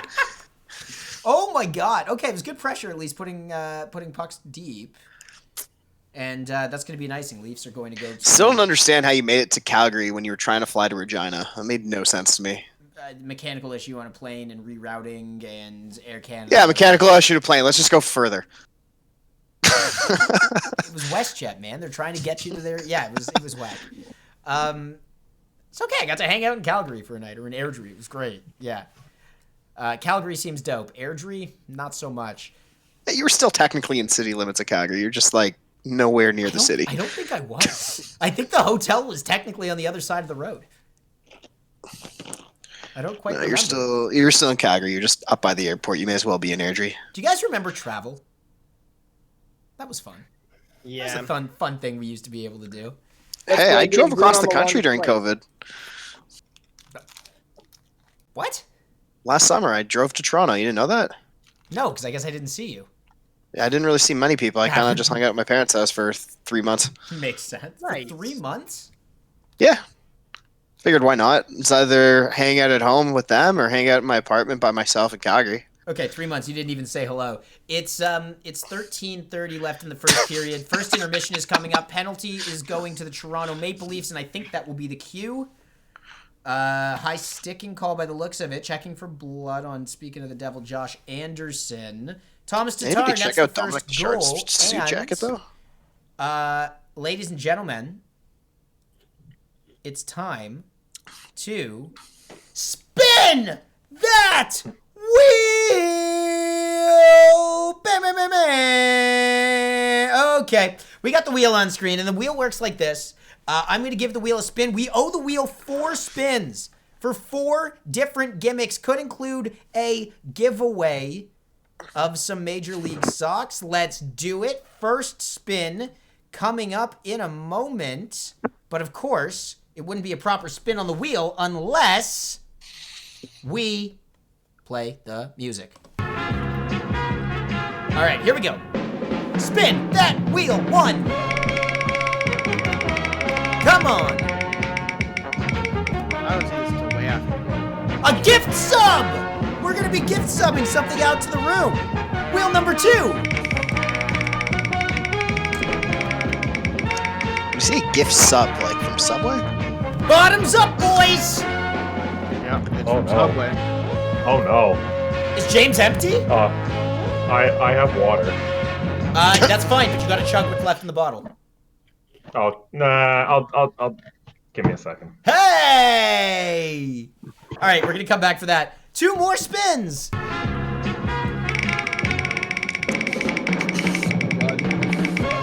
If it's bottoms up again, I'm just... That's a oh no, it's my prairie fire. Oh. Okay. That'll be for me in a second. And the last spin says...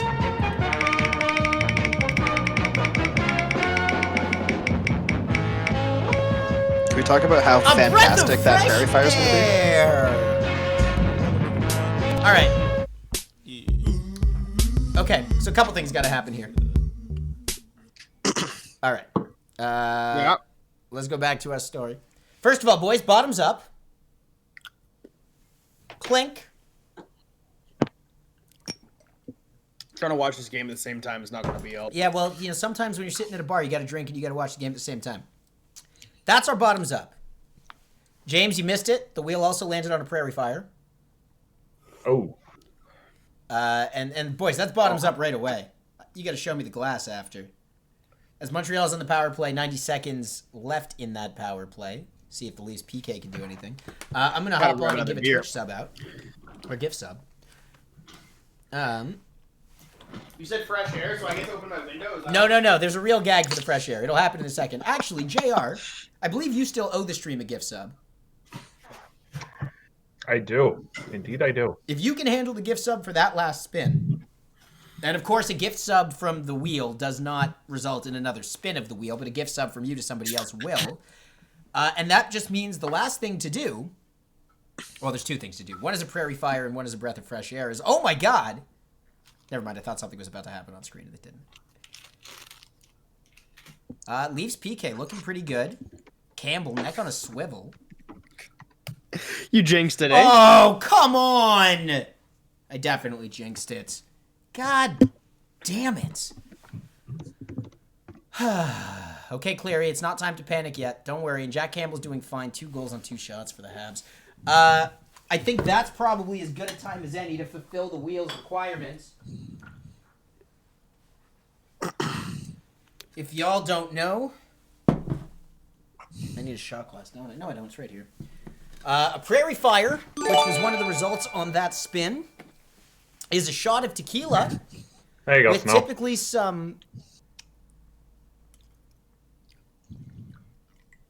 Tabasco in it, but today I don't have Tabasco, so we've just been kind of doing these with ghost pepper hot sauce, which I think is a pretty good substitution, if you will, for the wheel of gimmicks and giveaways. And then, bottoms up, my friends. Oh, I guess nobody else is doing a bottoms up or taking a shot of tequila or doing a Prairie Fire or something stupid. That's not really like it. Just like the Leafs going down 2-0. Oh, that burns. Let's see. I guess there's one last thing to do for the wheel, which is that breath of fresh air. So, oh my God, I'm so nervous as that puck almost got past Campbell. Yikes. All right, well, I'm going to go take that breath of fresh air. I'll see you in just a moment. Roll another blunt. Yeah. This is a tough one, boys. Tough to watch. Buddy, I've been watching Flames hockey all season. All the games have been tough. That's true. I still think they have a good setup. Markstrom's a good goalie. They could they could reload next year and refire, and they'll be fine. I think they got in their head this year with the division and shit, and it's tough, you know. Especially when you're. I've just been saying overhaul the entire thing for the last couple of years. Like just trade the two-headed monster that we have. We don't need both of them. We have a new core. Just rip the Band-Aid off. But that's not going to happen in the offseason. I didn't think anybody would try to trade for him today. No, unfortunately. Well, there's a lot of talk about Buffalo, apparently. I don't see it, but apparently there's a lot of talk around Buffalo. Yeah, Eichel for Monahan, 1-for-1. Let's do it. Jeez. I mean, I would hope so for Jack Eichel's sake. How old is Sean Monahan? 27? 28?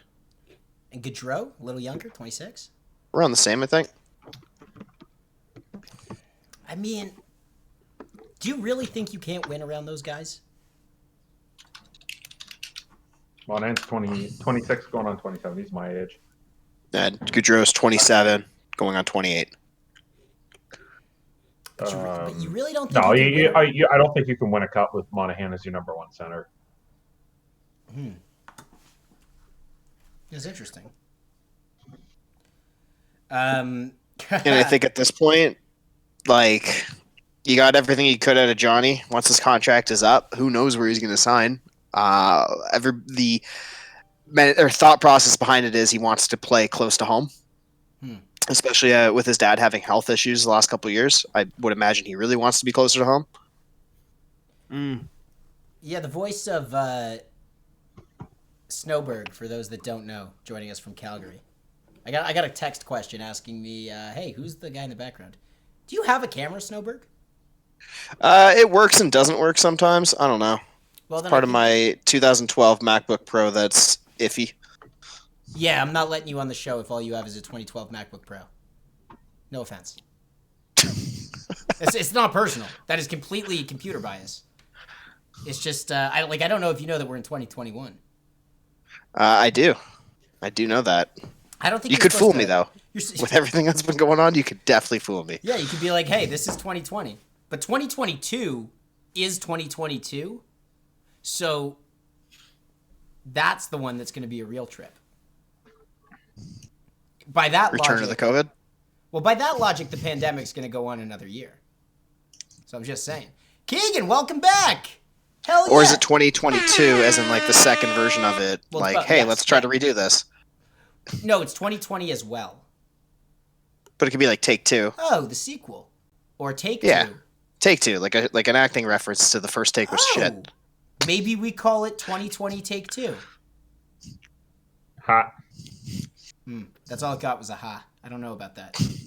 I like the laugh track. It's good to have a laugh track. It's But, like, great. it's Wait, funny, but like it's not. did my laugh track just say it likes the laugh track?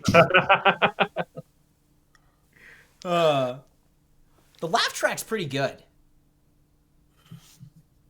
The laugh track's pretty good. Oh man. Hey, so look, maybe it's the breath of fresh air talking. But what if we called this on a... Oh my God. Did I totally miss this? No, we haven't got there yet. James, do the Leafs play next Tuesday? No, they No, play they play next Saturday Monday. and then Monday. They don't play Tuesday. They play next Monday, but it's a later game, right? I'm not sure. Out west. It's in Vancouver. And then they play... Okay, so... don't- Yeah, next Monday's at 9:00. Hey! That's a subscription! Vive! Or Goodness, Flink. Vive. I don't know what to call you. The man has two names. What's his other name? So, in the hockey chat, that's Flink. Oh, Flink. Yeah. In the Twitch world, that's Vive. Okay? I fucked with Vive. Yo, Vive's dope.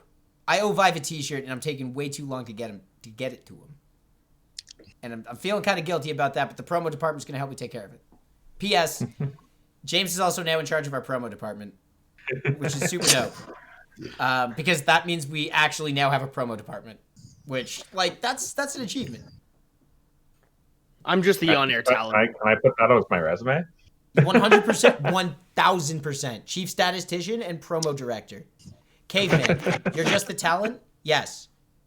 I'm on-air talent and brains. Full brain. What brain? Last week I pitched the Wheel of Gimmicks to you. And I said, hey, Paulie, here's my idea for the Wheel of Gimmicks. And Paulie, that would have worked so much better without the voice crack. And Paulie said to me, all right, you want gimmicks? I don't got gimmicks today. You give me a week, gimmicks galore. I'll have gimmicks all over the place. Since then, you know how many gimmicks Paul the Caveman Cavaretta has sent my way? He has sent me exactly 0 gimmicks. Well, unfortunately, that's not a gimmick. Unfortunately, all my gimmick ideas were shot down. I don't know if you remember. Now I can't even remember them. No, I only came up with one or two. What? I don't know if you can remember, because I sure as heck.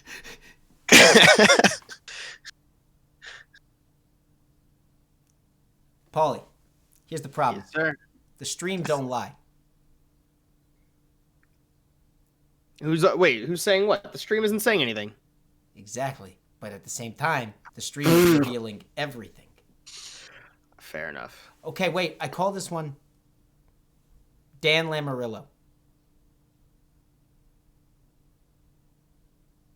How do we feel about Dan Lammarillo?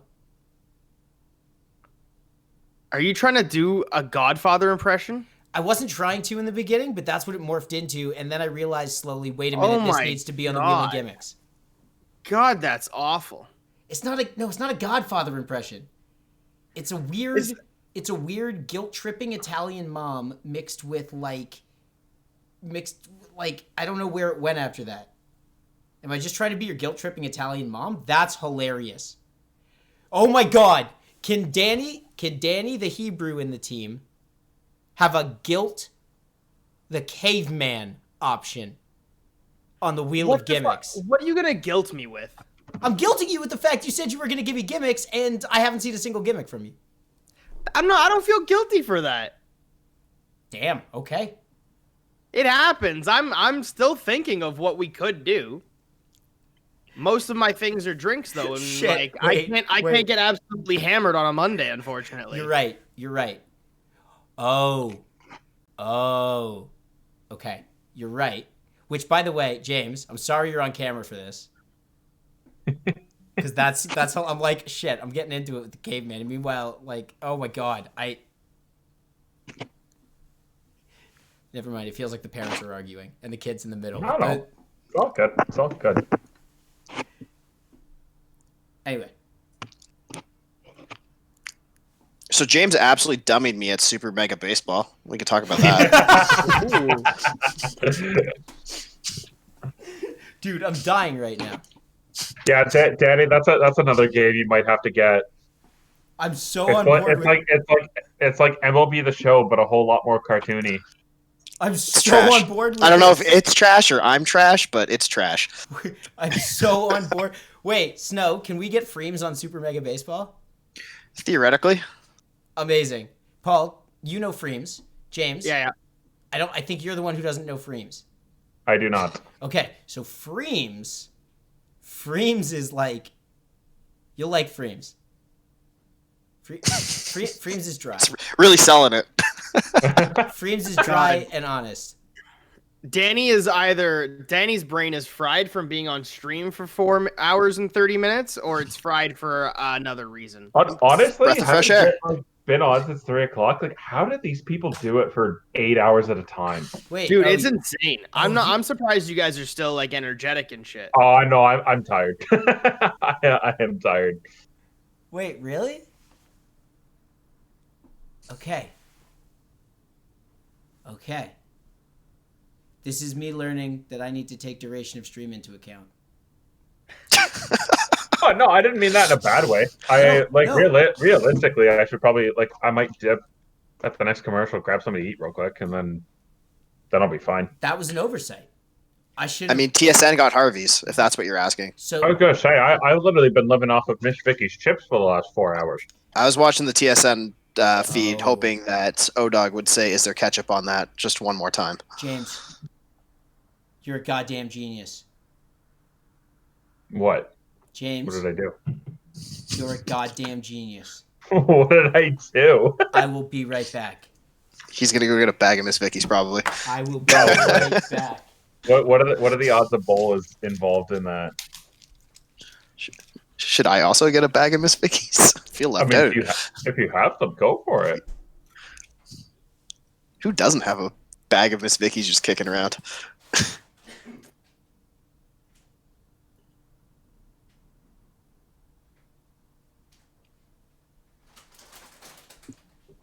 So what do you think? What do you think Steve Simmons' first question to Dave Riddick is going to be? How big is Big Dick Rick? That's gotta be You're number absolutely right, James.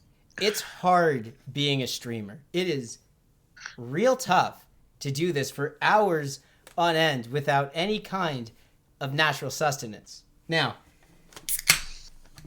you already know that I get by on bubbly, sparkling water. Buble? It's strawberry. But for the actual fuel, yeah, buddy. I love the green screen effect.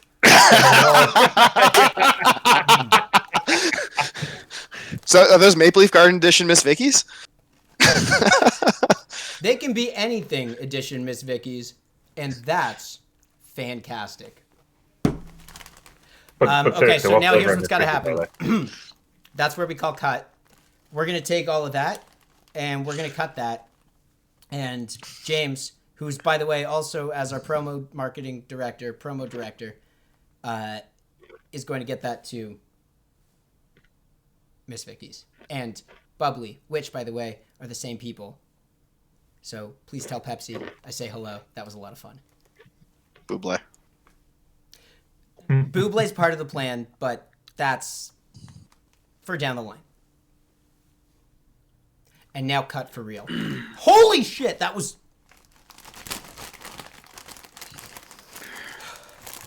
Keegan, no, they don't. But if they did, I'd be all over it. Give me coconut everything. I'm all over it. James, your team coconut? I'm team coconut.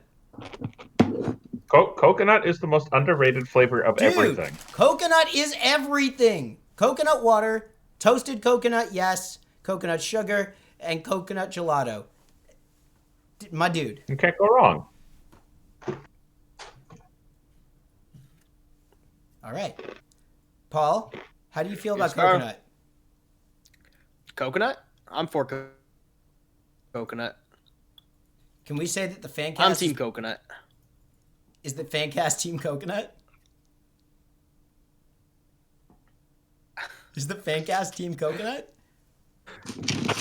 You're so fucked. Hold on, like you don't... Is the FanCast team coconut? Yeah. I think we're team coconut. The FanCast is team coconut.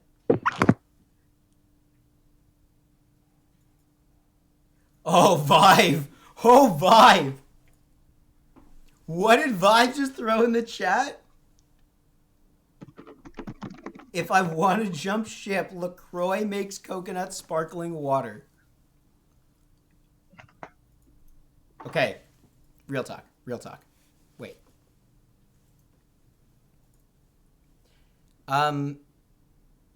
Real talk. I don't... Like... No, I want Pepsi to get first crack at it. But then... Like... I mean, I don't know. If they don't care, then they don't care. And so then maybe. But... I mean, the other question is, can we get that in Canada? Well, I don't know. After LaCroix sees this, maybe. Wait, what? The green screen effect on the chip in my hand. Ooh. Oh, yeah. There's a chip in your hand that has Maple Leaf Gardens on it. I was going to say something. This is so cool. Hold up the bag of chips, dude. It'll be on there, too. Guys. Is it bad that I just went to Amazon to see if I could get LaCroix sparkling like coconut? No, it's really, really good that you just went to Amazon to go get LaCroix coconut sparkling water. It's sold out. Can I sir. pause for a second? Hold on. Sorry. I'm You can about get to it from break the London shit Drugs. down for a sec. 1 second. I don't know what's going on right now.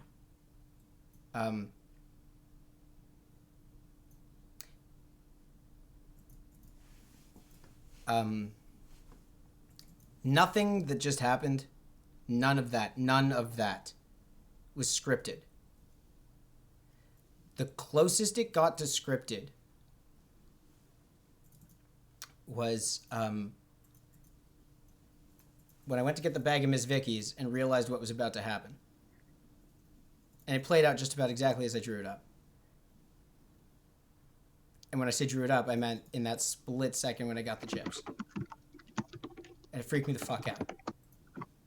Because I was like, there's no way it's going to go well. And this just did, it went really well. All of that. That was amazing because all of this has been recorded.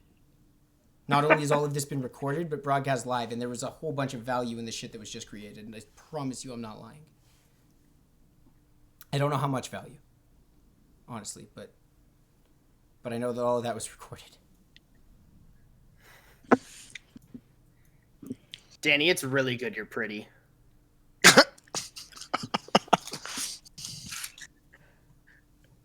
Excellent. Somebody want to catch me up on what happened in the rest of this period? Nothing. Leafs are shit in the bed. Yeah, I would second that one. All right, well, I hope that was standard, more entertaining than what was ever on the hockey. It was. Perfect. Mission accomplished. 10-3 in shots. Yeah, which means I'm already starting to write this game off. I don't know how soon we can get Corsi data, but I would love to see it. I don't know what's the standard deviation on how fast we can get Corsi. Ooh.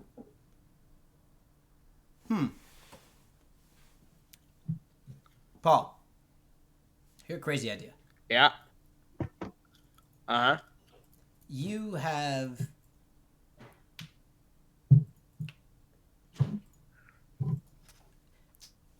You're not down with the caveman. Or are you? What? Yeah, I am down with the caveman. What's going on? Cool. You okay? Yeah. Okay.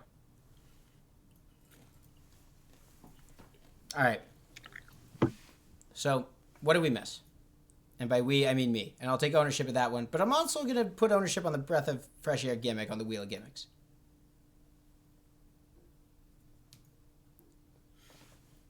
Barabanov confirmed. Barabanov confirmed better than Robertson. Hmm. Yep, 100%. What He's did we not had see a out of great, Nick Robertson? great start either. Nothing. And that's exactly the problem. Hold on. Anything bad? He turned the puck over a couple times. He was pretty aloof with his skating and not in the right place, but, you know, Okay. he was offside like twice. Okay. He was being a kid.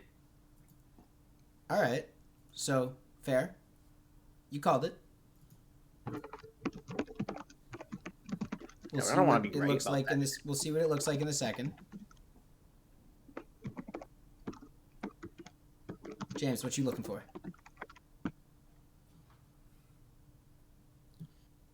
What? Oh no, I'm sorry. I got to something else. A couple of my friends from university just got engaged. So Hey, Mazel Tov. Is it weird that I wanted to say Mazel Tov and I'm not? No, that's awesome. You're Jewish. allowed to say Mazel Tov. Nice. Yeah, why wouldn't you be allowed to say Mazel Tov? Mazel Tov. Do you ever see... I don't know the rules. Okay. Rules. You ever see Wedding Crashers? yeah.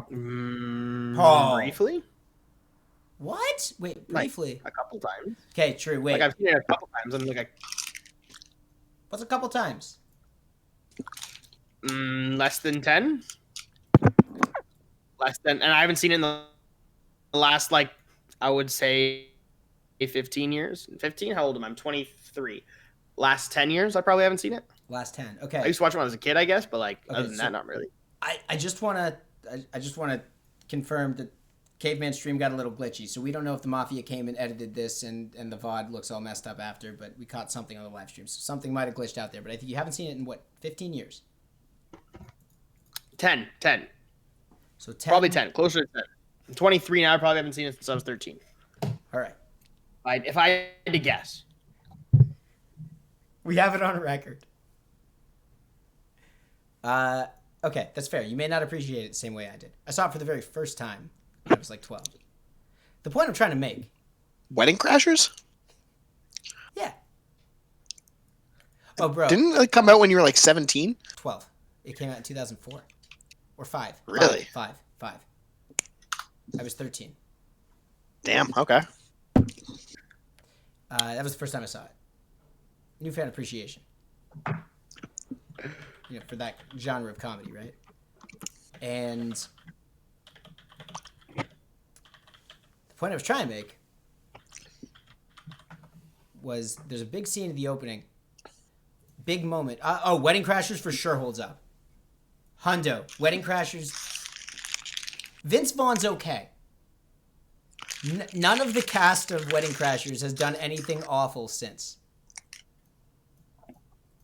Wait, sorry. Say that again. Did anything what since? Awful. Oh, awful. Okay. I meant Fantastic. What? Non-fantastic.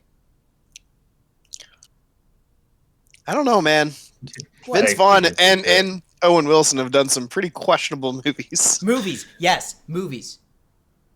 But nothing morally bad. Oh, yeah. Well, that's important.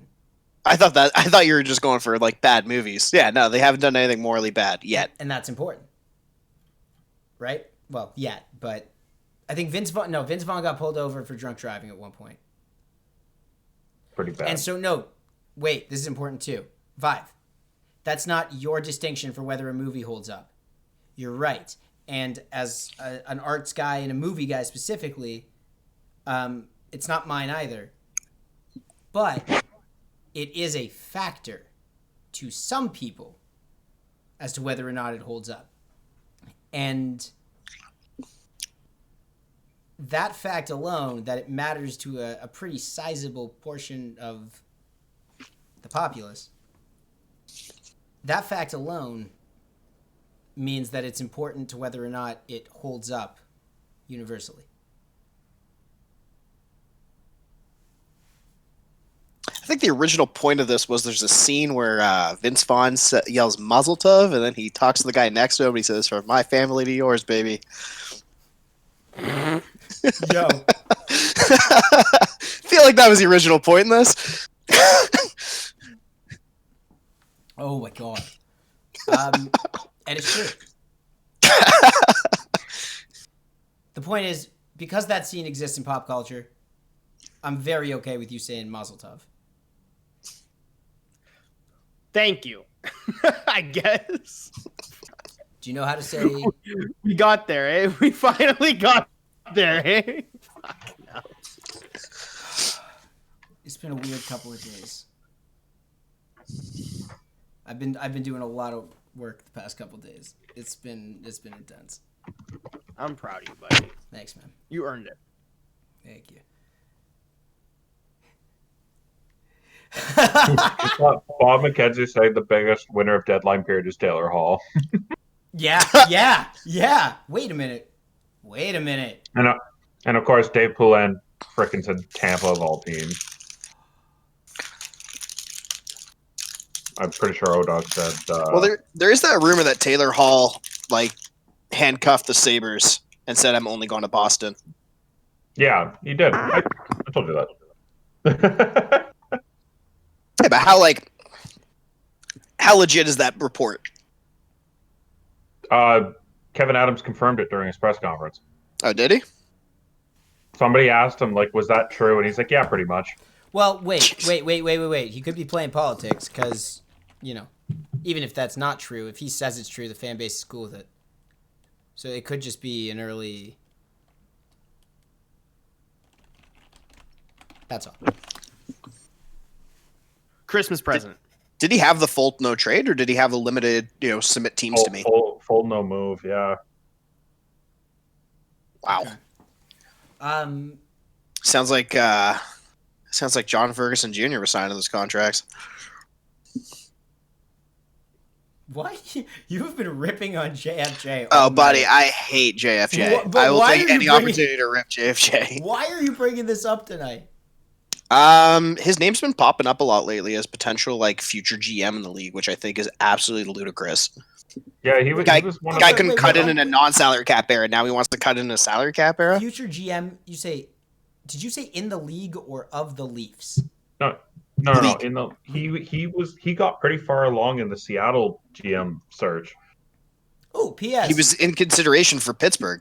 Rowdy Tellez just got a hit if you're watching Major League Baseball. Thank you very much for Cleary. Andrew Cleary, our Major League Baseball correspondent. Andrew Cleary. Sorry. Yeah, JFJ is somehow still in consideration for top jobs in the league, and it bothers me to my core. Is it legit? What teams? Pittsburgh, he was apparently in the running. James just said he was apparently in the running in Seattle. So that would be going up against Brian Burke or Ron Francis? Ron Hextall. Sorry. No, what? Ron Hextall's the GM at Pittsburgh. No, but also Brian Burke. Brian Burke's the president. It's they got hired together. It's a team. They split the job duties. The traditional GM job is now split in two. That's Brian Burke's own words. That's Brian Burke's own words. That's weird. Not the catch. No, it makes sense. It's just you split your resources.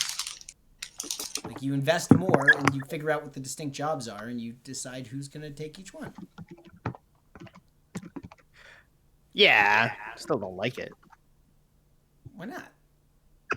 It doesn't make sense to me. I mean, I would only Fans don't disagree make because sense. I know what his role was in Calgary, so I would imagine to be something similar in Pittsburgh. What was that? President of hockey operations. He was there to help train Brad essentially and make sure Brad was comfortable in his role. Yeah. You can call it the same thing, and maybe like it's not going to be the exact same recipe that it was in Calgary. Like Berkey's not picking up the phone to make trade calls. Right, exactly. He's not picking up the phone to do contract negotiations. That's all onto the GM and AGMs. He's given the input on what to say on those calls, but he's not. Right. Oh yeah, they'll have hockey operation discussions and meetings and discuss the team. So their input's all there, but in terms of the actual, and he's at the helm of that for sure. Like that, yeah. But Hexall's the GM. Yeah. Paul the Caveman Cavaretta. James ready. How much time do you guys need? Yes, sir. Because you guys are you doing okay? I could do it a couple of minutes just to go grab something to eat real quick, but I'm doing okay. No, let's do it, my man. Let's yeah. My internet's just cutting in and out. It seems really weird for some reason, but I'm fine. The Mafia's pulling the plug. It is what it is. It happens. I will be pulling the plug in about 8 minutes here. I do have to go make dinner. Oh, we're gonna lose the narrator? Not even 6 o'clock yet. You mean the laugh track? I haven't decided which one to call it yet. It? It's a job. Right now, Snowberg is the narrator. Or laugh track. I think it's a job. The job of narrator. Hey man, I'm just here to fill in large voids of silence. Exactly. Really? Is nobody else putting this together? What are we putting together, Danny? If I'm ever narcissistic enough to go back and dissect this entire stream to figure out what the hell I just saw, we're gonna. So when Danny goes back and dissects the stream to see what he saw, we're gonna make sure that we're gonna make sure that we do it with Fashioop. And we're gonna make sure that we did this whole thing without saying anything to offend Pepsi. We get it.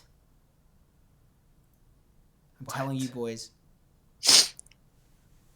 Guys, I have more ammo to try and get the Pepsi sponsorship. Like, you guys don't get it. Have you guys seen the bubbly cut? the bubbly cut. Okay.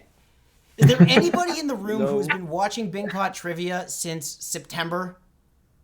Is there anybody here that can confirm what I'm about to say? I've been trying to chase a bubbly sponsorship for like ever. It started as a joke. It started as a joke when I first took... Oh, you guys needed time. Okay, you know what? Wait. Vibe! Yes! Okay, Vibe's here. Shit. We gotta take 5 minutes. Because, no, we gotta take... I'm taking 7 minutes because these guys need time. We're gonna come back in 7 minutes. Because these guys need time. Is 7 minutes enough, James? Oh, it's more than enough. I'm good. Paul? Yeah. Do your thing. No, real talk. 7 minutes? Yeah, do your thing. I'm good. Okay. Snow? I mean, I said I was going to leave in 8, and now we're down to 6. And if you want to break for 7. So the narrator's gone. I'm not a math guy, but... The story comes back. The story comes back.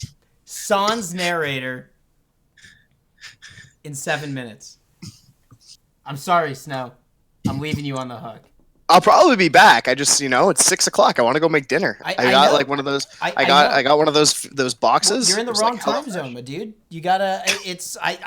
Man, make the drive. You've done it before. You're also eating into your time because the timer's going. I didn't need the break.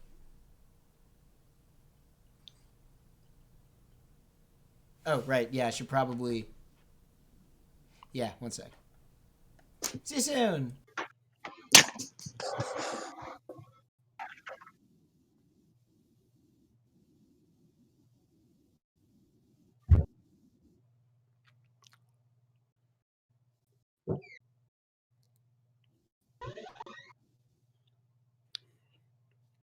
Yep.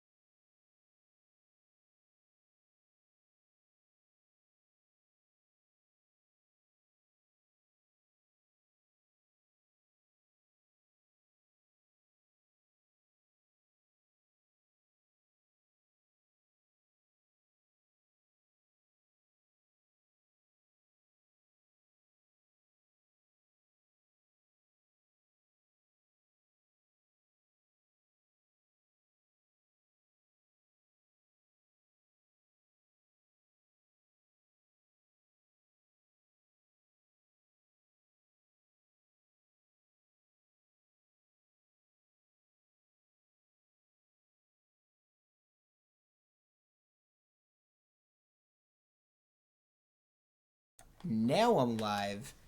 And ladies and gentlemen, boys and girls, children of all ages, we are back with the Leafs FanCast, where there used to be a narrator, right? You see, it changes the mood almost immediately. Thank you, guys. I appreciate it that we're all here. And also next time we'll make a point to keep music on through the... Hey, Kaylee's back for the third. Hell yeah. It's a second period. But the point is she's going to be here for the third. Because right now, it's 2-0 in the second period. And Toronto had not looked good. 16:54 left. And Jack Campbell. Gotta be wondering if the dude had his confidence restored in any way, shape, or form. If you're in the dressing room, what do you say? I have no idea.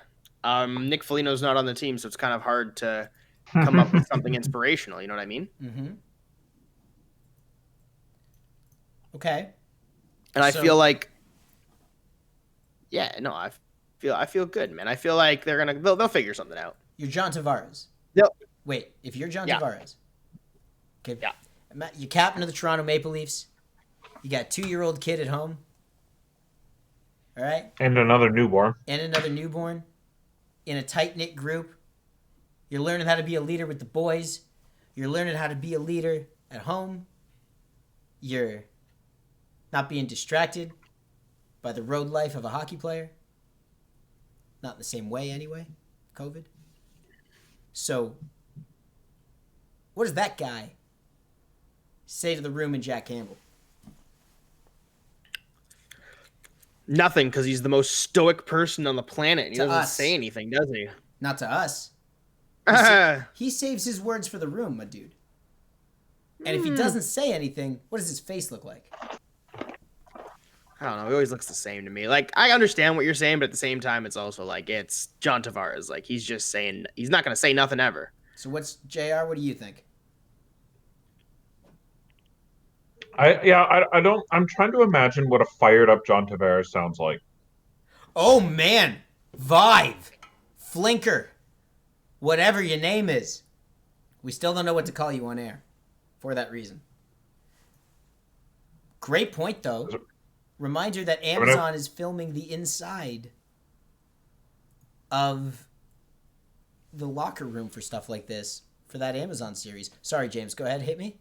No, I was just gonna say coming out in I believe August. I think it's gonna come out as a hype video for the next season. Oh man, we need to put pins in these questions because we will have them answered. Oh, second period has started, by the way. I don't know if anybody. Oh, you're said that yet? But... Yeah, you're well behind, Caveman. How much time you got? I just refreshed. I'm at 18:10. Oh, buddy, I'm at 15:21.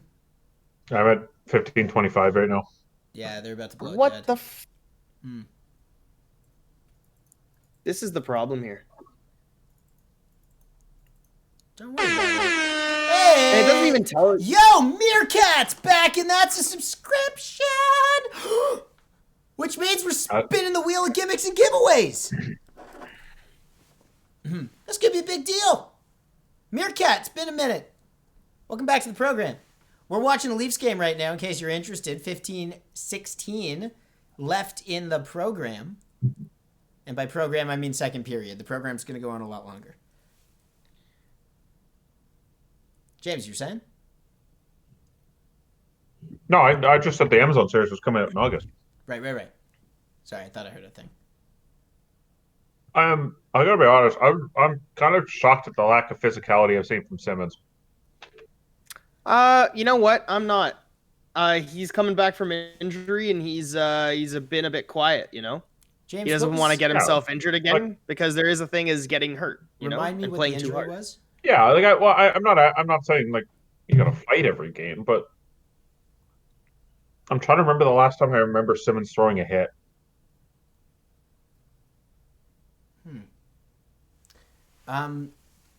So two things. One, James, I agree. I've been thinking about Simmons as well. Paul, I understand the injury take, but at the same time, if he's not good enough to play like Wayne Simmons, don't put him in the lineup. The whole point was at the start of the season, he hadn't played in forever. But at the start of the season, in his very first game back against Montreal, he dropped the gloves and reassured all of us that he was Wayne Simmons. Since he got hurt the second time, he's come back, and he hasn't looked like Wayne Simmons. So, you know what? No, he hasn't. So you know what? He hasn't. Here's what I'm thinking. Take like 3 weeks. No, I mean we got a month left of the regular season. Take 2-3 weeks. Let him just chill and say, Wayne, all we care about is that when you come back in time for the playoffs, you're Wayne Simmons. The second thing I I guess was about so. to say. Also, Vive, you are absolutely correct. Spezza is Vive. looking great tonight. Vive saying that Spezza's looking like a god, and also Vive addressing the John Tavares point. In the locker room, you just kind of forget about it and play hard in the second. And I got to tell you guys, the Leafs have looked a lot better so far. Am I missing something? Why is Matthews playing with Mikheyev and Hyman? How much What time am I you got missing left on the here? clock, Caveman? I'm at 12:50. Yeah, he's the same as me. I don't know if they're double shifting him right now. No, it looked like they were a unit. What's going on here? I also saw Tavares playing with Thornton and Spezza. So where's Marner? This is Kerfoot now out with Marner and Galchenyuk. No, what's going on here? I think it's just some line change problem. Yeah, Yeah, you no, know no. what? I we think had a they're switching it up. terrible first period. Throw the lines in a blender. Why not? I guess this is something you want to see in a playoff game if something's not working, right? That's exactly Now what it's you want to see in a playoff Marner game. Marner and Kerfoot. So, guys, back to Kyle Dubas today. We wanted Nick Foligno because we wanted a guy who can play up and down the lineup, where it doesn't matter. We're going against the Lamoriello-Babcock theory of guy needs to play this position, do this job. It's no. Guy needs to be able to do these tasks with any partner. Yep. And you know what? Honestly, Danny, this is a perfect situation where if Sheldon wanted to do this, if Keefe wanted to switch the lines up, who's a better center to play with, I don't know, Galchenyuk and Marner than Foligno? So you don't have to have Kerfoot, who looks absolutely garbage all the time. Yeah. So then what do we do with Kerfoot? Oh, the deadline passed, so I don't have any answers. So, okay, honest to God truth, if you're the general manager, if you're the coach, you don't care what the player's making. No. It's not your job. You don't care. Yeah. So if you're the coach, the only reason you would ever have a problem benching Alex Kerfoot, if he's not the guy, is because your general manager tells you can't do that.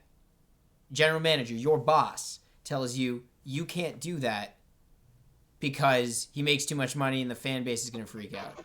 But if you're Kyle Dubas, you're just trying to win. And if you're Sheldon, you're just trying to win, and you're aligned on that. Yeah.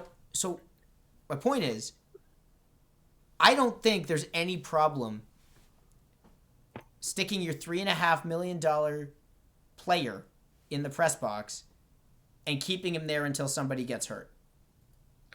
You're absolutely right. There is nothing wrong with that. And I hope that's what they do come playoff time, because I don't see any situation where I'd rather have Alex Kerfoot in the lineup than a Riley Nash. Literally none. Well, the only situation would be Riley Nash does not heal fast enough. But, and here's the other big thing. I don't think I haven't heard this brought up yet. We don't know what the deal is with Riley Nash, right? James, that would be correct? He's not officially. What I've heard is he was put on the IR, LTIR, before he was traded to Toronto. Mm-hmm. But it seemed like his injury was going to be healed up before the playoffs, so then he would be taken off during the playoffs, so his cap hit wouldn't actually count. That is what I've heard. That's as the D7 chess. 7D chess. Sorry. Yes, and as a Blue Jackets fan, I remember seeing him. He looked fine until I think the last game he had up until he got injured, and I haven't heard much about it. So I don't ever remember him having a reason to be on the LTIR until recently. So who knows? So Kyle Dubas, man, paid attention to the lectures in Lou Lamoriello's class. Absolutely. Also, we gotta really work Professor Lou. Professor Lou. I don't know. We're gonna go back and watch the tape later and figure out. Oh no, Campbell! It's fine. Everything's fine. Everything's fine. Sorry, everything's fine. What's your time at, Danny? 10:54. Where are you guys? About 10 seconds behind you. All right. The oh my God, Campbell thing just happened. That wasn't really that much of an oh my God Campbell nervous, thing. Okay. Cleary's telling us we're back to normal lines. Hell yeah. Vibes on your side here, James. Oh! I mean... No, I saw that too. Good for him. I think you're watching the Montreal feed, Danny. That could be possible. I'm not listening to it. Hey! I'm not listening. Yeah, you're watching. You're 100% watching the Montreal feed because I'm on it too now, and it's ahead. Oh, that's good to know. All right, so the game's starting. Remember when I said it's going to be important that Kaylee was here for the third? Yeah. Second. Yeah. I mean, it's the second, but there it is. No. I know. It's currently the second. So here's something that mine is so behind. Here's the thing with Galchenyuk. Galchenyuk did nothing on that play. The puck still went in the net. Is it circumstance of the line he's on, or is he doing things off the puck that matter? This is where I'd like to go back and watch the tape. Like his positioning on that shot, on that pass from Marner he was high slot, right? He didn't get the pass. He didn't make the pass. He had nothing to do with what happened on the puck. However, there were two guys defending him. If you go back and watch it, there are two guys standing right next to Galchenyuk and one guy chasing Matthews on that play. So is it the little things like just dragging those two defenders off Marner just long enough for that pass to happen? Is that what makes him with that line indispensable? Yes, indispensable. Yeah, he is not dispensable. He is indispensable. But that's the thing is if he's not going to contribute offensively, he has to keep doing that because the moment that dries up, then what are we doing here? No, for sure. And I think with Galchenyuk specifically, his skill can come, and when it comes and it complements Matthews and Marner, it'll be there. I think what we're not seeing, which is a hard thing to see, like to gauge. I think what we're not seeing, which is a hard thing to see. Yeah, what we're not seeing, which is a hard thing to gauge, is not a stat. It's the pressure and the hockey IQ of where to be and when to be there. Oh my God! Wait. Sorry. All of this has been phenomenal, but I don't know if anybody noticed. All of this has been fantastic. Matthews scored, which means the Leafs scored. Yeah. We also didn't spin from your cat. Yeah, we got to spin twice, Danny. All right, well then. Everybody up. Oh, God. It's time. It's time, ladies and gentlemen, to spin that wheel. Here we go. It's the wheel of gimmicks and giveaways. We spin this every time the Leafs score, and we spin this at 400 bits. So let's do the thing and spin that wheel. Spin! What does the wheel land on? Soup swap! It's a wheelie pun. It's it's Pun Town. Population that's courtesy of Vibe. I'll be right back! Wait, spin it one more time before you leave. Yeah. No, he's He's just.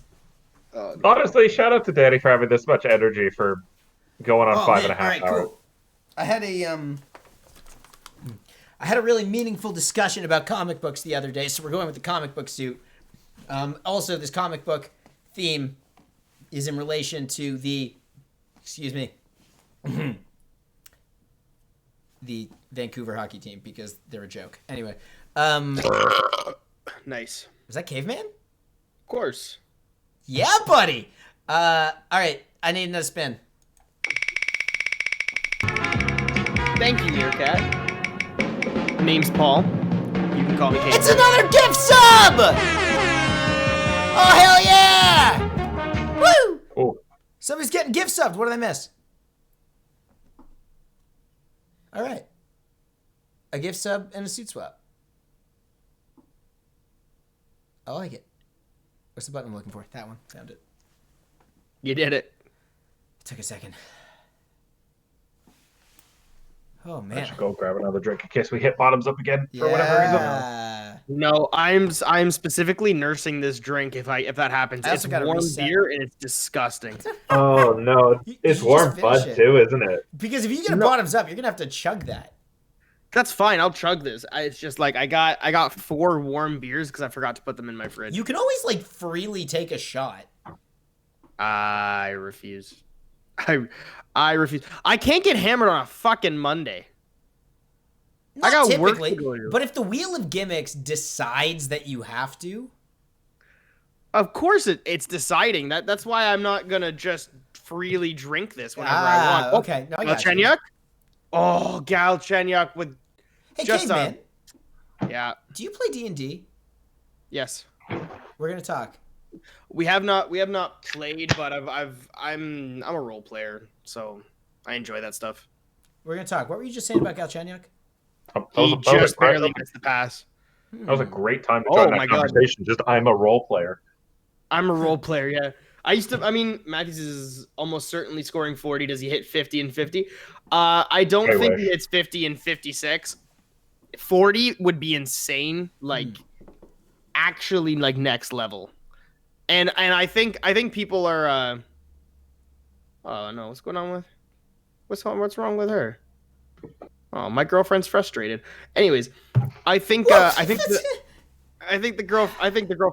conversation very quickly is going to turn to is Matthews the best goal scorer in the league, above Ovechkin and Stamkos and all them, and Pasternak? And I think the answer is already yes, but we'll have that conversation another time. Hey, wait a minute. Can we just address? Oh, Jack Campbell. Can we address that? Is Maggie all right? I hope so. She just found out she has OC. Well, she knew she had OCD, but she has Tourette's OCD, so she has these little tics she does whenever she gets compulsions.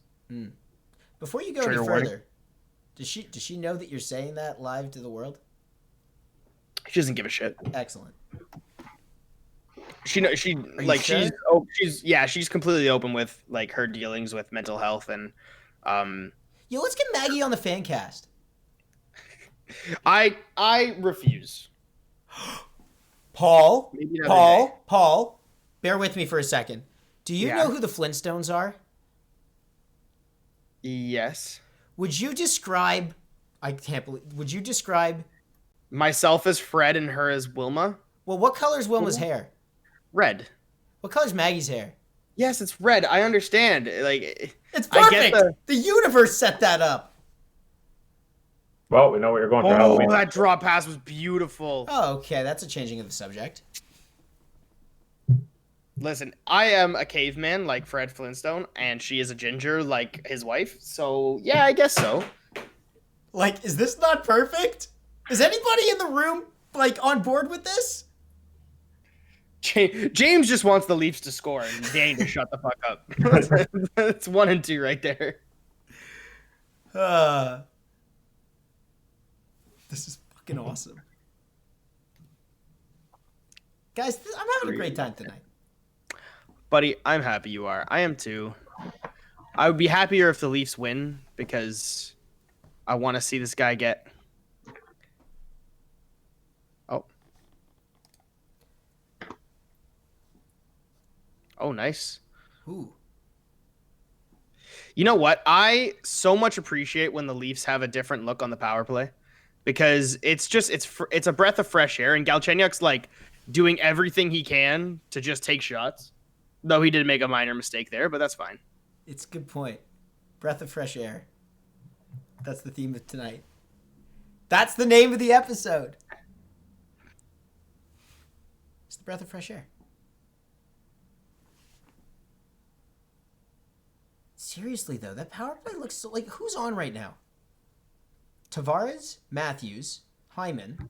That's a bad shot. Spezza. Matthews just swapped on for Galchenyuk. It looks like the first power play unit's trying to swap. You know what? I guess at no point today did we remind the room that Willie Nylander is still out of the lineup. No, and you know what? That's perfectly fine. Could you imagine going on a massive win streak without Willie? Like, it's just ridiculous what this team can do. Yeah. And I appreciate you phrasing it like that. It's well known that this is a Willie Nylander appreciation group. But the flip side of that argument is, oh, look at how well they've done. We don't need Willie. But, like, no. That's covering for depth. If one of your beasts goes down, you have depth. And you need depth in the NHL. Yep. Show me the depth. This power play is reminding me that Willie Styles is out. Yeah, it is. That's because exactly. If Willie's there on taking that Thornton pass and taking it as a shot instead of a pass, it's a goal. Also, is Joe Thornton the odd man out in this lineup once Riley Nash and Nick Foligno join? Like, and Nylander comes back. Who's leaving this?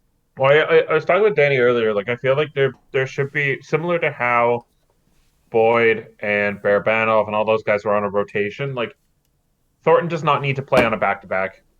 Hell, give Simmons a night off. No, absolutely. He doesn't like he should not like those Spezza being the lone legend. Danny, you don't have to raise your hand to talk. Spezza being the lone like legend of those three who should stay in the lineup.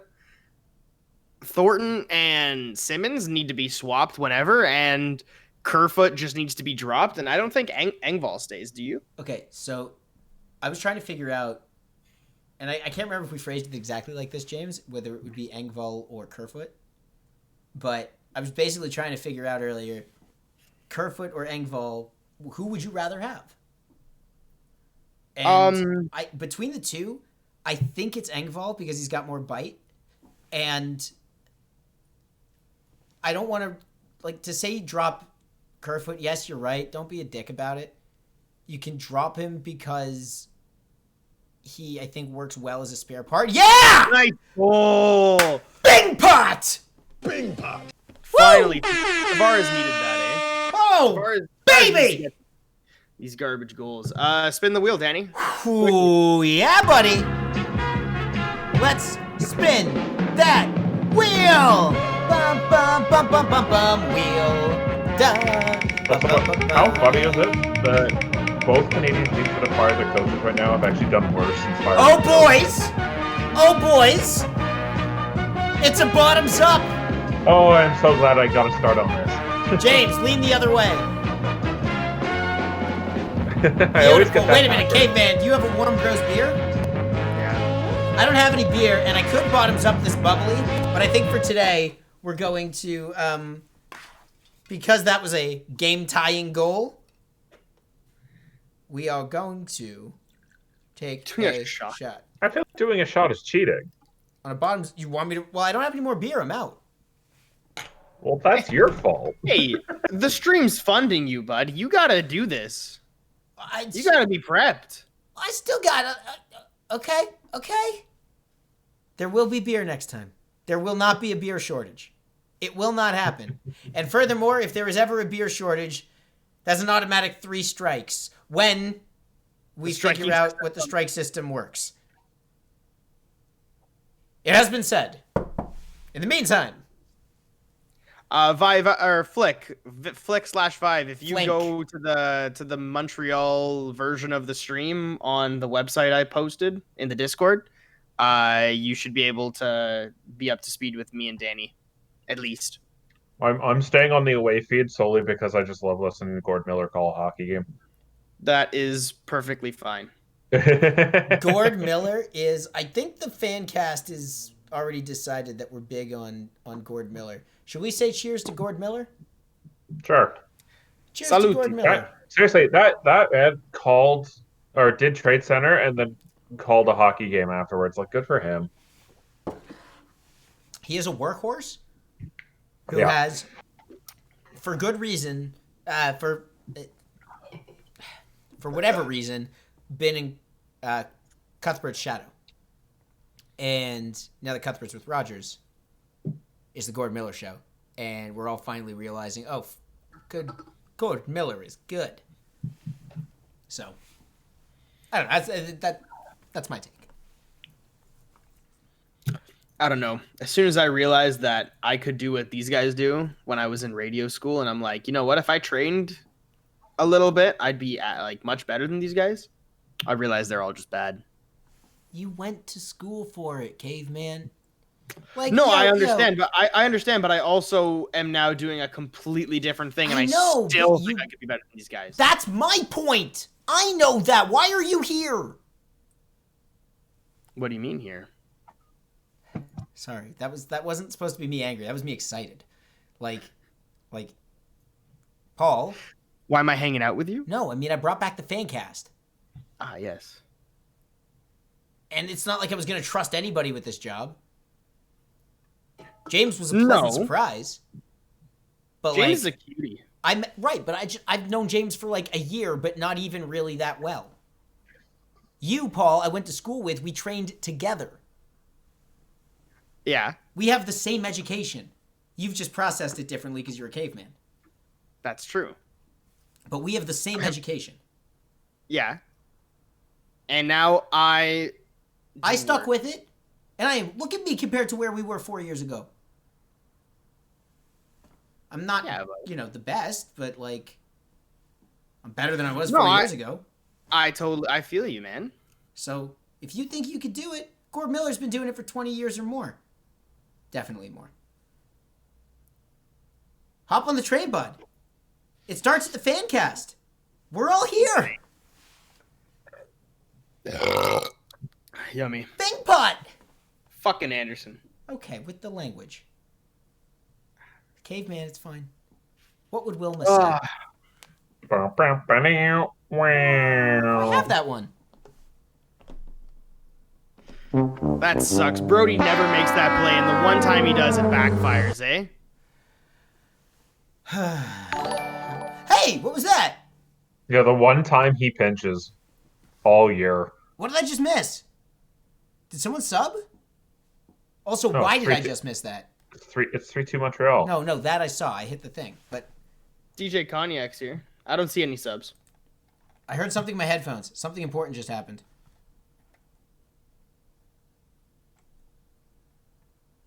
Uh-oh. I don't know what just happened, but if somebody wants to remind me, I'll definitely call that out. Don't worry. I said it was important that Kaylee be here for the third.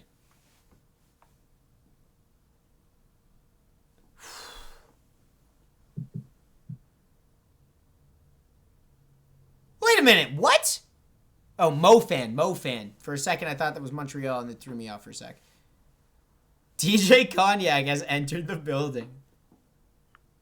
That is a statement.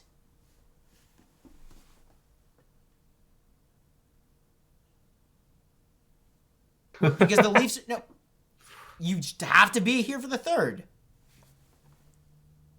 You created the notification? Wait, what? What do you mean? How did you do that? That was cool. No, I know. I didn't think you were a Habs fan. That was what you witnessed was a brain glitch. It happens to me. Oh, thank you, Cognac. I appreciate you. Thank you very much. You should make that notification visible. No, I don't know why it wasn't. I might have to go back and fix that crap. What I actually need is a log of issues. Also, the narrator. That's the moderator. Whoever's modding the show needs to be, that's who that is. Which means I gotta make Snow a mod. But I also need to make sure I always have a mod. Caveman, you okay? Yeah, you ever get one of those like face freezes? Yeah, neither do I'm I. sorry. So this is weird. It feels like all the muscles in my face just tensed up all at once. It happens when you're in construction and you can't control your bodily functions anymore. Oh, sorry, what? Is it because of all the vibrating? Yeah, generally. I do ride the disco stick for way too long. That's what my boss says. You know what? I haven't gotten a message from him today. That means I'm going back to work tomorrow. That's nice. What's a disco stick? Let's have some fun. This beat is sick. I want to take a ride on your disco stick. Don't you remember it? Lady Gaga? Yeah. Keegan, I'm going to miss you. Are you talking about a dong? No, it's a Lady Gaga song. No. Yeah. No, it's... Yeah, you're right. Peace, Keegan. No, but what is a disco stick? I don't know. Whatever's in the... Bro, I'm what do you assuming... mean? Wait. Sure. What do you mean? You don't know? I don't know what it... You don't take words... www.urbandictionary.com. Are you kidding me? What do you mean, am I kidding you? Am I supposed to go Google it now? No, you're supposed to go to Urban Dictionary and Urban Dictionary it. No. What do you mean, no? I am... No. I'm Chief not, statistician, if you wouldn't mind. It's definitely a penis. Thank you! No, it's actually not. What? Do you want me to read this, or are we staying family friendly here? Can you read it while making... We're beyond that. Can you read it while making the necessary adjustments for it to be family friendly?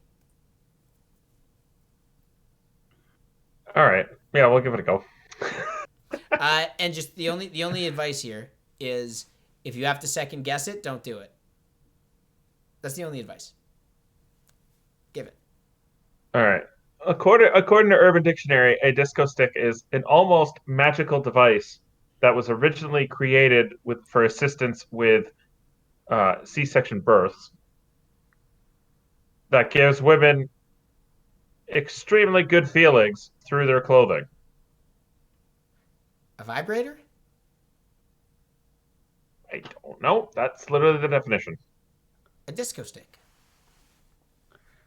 The quote underneath is, "I don't care where we go dancing tonight as long as they have a disco stick. God, I need a disco stick tonight." No. That's most definitely a penis. I think Paul was right. Let's play a game. Penis or no penis? Let's not play that. We're not playing that game. We're not playing that game. No, we are not. As the period Avalanche. ends, Mo almost gets a shot through from the point. Okay.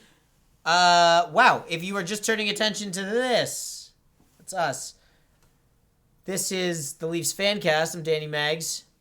James Reddy. Oh, Cognac, this is not a... Paul the Caveman Cavaretta. What is definition number 2 of disco stick? No, that was the only one that came up. There's no way that's correct.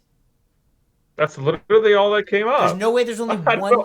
There's no way there's only one definition of disco stick. I don't know what you want me to tell you, Danny. There isn't anything else here. Well, Kaylee says there's 2, so I don't know what she means. No, I'm not clicking on that link, Vibe. That is not a link I want to click.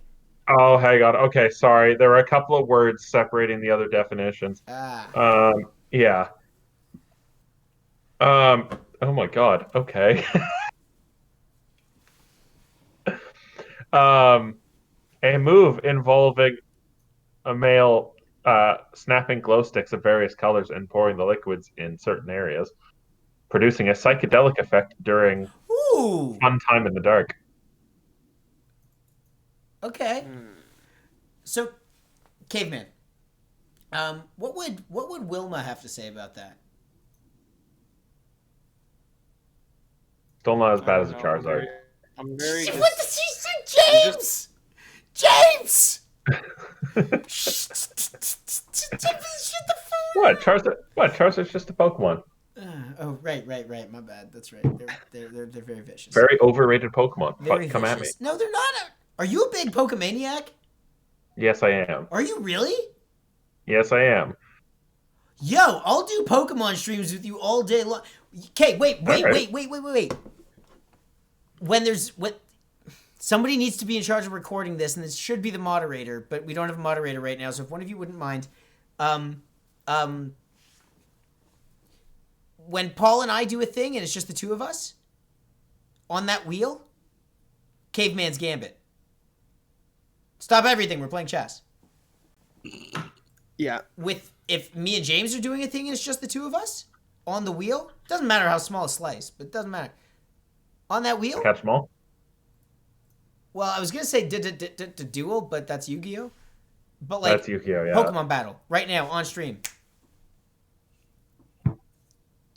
I play competitively occasionally. Sorry, You're not what? beating me. Okay, so you're better than me. You're better than me at Pokemon, like I'm better than Paul at chess. That's fine. I mean, oh come on. Well, man. okay, let me rephrase that. I've played in competitive formats. I've never actually played like a legitimate tournament. No, but if you're like training in the battle tower properly, you're doing fine. Paul. No, Paul, I'm play undefeated Pokemon against Paul at chess. I'm undefeated against Paul at chess. I never claimed to be good at chess. Yes, If you wanna did. face It was the same episode. Somebody go watch the episode. It's on the YouTube channel. You were like, I'm so good at chess. And I'm like, okay, play me at chess. And you're like, fine, I'll play you. Chess. I'm learning chess. At least I'm learning how to be good at chess. And He also, only started saying that after I beat him. I will absolutely smash you. That's why it's got to be at the wheel. It's on the wheel. But only when you and I do a thing together. Caveman's Gambit is on the wheel. No. Let's play Pokemon. I will smash you. Okay, in Pokemon. Pokemon will always be on the wheel. Pokemon's always going to be on the wheel. Like just go Pokemon Showdown, and I'll absolutely crush you every time. What's Pokemon Showdown? Then you're so behind. You don't even know what that is. I'm a boomer. Yeah. What's Pokemon Showdown? Come on. It's literally it's a battle simulator.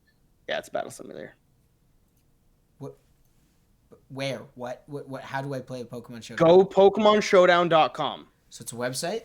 Yeah, just Google it. I'm doing it. I'm trying. Pokemon Showdown. I've never actually used it, but I know what it is. Wait, is this like an on-demand Pokemon battle? Yes. It's Caveman's Gambit, but it's Pokemon Showdown. It's chess.com. Right? Like we don't have to like go through Nintendo, is what you're saying? Oh, they don't like that. They really don't like that.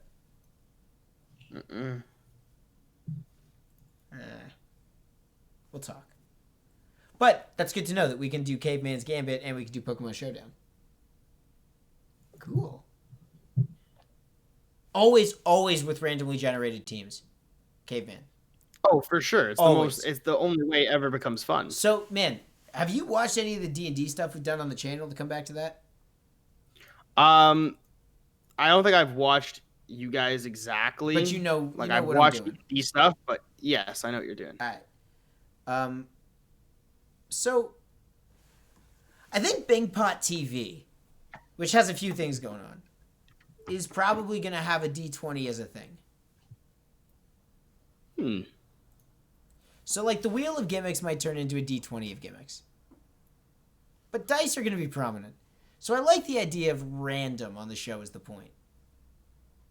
Yeah. And I'm wondering, like, we're just going to look for ways to incorporate random. That's why I asked the question. If we do it, is random the right way to do it? And yes was the answer. Yes is the answer. Nice. James? Yes, sir. Do you have the broadcast in your ear? Yeah. Paul, do you? Yeah. Paul's watching French. Right? The Montreal feed? Not French. Yeah. Sorry. Is it? Yeah, I'm watching Pierre LeBrun. And James is watching... Like the TSN, like the Toronto feed. Toronto panel. Duthie and... Yeah. The Huge. ODog and such? Yep. It's Roast the Panel month. I'm not listening to either feed. I'm working the room. Paul, give me your take. On these guys? Yeah. And tell me right now if I have to use the caveman angry button. Honestly, no. Like I watching this Montreal feed and they're not bad, eh? Like these guys are saying some like smart shit. Can I get an example? Well, see, here's the weird thing is I'm watching this from the opinion of what's it called? From the opinion of the Montreal fans and the Montreal media, and they're talking about how nice or how well the Maple Leafs have been playing. Just very interesting to watch. See these guys and what they're thinking. They're tipping their hat to Toronto? Yeah, like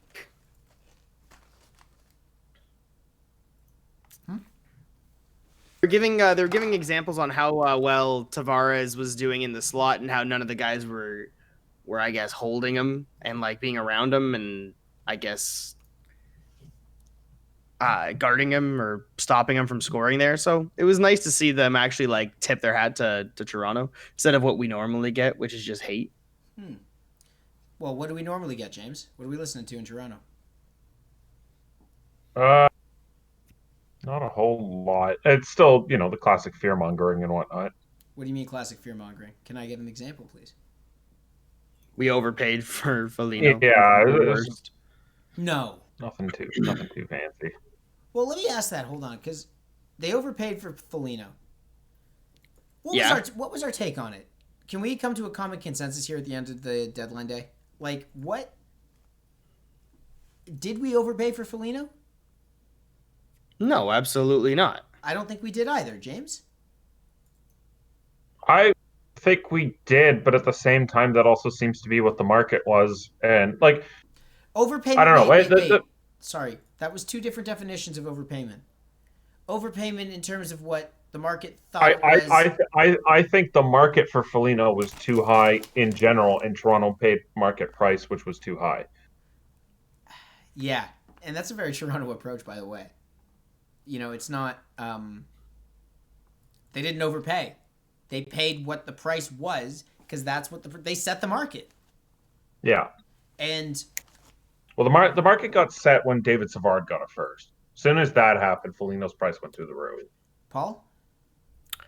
I'm not sold on the idea that we lost or we overpaid on Foligno, and maybe that's that's my bias showing.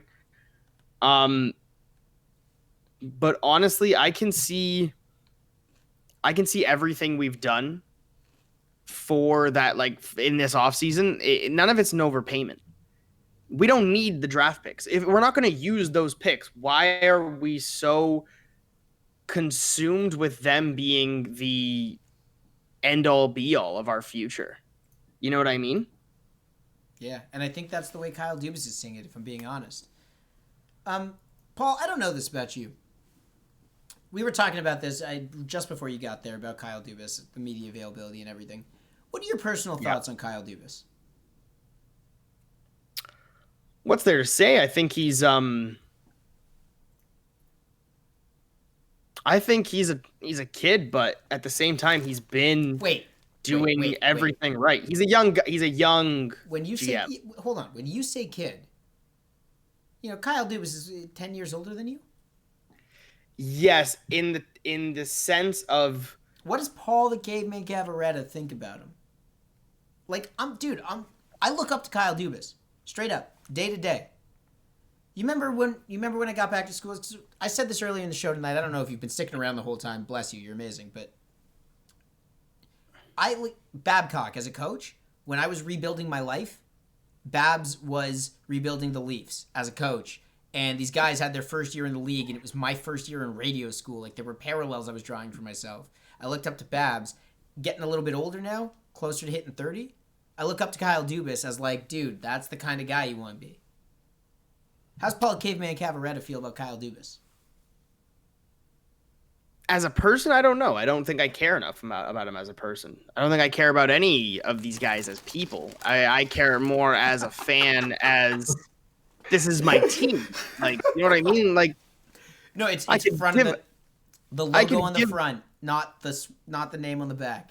Yeah, absolutely. I could give a shit if he's 5 years old or if he's 50 years old. He's making the moves that, or 80 years old, whatever.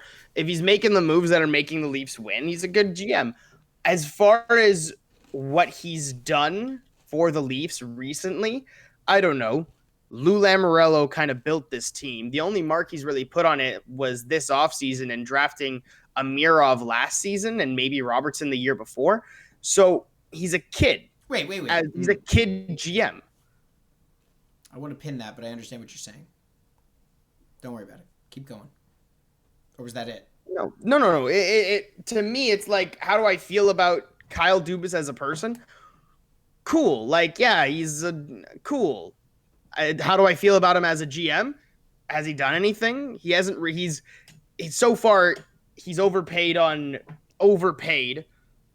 Matthews, on Marner, on I don't know if he signed Nylander. Yes, he signed Nylander. Yes, he signed Nylander. We can and we will. Yes, that's what you're right. So my argument isn't like Tavares. Tavares. Yeah. No, did he? Oh, did he? Yeah. Yeah. Okay. Against. So I can't remember. I can't remember. Lou was just helming the Islanders, and Kyle Dubas took from the island from Lou, who tried to bring him back home. Yes. Okay, I remember. So as far as that goes, he seems like he was a kid back then, and you know what? The deals are team-friendly deals that go and they're longer. And if this COVID thing didn't hit, he would have been way better off, and he wouldn't have to do all this cap bullshit to sign the players that we've signed. But he's still a kind of a kid, you know. He still makes mistakes. He still gets bullied low key by these star players, right? Let me ask you, when you say he's a kid. Because you're the blue-collar guy, right? You're the... Kid in terms of GM. He's like the apprentice. Go ahead. Your buddy Ted that you talk to all the time? How old is he? 38. Yeah, he's the one calling Kyle Dubas a kid. Or actually, not even him. Is probably the older guy. Probably an older guy. Yeah, but even a slightly older guy. 38. Like, look, if you're older than him, this is how I see it. You're older than him, you got the right to call him kid. You're younger than him, you don't. It's literally, you can have a couple days on him. But no, but you're oh my God, Brown scored again? That's 8 in a row. Insane.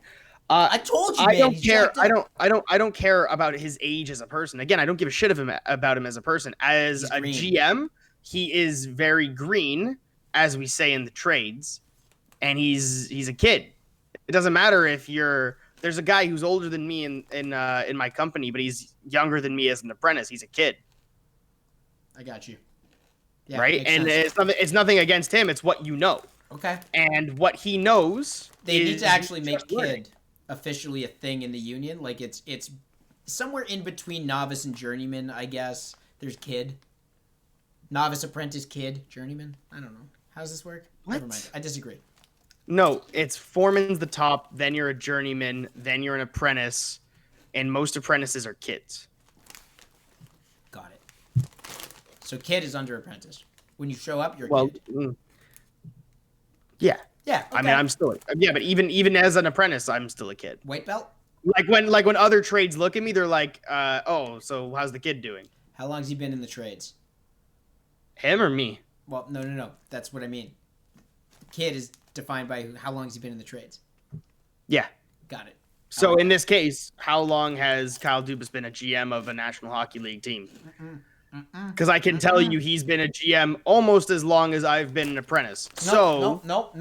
No, Sault Ste. Marie Greyhounds do not count. That's not a National Hockey League team. How long has he been in the National Hockey League? As a GM. Nope. In the trades. No. I didn't ask if he was an apprentice or a journeyman. I said, how long has he been in the trades? How long has he been in the NHL? Okay, that doesn't matter. How long have I been a carpenter versus how long have I been a plumber? You tell me. You're still an apprentice plumber. No, but you already said just a second ago that it's irrespective of how long you've been in that trade specifically. You said kid is about the trades in total. No. You're You're taking two things that are separate and you're trying to make something out of it, and I understand it. The whole point is when you are an apprentice and you don't know shit, you are green, you are a kid. Just because you haven't had the title of GM doesn't mean you don't know the shit a GM needs to know. Kyle Dubas has been with the Toronto Maple Leafs. Just because I'm not a journeyman doesn't mean I don't know plumbing, but I'm still a kid. But it's not about whether you're a kid or not. It's about how well do you know how to be a plumber? And how well did Lou Lamoriello teach you the things you would need to do and impart his life wisdom to you? Kyle Dubas has been with the team since Dave Nonis was general manager. That's how long he has been in the trades in the National Hockey League. Whether he has been a plumber, a light wall guy, a drywall guy, a steam fitter, it doesn't matter. He has been in the trades for a while, and now he has earned the title of foreman. And Paul, if I made you a foreman tomorrow, would you do okay? You'd probably make a few mistakes. Absolutely not. You might make a few mistakes, like trading Nazem Kadri for Tyson Barrie, but... No. Well, that's because you're not Kyle Dubas. First of all, as someone who doesn't or has not worked in the trades... That's me. You do not know what you're saying. And that's fine. Partially true. But I am just letting you know, if we're going with the trades analogy, I still don't care how long he's been a GM for in other places or how long he's been around the league, because he could have been an office guy and now he's going into the trades and he's an actual worker and you're still green. He's actually making the moves. He's doing the thing that he has to do. I'm going to put a pin in this. I don't think we're going to settle this one tonight. However, the Leafs are about to settle this game as puck drops against Montreal. Third period, 3-2 Habs. Kaylee, are you in the room? That was important. And Vive reminding us that there was a joke I was trying to make. Whatever that was. Excellent. JR. Well, Yes, Paul and sir. I were bickering. Is there anything important that we missed? PK Subban got his leg slashed by a skate and got that stitched up. Nice. What? Good for him. And went right back out to play. And Wait, Colorado what? announced that, yeah, he tweeted out a photo.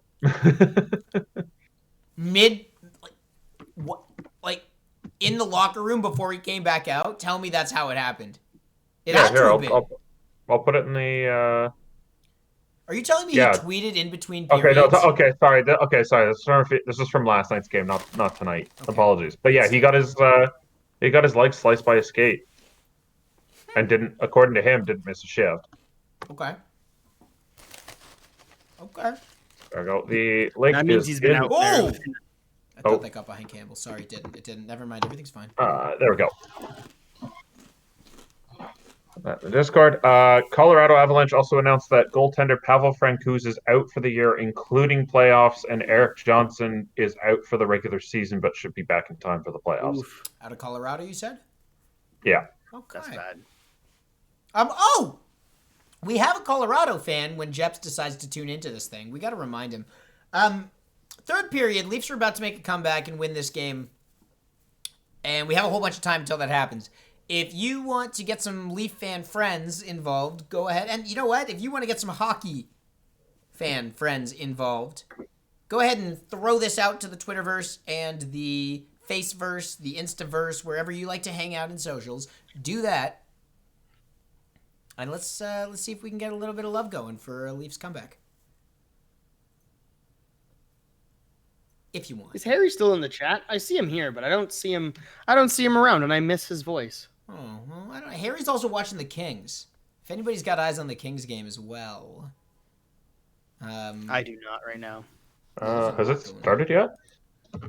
That's a great question. I keep forgetting they are in not Eastern time. Yeah, it doesn't start till 10. Oh, right on. Well, he might just be hanging out. He might just have us in the background being a good dude.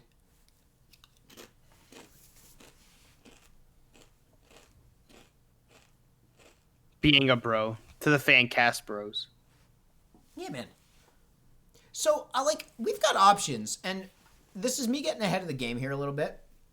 not the hockey game, where it's 3-2 Montreal, who are now actually outshooting the Leafs, or have been. For Been outshooting. I don't think we never caught up. But the Leafs are getting closer after a big second period. When this COVID thing legitimately becomes something we can put in the rearview mirror, by which I mean when the vaccination thing, I think, becomes a reality. I think that's what we mean. Mm-hmm. At some point, we're going to have to take a FanCast field trip. Where are we going? And that's the question. So Columbus, Ohio. I thought we were going to Philly to go visit DJ Cognac. The point is we have options. Okay? We can go... First of all, we may have to make it a trip to Buffalo. Like, if that's how that ends up going. We might have to make it a trip to Buffalo.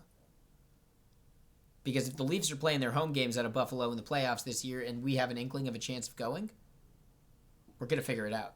I honestly don't think we have the vaccines coming for us, but... Okay, so I might have to go on my own. You have fun. I believe in you. I will. Okay. We're missing a Buffalo Sabres fan in the FanCast fan base right now.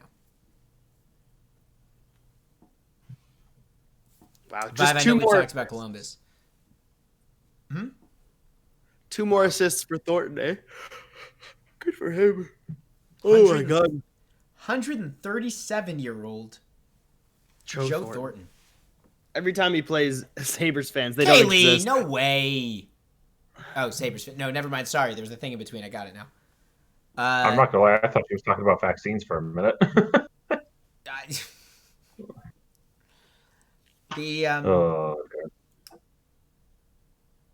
I think. Also, vaccines. Oh well, there she goes. America has tons of vaccines. So the AstraZeneca news. I can't. I got to tell you something. One of my friends in the States. I got to pass this story on. You're not gonna like it. Okay. He was sitting in the clinic to get vaccinated the other day, and there's like an announcement that they've got a bunch of AstraZeneca vaccines if anyone needs to make an appointment. Because a couple days ago, something about the blood clot numbers came out again. Yes. And yeah, but like it's yes, but no, it doesn't matter. It's an insignificant number. I saw the stat that something like birth control is higher risk of blood clots. So like it's really and. Yes. Okay. Continue. Well, I guess a bunch of people got spooked. And yeah, so, my mother's spooked by it because she has a chance to go get her AstraZeneca on Friday. So how old's your mom? 57. Yes, 56. The higher risk is in females, but I go back to the birth control analogy. And secondly, it's in slightly younger females. In your mom's age bracket, she's fine. Yeah, she's not worried. She's gonna go take it still, but there's a little stress. I get it. Yeah. Anyways, continue with your story. No, that's it though. There's like a lot of people getting stressed, and a lot of people deciding they don't want it, or they're gonna wait. And as they wait, the things they have are going bad. In some cases, I think it's got a worse shelf life, but it's becoming this weird contentious issue. And bottom line is, it's not the most perfect vaccine, but it still helps, and it's like any little bit helps. Yeah, for sure. I mean, there's even some shoppers recently that you can sign up, and if they're doing vaccines and someone doesn't show up, they'll call you right away and be like, "We're getting rid of this. We either throw it out or you come take it." I want that. I want to get on those lists. I think I'm on one, but like, I don't know where I can get on that shoppers list. Well, first you have to be in the area, so you have to find a shoppers in your area that's doing it. Lonely shoppers in my area? Yeah. Nice. What's going on? Leafs putting a little bit more pressure on here, James? Talk to me. Oh, wait. Pause. I just blew the air horn for Vive because he's getting his vaccine this weekend. So anyway, sorry, James, go ahead. It looks better than the first period, but not as good as the second period. Okay, well, like that's not the worst news. It doesn't feel like we're sustaining a whole lot. It feels like a lot of one and dones. Oh my god. What the fuck happened here?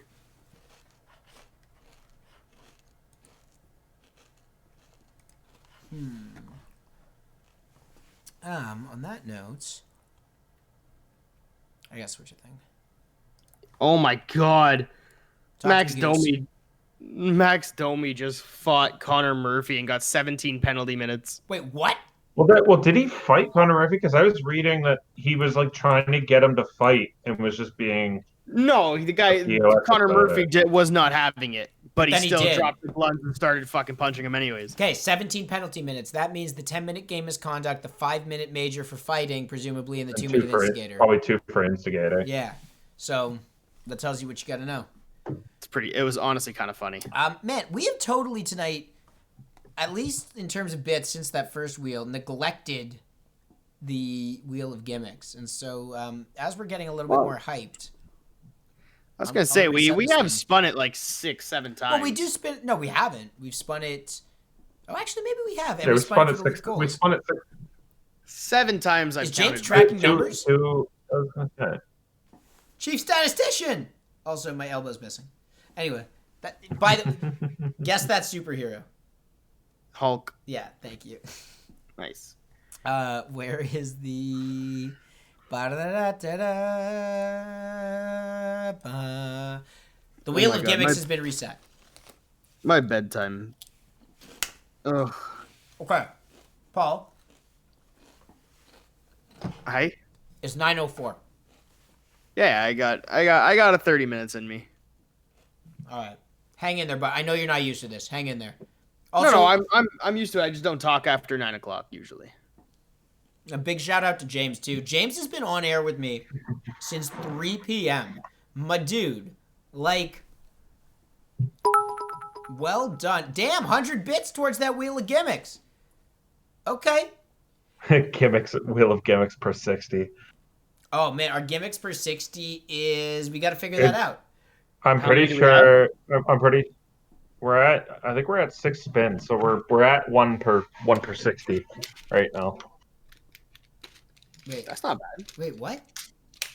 No, how's that make sense? No, we're like trending towards 6. Oh no, well I would say No, 6 because per 60, we've been on the air for 6 hours.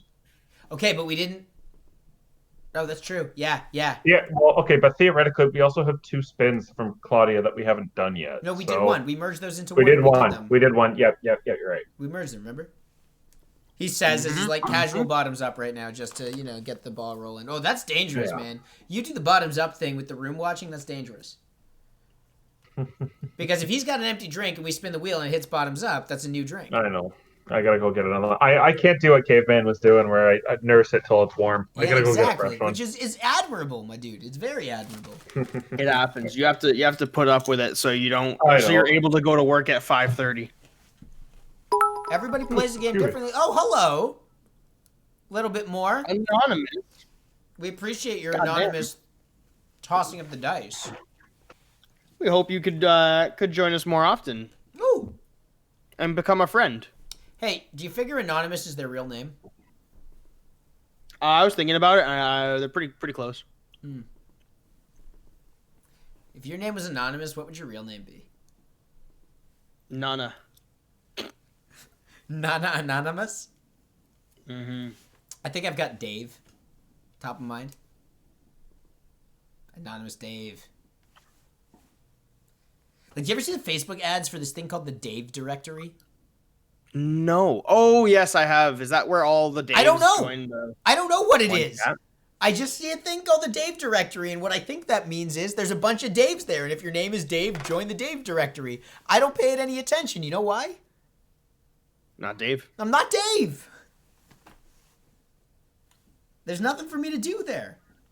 Oh my god, this is such a bad power play. How much time you got? I'm at 12:01, or I'm at 12. Yeah, I'm with you. Like, okay, look, you have 3 guys doing the same job. Marner, Thornton, Riley. Like, it's the same job. They all pass the puck. Like, what's going on here? Who's supposed? Well, Maddie's supposed to be hanging out at the dot and pulling the trigger. right? No, of course he is. But again, if one guy's there to pull the trigger, you know where it's going. There's no other danger. Okay, so I just want to chill for a sec, because was it you I was having the conversation with about William Nylander on his other dot and playing pinball? So no. If you take Willie on one dot and Matty on the other, and think about them like pinball flippers, ready for the one-timer? Mm-hmm. Basically, the other three guys on the ice, whether it's Marner protecting the rear, Riley protecting the rear, Marner moving around as an option as a floater, and whoever's your bumper in front of the net, you'll be able to move the play in such a way that one of those pinball flippers is going to be exposed, and there's going to be a one-timer there. And we forget how deadly William Nylander is. So if that's the look we want, and as much as I agree with you, Paul, William Nylander's not in the lineup right now. Yeah, still. You got to have shooters. Well, There's 4 shooters on the other power play. I don't get what's going on. Tavares, Galchenyuk, you can't have too many shooters. Mikheyev and Spezza. And when I say you can't have too many shooters, that's not like there's no such thing as too many shooters. It's you cannot. No, but have. you have Robertson, who's supposed to be a sharpshooter, and you're not putting him on your power play. That shows you what kind of trust Keefe has in the kid. He's been invisible tonight. I was about to say. Now, I don't know what his ice time is, but I was trying to make this point earlier. Invisible's not the worst. Bad is the worst. Well, if you're invisible, that means you're just kind of on the ice. Nothing bad. What was your example about Riley Nash? Nothing happens when you're on the ice. Nothing happened when Robertson's been on the ice. Oh my God, dude, just shoot it. Just shoot it. That's funny. That's what my mom always says. Watching the Leafs. My mom, the Islanders fan. Just shoot it. Yo, you know what? Real talk. This has been an awesome trade deadline day. Like, we made an event out of trade deadline day today. Yes, like TSN every year. Yeah, but like we actually did a decent job. James. Yes, sir. It's Roast the Broadcast month. How is it that we put together a more thrilling trade deadline show than TSN and Sportsnet? Because we're not so concerned with trying to impress every single demographic. We just work on our own fan base. You're so wrong. You are so wrong, but that's okay. Our fan base is every single demographic. Caveman? Yeah. I don't actually have an answer to this question. I just know that James's answer was incorrect, and I'm sorry. I didn't mean to shit. It's all good. I decided to preemptively pour myself a triple crown because I assume that the Leafs are going to score. Look at this kid. Even if it scores, you don't need the triple crown. Wait a minute. No, I had to crack open 2 of the bottles because I just bought new ones. So like it's sitting here for when I need it. Look, it was just there. I had to drink it. I don't know what to tell you. You're a goddamn legend, JR. It's literally just sitting here. You're a goddamn legend. A legend. Because if they win or if they score, I assume it's going to land on triple crown. And I don't want to have to go get it. And if they lose, I'm going to want a triple crown. And if it just spins and it lands on bottoms up, then like why not? Then I'm doing a triple crown anyway. Yeah, but here's the thing that you have not considered. We've already established that your current drink is the triple crown. Oh, hello. Look at that. A couple more bits from Kaylee. She has bits now. Kaylee. Okay. Here's the thing you haven't considered, James. If they score and tie the game, it could also land on bottoms up. Yeah. And if it lands on bottoms up, you have to take that triple crown. All right, I'll go get another beverage then. No. You don't have to do that. Your current beverage already exists. Your current beverage is the triple crown. The first beverage in line is the triple crown. What? No. What? We need to pin this. This is a question for the moderator. Snowberg! We need you back. Yeah, he never came back, eh? What a guy. Not yet. 1 second. I have a plan.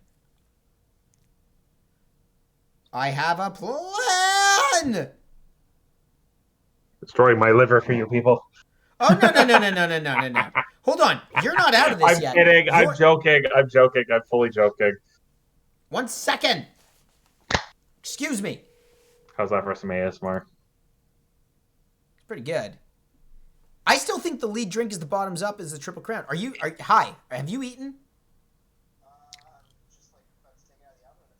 Oh my God. Can you hurry up, man? There's 9 minutes in the hockey game. We need the moderator back. We have a thing that you need to settle. It's a legit thing, but I need you in stream. You broke a bottle of olive oil? Paul, is that a cardinal sin in the Italian culture? Yeah, he's got to get burned at the stake. Paul says you have to get burned at the stake.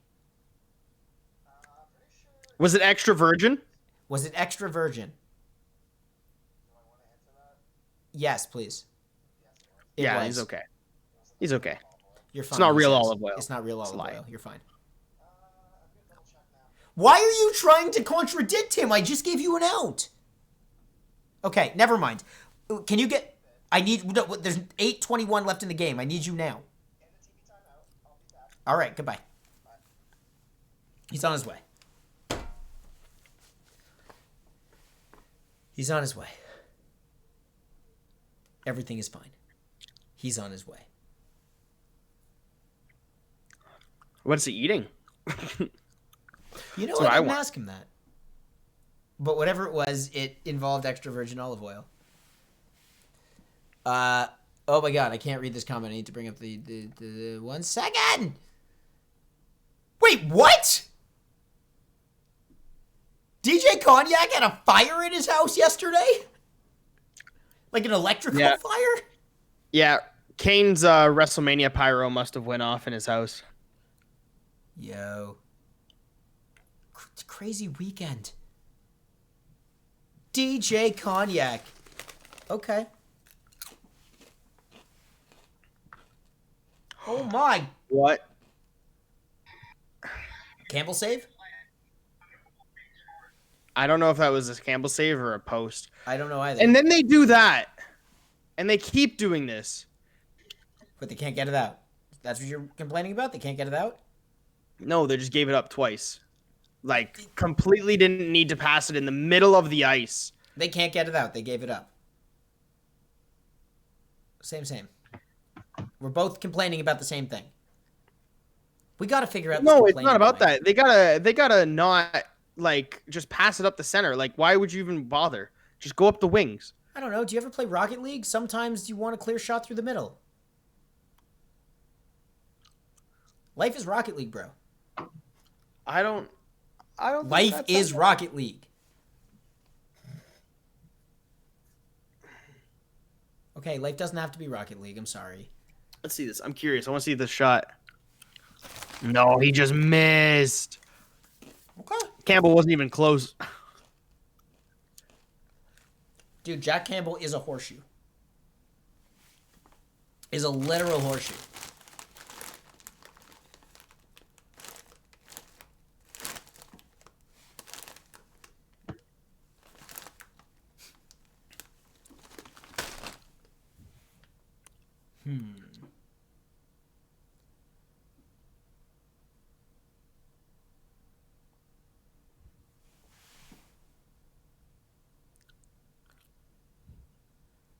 This is intense. It's more intense than camping. Okay, that was a /1.5, but whatever. We won't call it, right? Where? Who on who? Who was it? Ooh, on Muzzin. Oh, what? No, but the Muzzin did it right after. Is that what you're talking about? Right on Muzzin's back? No, Galchenyuk got slashed 100%, but no call on it because he had possession still. Okay, well, we're down to 5:40 even. Shots 23-20 Montreal and offside for Toronto. So, everybody, if this is the time to get recalibrated, there's an offside. James, how far behind are you? The offside just happened, so I'm gonna switch over to the Montreal feed so that I'm with you guys. Cool. Because that's a lot. When it was like 10 seconds, I could live with it, but now that it seems like I'm almost a minute behind you. No problem. And everybody chilling out. By the way, we're about 100 bits away from a spin on the wheel of Gimmicks. And will also spin it when the Leafs score. When Snowberg gets back, our beloved narrator, right now he's a narrator. I got to promote him to moderator. I will.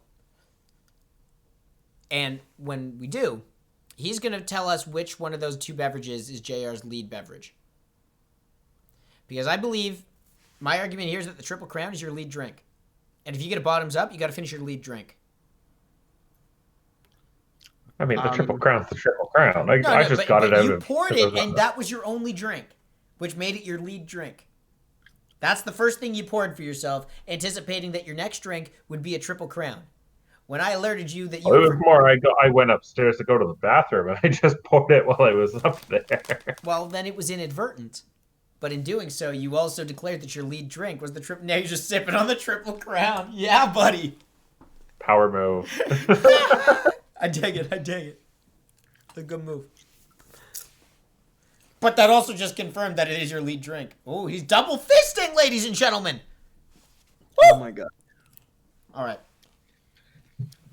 Oh, I've had to pee for about 30 minutes, but... I'm not... Do you need to? You can go.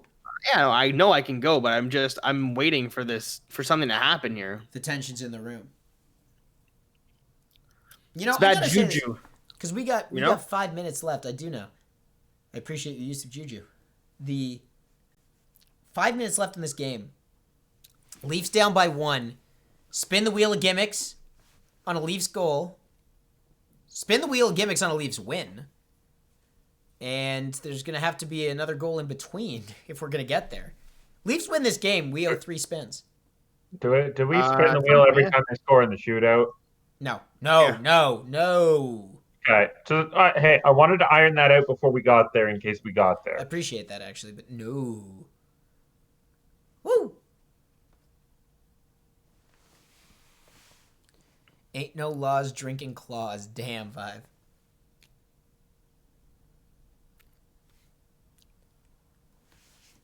Also, yeah, I'm just watching that Max Domi clip now. That is some Bush League. A little hack. Like he literally rips Murphy to the floor, and then and Murphy's still got his stuff on. Yep.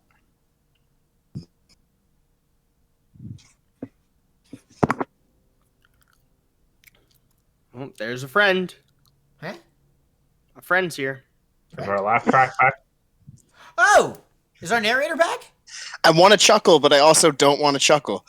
Oh, well, no, it's okay. Dude, you're narrator. You just be honest, okay? I know. I also get it, too. Paradox. It's, oh, come on! Big save, Jack Campbell! Doesn't roll off the tongue. No, it doesn't. Oh, that wasn't even on purpose, but you're right. It's so much better having a narrator around. I gotta make you a moderator. I'm giving you power, Snow. I don't know what that means, but I'm excited. What's your Twitch name? SnowZ29? I think so. Yeah, that sounds about right. Mod. Shout out twitch.tv/snows29 if you want to see me play some mediocre Chell. Bro, it's about to be some really good Chell when the FanCast League team gets going on. Been dabbling in some goalie lately. I don't know if this worked or not. Yeah, Bing Pot granted moderator privileges to me. Okay, it's a big deal, apparently, in the world of Twitch. Sounds like a mistake, but okay. Yeah. Come on. Yes, it sounds like a mistake, but whatever. Okay, that's fine. No problem. No problem. It's your funeral. I'm just moderating. What's up? I heard you guys had an argument I need to solve for you. Yeah, so it's not really an argument. We just need a clarification on the rules. You know how the wheel of gimmicks and giveaways has a wheel? Tell me more. One of the things on that wheel, included in the wheel of gimmicks and giveaways, is bottoms up, where you got to finish your current drink. Now, if I'm like drinking a bubbly sparkling water, that counts. Like I got to chug that bubbly right away. If I'm drinking beer, I want to say yes, only because you did give James the out with his water earlier in the podcast today. For sure. Now, one rule that hasn't been outwardly defined, but I think goes without saying, is that alcohol trumps non-alcohol. For most people, but that's a person by person case, I would imagine. It's not quite. If you drink, yeah. Yeah, sure. In this case, James anticipating that the wheel might land on a Triple Crown, went and poured himself a Triple Crown, which is 3 different flavors of Crown Royal. Also known as a candy apple. No, a candy apple is different. What in the hell? Y'all drinking terms is just, what is it, whiskey? It's just whiskey. Anyhow, my point is... I mean, it's complicated, it's whiskey. Anyhow, my point is... Damn it, you see, Paul, now I've lost... My point was... Yeah, I had an Idaho ticking bomb. I remind him... When I went to the bar? I remind him that there's also an option for bottoms up. And he might have to do that Triple Crown with a bottoms up. And speaking of, the Leafs just got scored against. Goddamn. Well,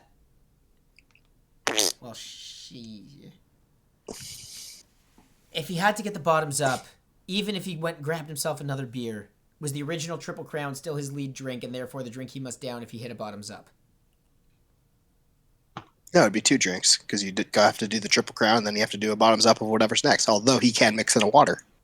But if he never hit the Triple Crown never comes up on the wheel, but he's got the Triple Crown poured in his hand, and the wheel hits bottoms up, and he cracked another beer before the wheel spun to cover him for bottoms up, what is he supposed to drink? Beer. Okay. There you go. It's been declared. Try to do a podcast here. We can't be doing this sloshed. Okay, the man knows. Thank you. Look, all I said was we got to turn it over to the moderator. Yeah. You got to respect the fact that he has some some foreshadowing there to crack a beer, or some foresight. Thank you. I mean, I pointed out the fact. No, he missed it. I pointed it out. I support the slosh edition of the pod. I like that. I like that too, Kaylee. You know the easiest way to do that is to spin the wheel of gimmicks and giveaways. Just letting you know. And it's not guaranteed, but I'm just letting you know. It's an option.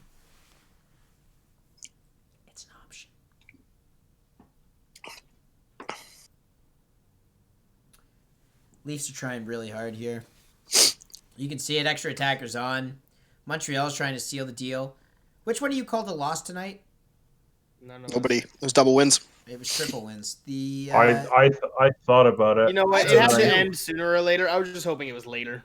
Well, that's why I picked Winnipeg. I was like, he's due for a loss at some point. Does anybody know what the name of this podcast episode is? I've said it already. It's a live stream. No. Do you not even look at our YouTube? No, I understand, but it's still when it gets uploaded to YouTube of a live stream. It's not a podcast. That's entirely relative. Okay, well, to me, it's a live stream. Yeah, I agree with man. Irrelevant. Do you know what? It's highlights of a live stream. Do you know what? I'm wrong, so it's irrelevant. No, it's not highlights. It's a full episode. The one video I showed you that one time was different. Regardless. When this episode of the Leafs FanCast makes it to YouTube, does anybody remember what the name of the episode is? NHL Trade Deadline Extravaganza? Not quite. No, I thought you said it was the... He's got it. Breath of fresh air. Bing pot. So, that's what it is. And we can even bring it all full circle and say that this unfortunate loss for the Toronto Maple Leafs, unless it goes the other way, is a breath of fresh air for us who were feeling a little bit too cocky about the Maple Leafs' big moves today. Oh, Jay Reddy. All right, let's just see if we're gonna settle this debate. All right. Okay. Spin that wheel. Spin that wheel. Spin, spin, spin. No one spin that wheel. Spin, spin, spin, spin, spin wheel. Spin, spin. Jersey Swamp. James Reddy. Hurry, my friend. We all got a jersey swap? Not we all, just James. We got to talk about that, what that means for next time when you figure out the wig situation, but also put a pin in it and don't continue that further. I see. Come on.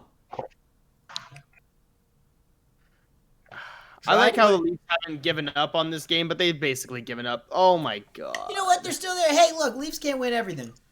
No, of course they can't. Did you put on the reverse retro? Oh, is that the jersey you wear when we're about to lose? Because that jersey sucks? No offense. I didn't feel like putting the Cadre or the Castle on. Yeah. And I don't And mean this that, was the like, first one I got to. it's not a bad call that you have the jersey. It's a great jersey to, like, for the collection. If you're collecting Well, jerseys. that's what I It's just mean. Like, I don't think I would have gotten it if I couldn't do something stupid like put Joe Thornton on the back of it. That's a really Oh my god, I want a Joe Thornton jersey so bad. But, like, what if that Joe Thornton jersey was also a reverse retro? Do you have an idea how funny it would be to walk into Rogers Place with a Joe Thornton number 97 jersey on? Mm-hmm. And just, like, play oblivious? Also, oh, yeah, number also, 97. It's the only one in the league, right? I mean, he's got every right, doesn't he? Was He 97 wore it his first, draft technically. year? I'm not sure, but he's worn it internationally. That's funny. Oh, That's why like he a went Team with that. Canada 97 jersey. Oh my god, they're really just taking pot shots at the empty net. This game's going to go on for so long. Montreal cares, my dude. They're setting a point here. Like, yo, you know what? Honestly, Circle this. if I'm Keith, just put Jack back in the net. Like, stop this madness. Game's over. Let's score 2 goals in 11 seconds. Honestly, before tonight... Sorry, go ahead. No, go. I was going to say, before tonight, aside from the game spread, I didn't realize Calgary's only 5 points out. Yeah, but they played a bunch of extra games, Phil. Yeah, it's 3 in hand, but they also have a bunch of games coming up against Montreal. Really? Yeah, I think I said if they lose more than one of those games, then they're toast. Wait a I mean, minute. if I think that they lose like 2 more games in the season, they're done. If Calgary Oh, comes back, somehow passes Montreal, and is the sole reason we don't get a Montreal-Toronto first-round playoff matchup for the first time since 1979, I'm going to be so mad at the entire Calgary Flames franchise. Keep in mind, No, I'd rather play Calgary. Why are you waving them out? It's 3 seconds left, ref. It's actually no seconds left. That's it. The horn goes 4-2. Jack Campbell's streak comes to an end. But you know what? He is still the NHL record holder for most consecutive dubs to start the year. Jack friggin' Campbell! So here's my question. What happens there if they put Hutch in net at the end? Does Hutch get the loss? No.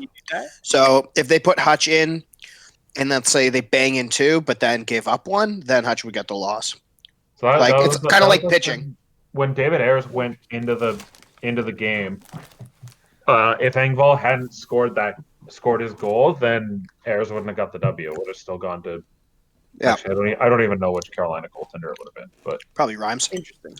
But yeah, think about it like pitching. He's responsible for the goals against. That's fair. All right. Cool.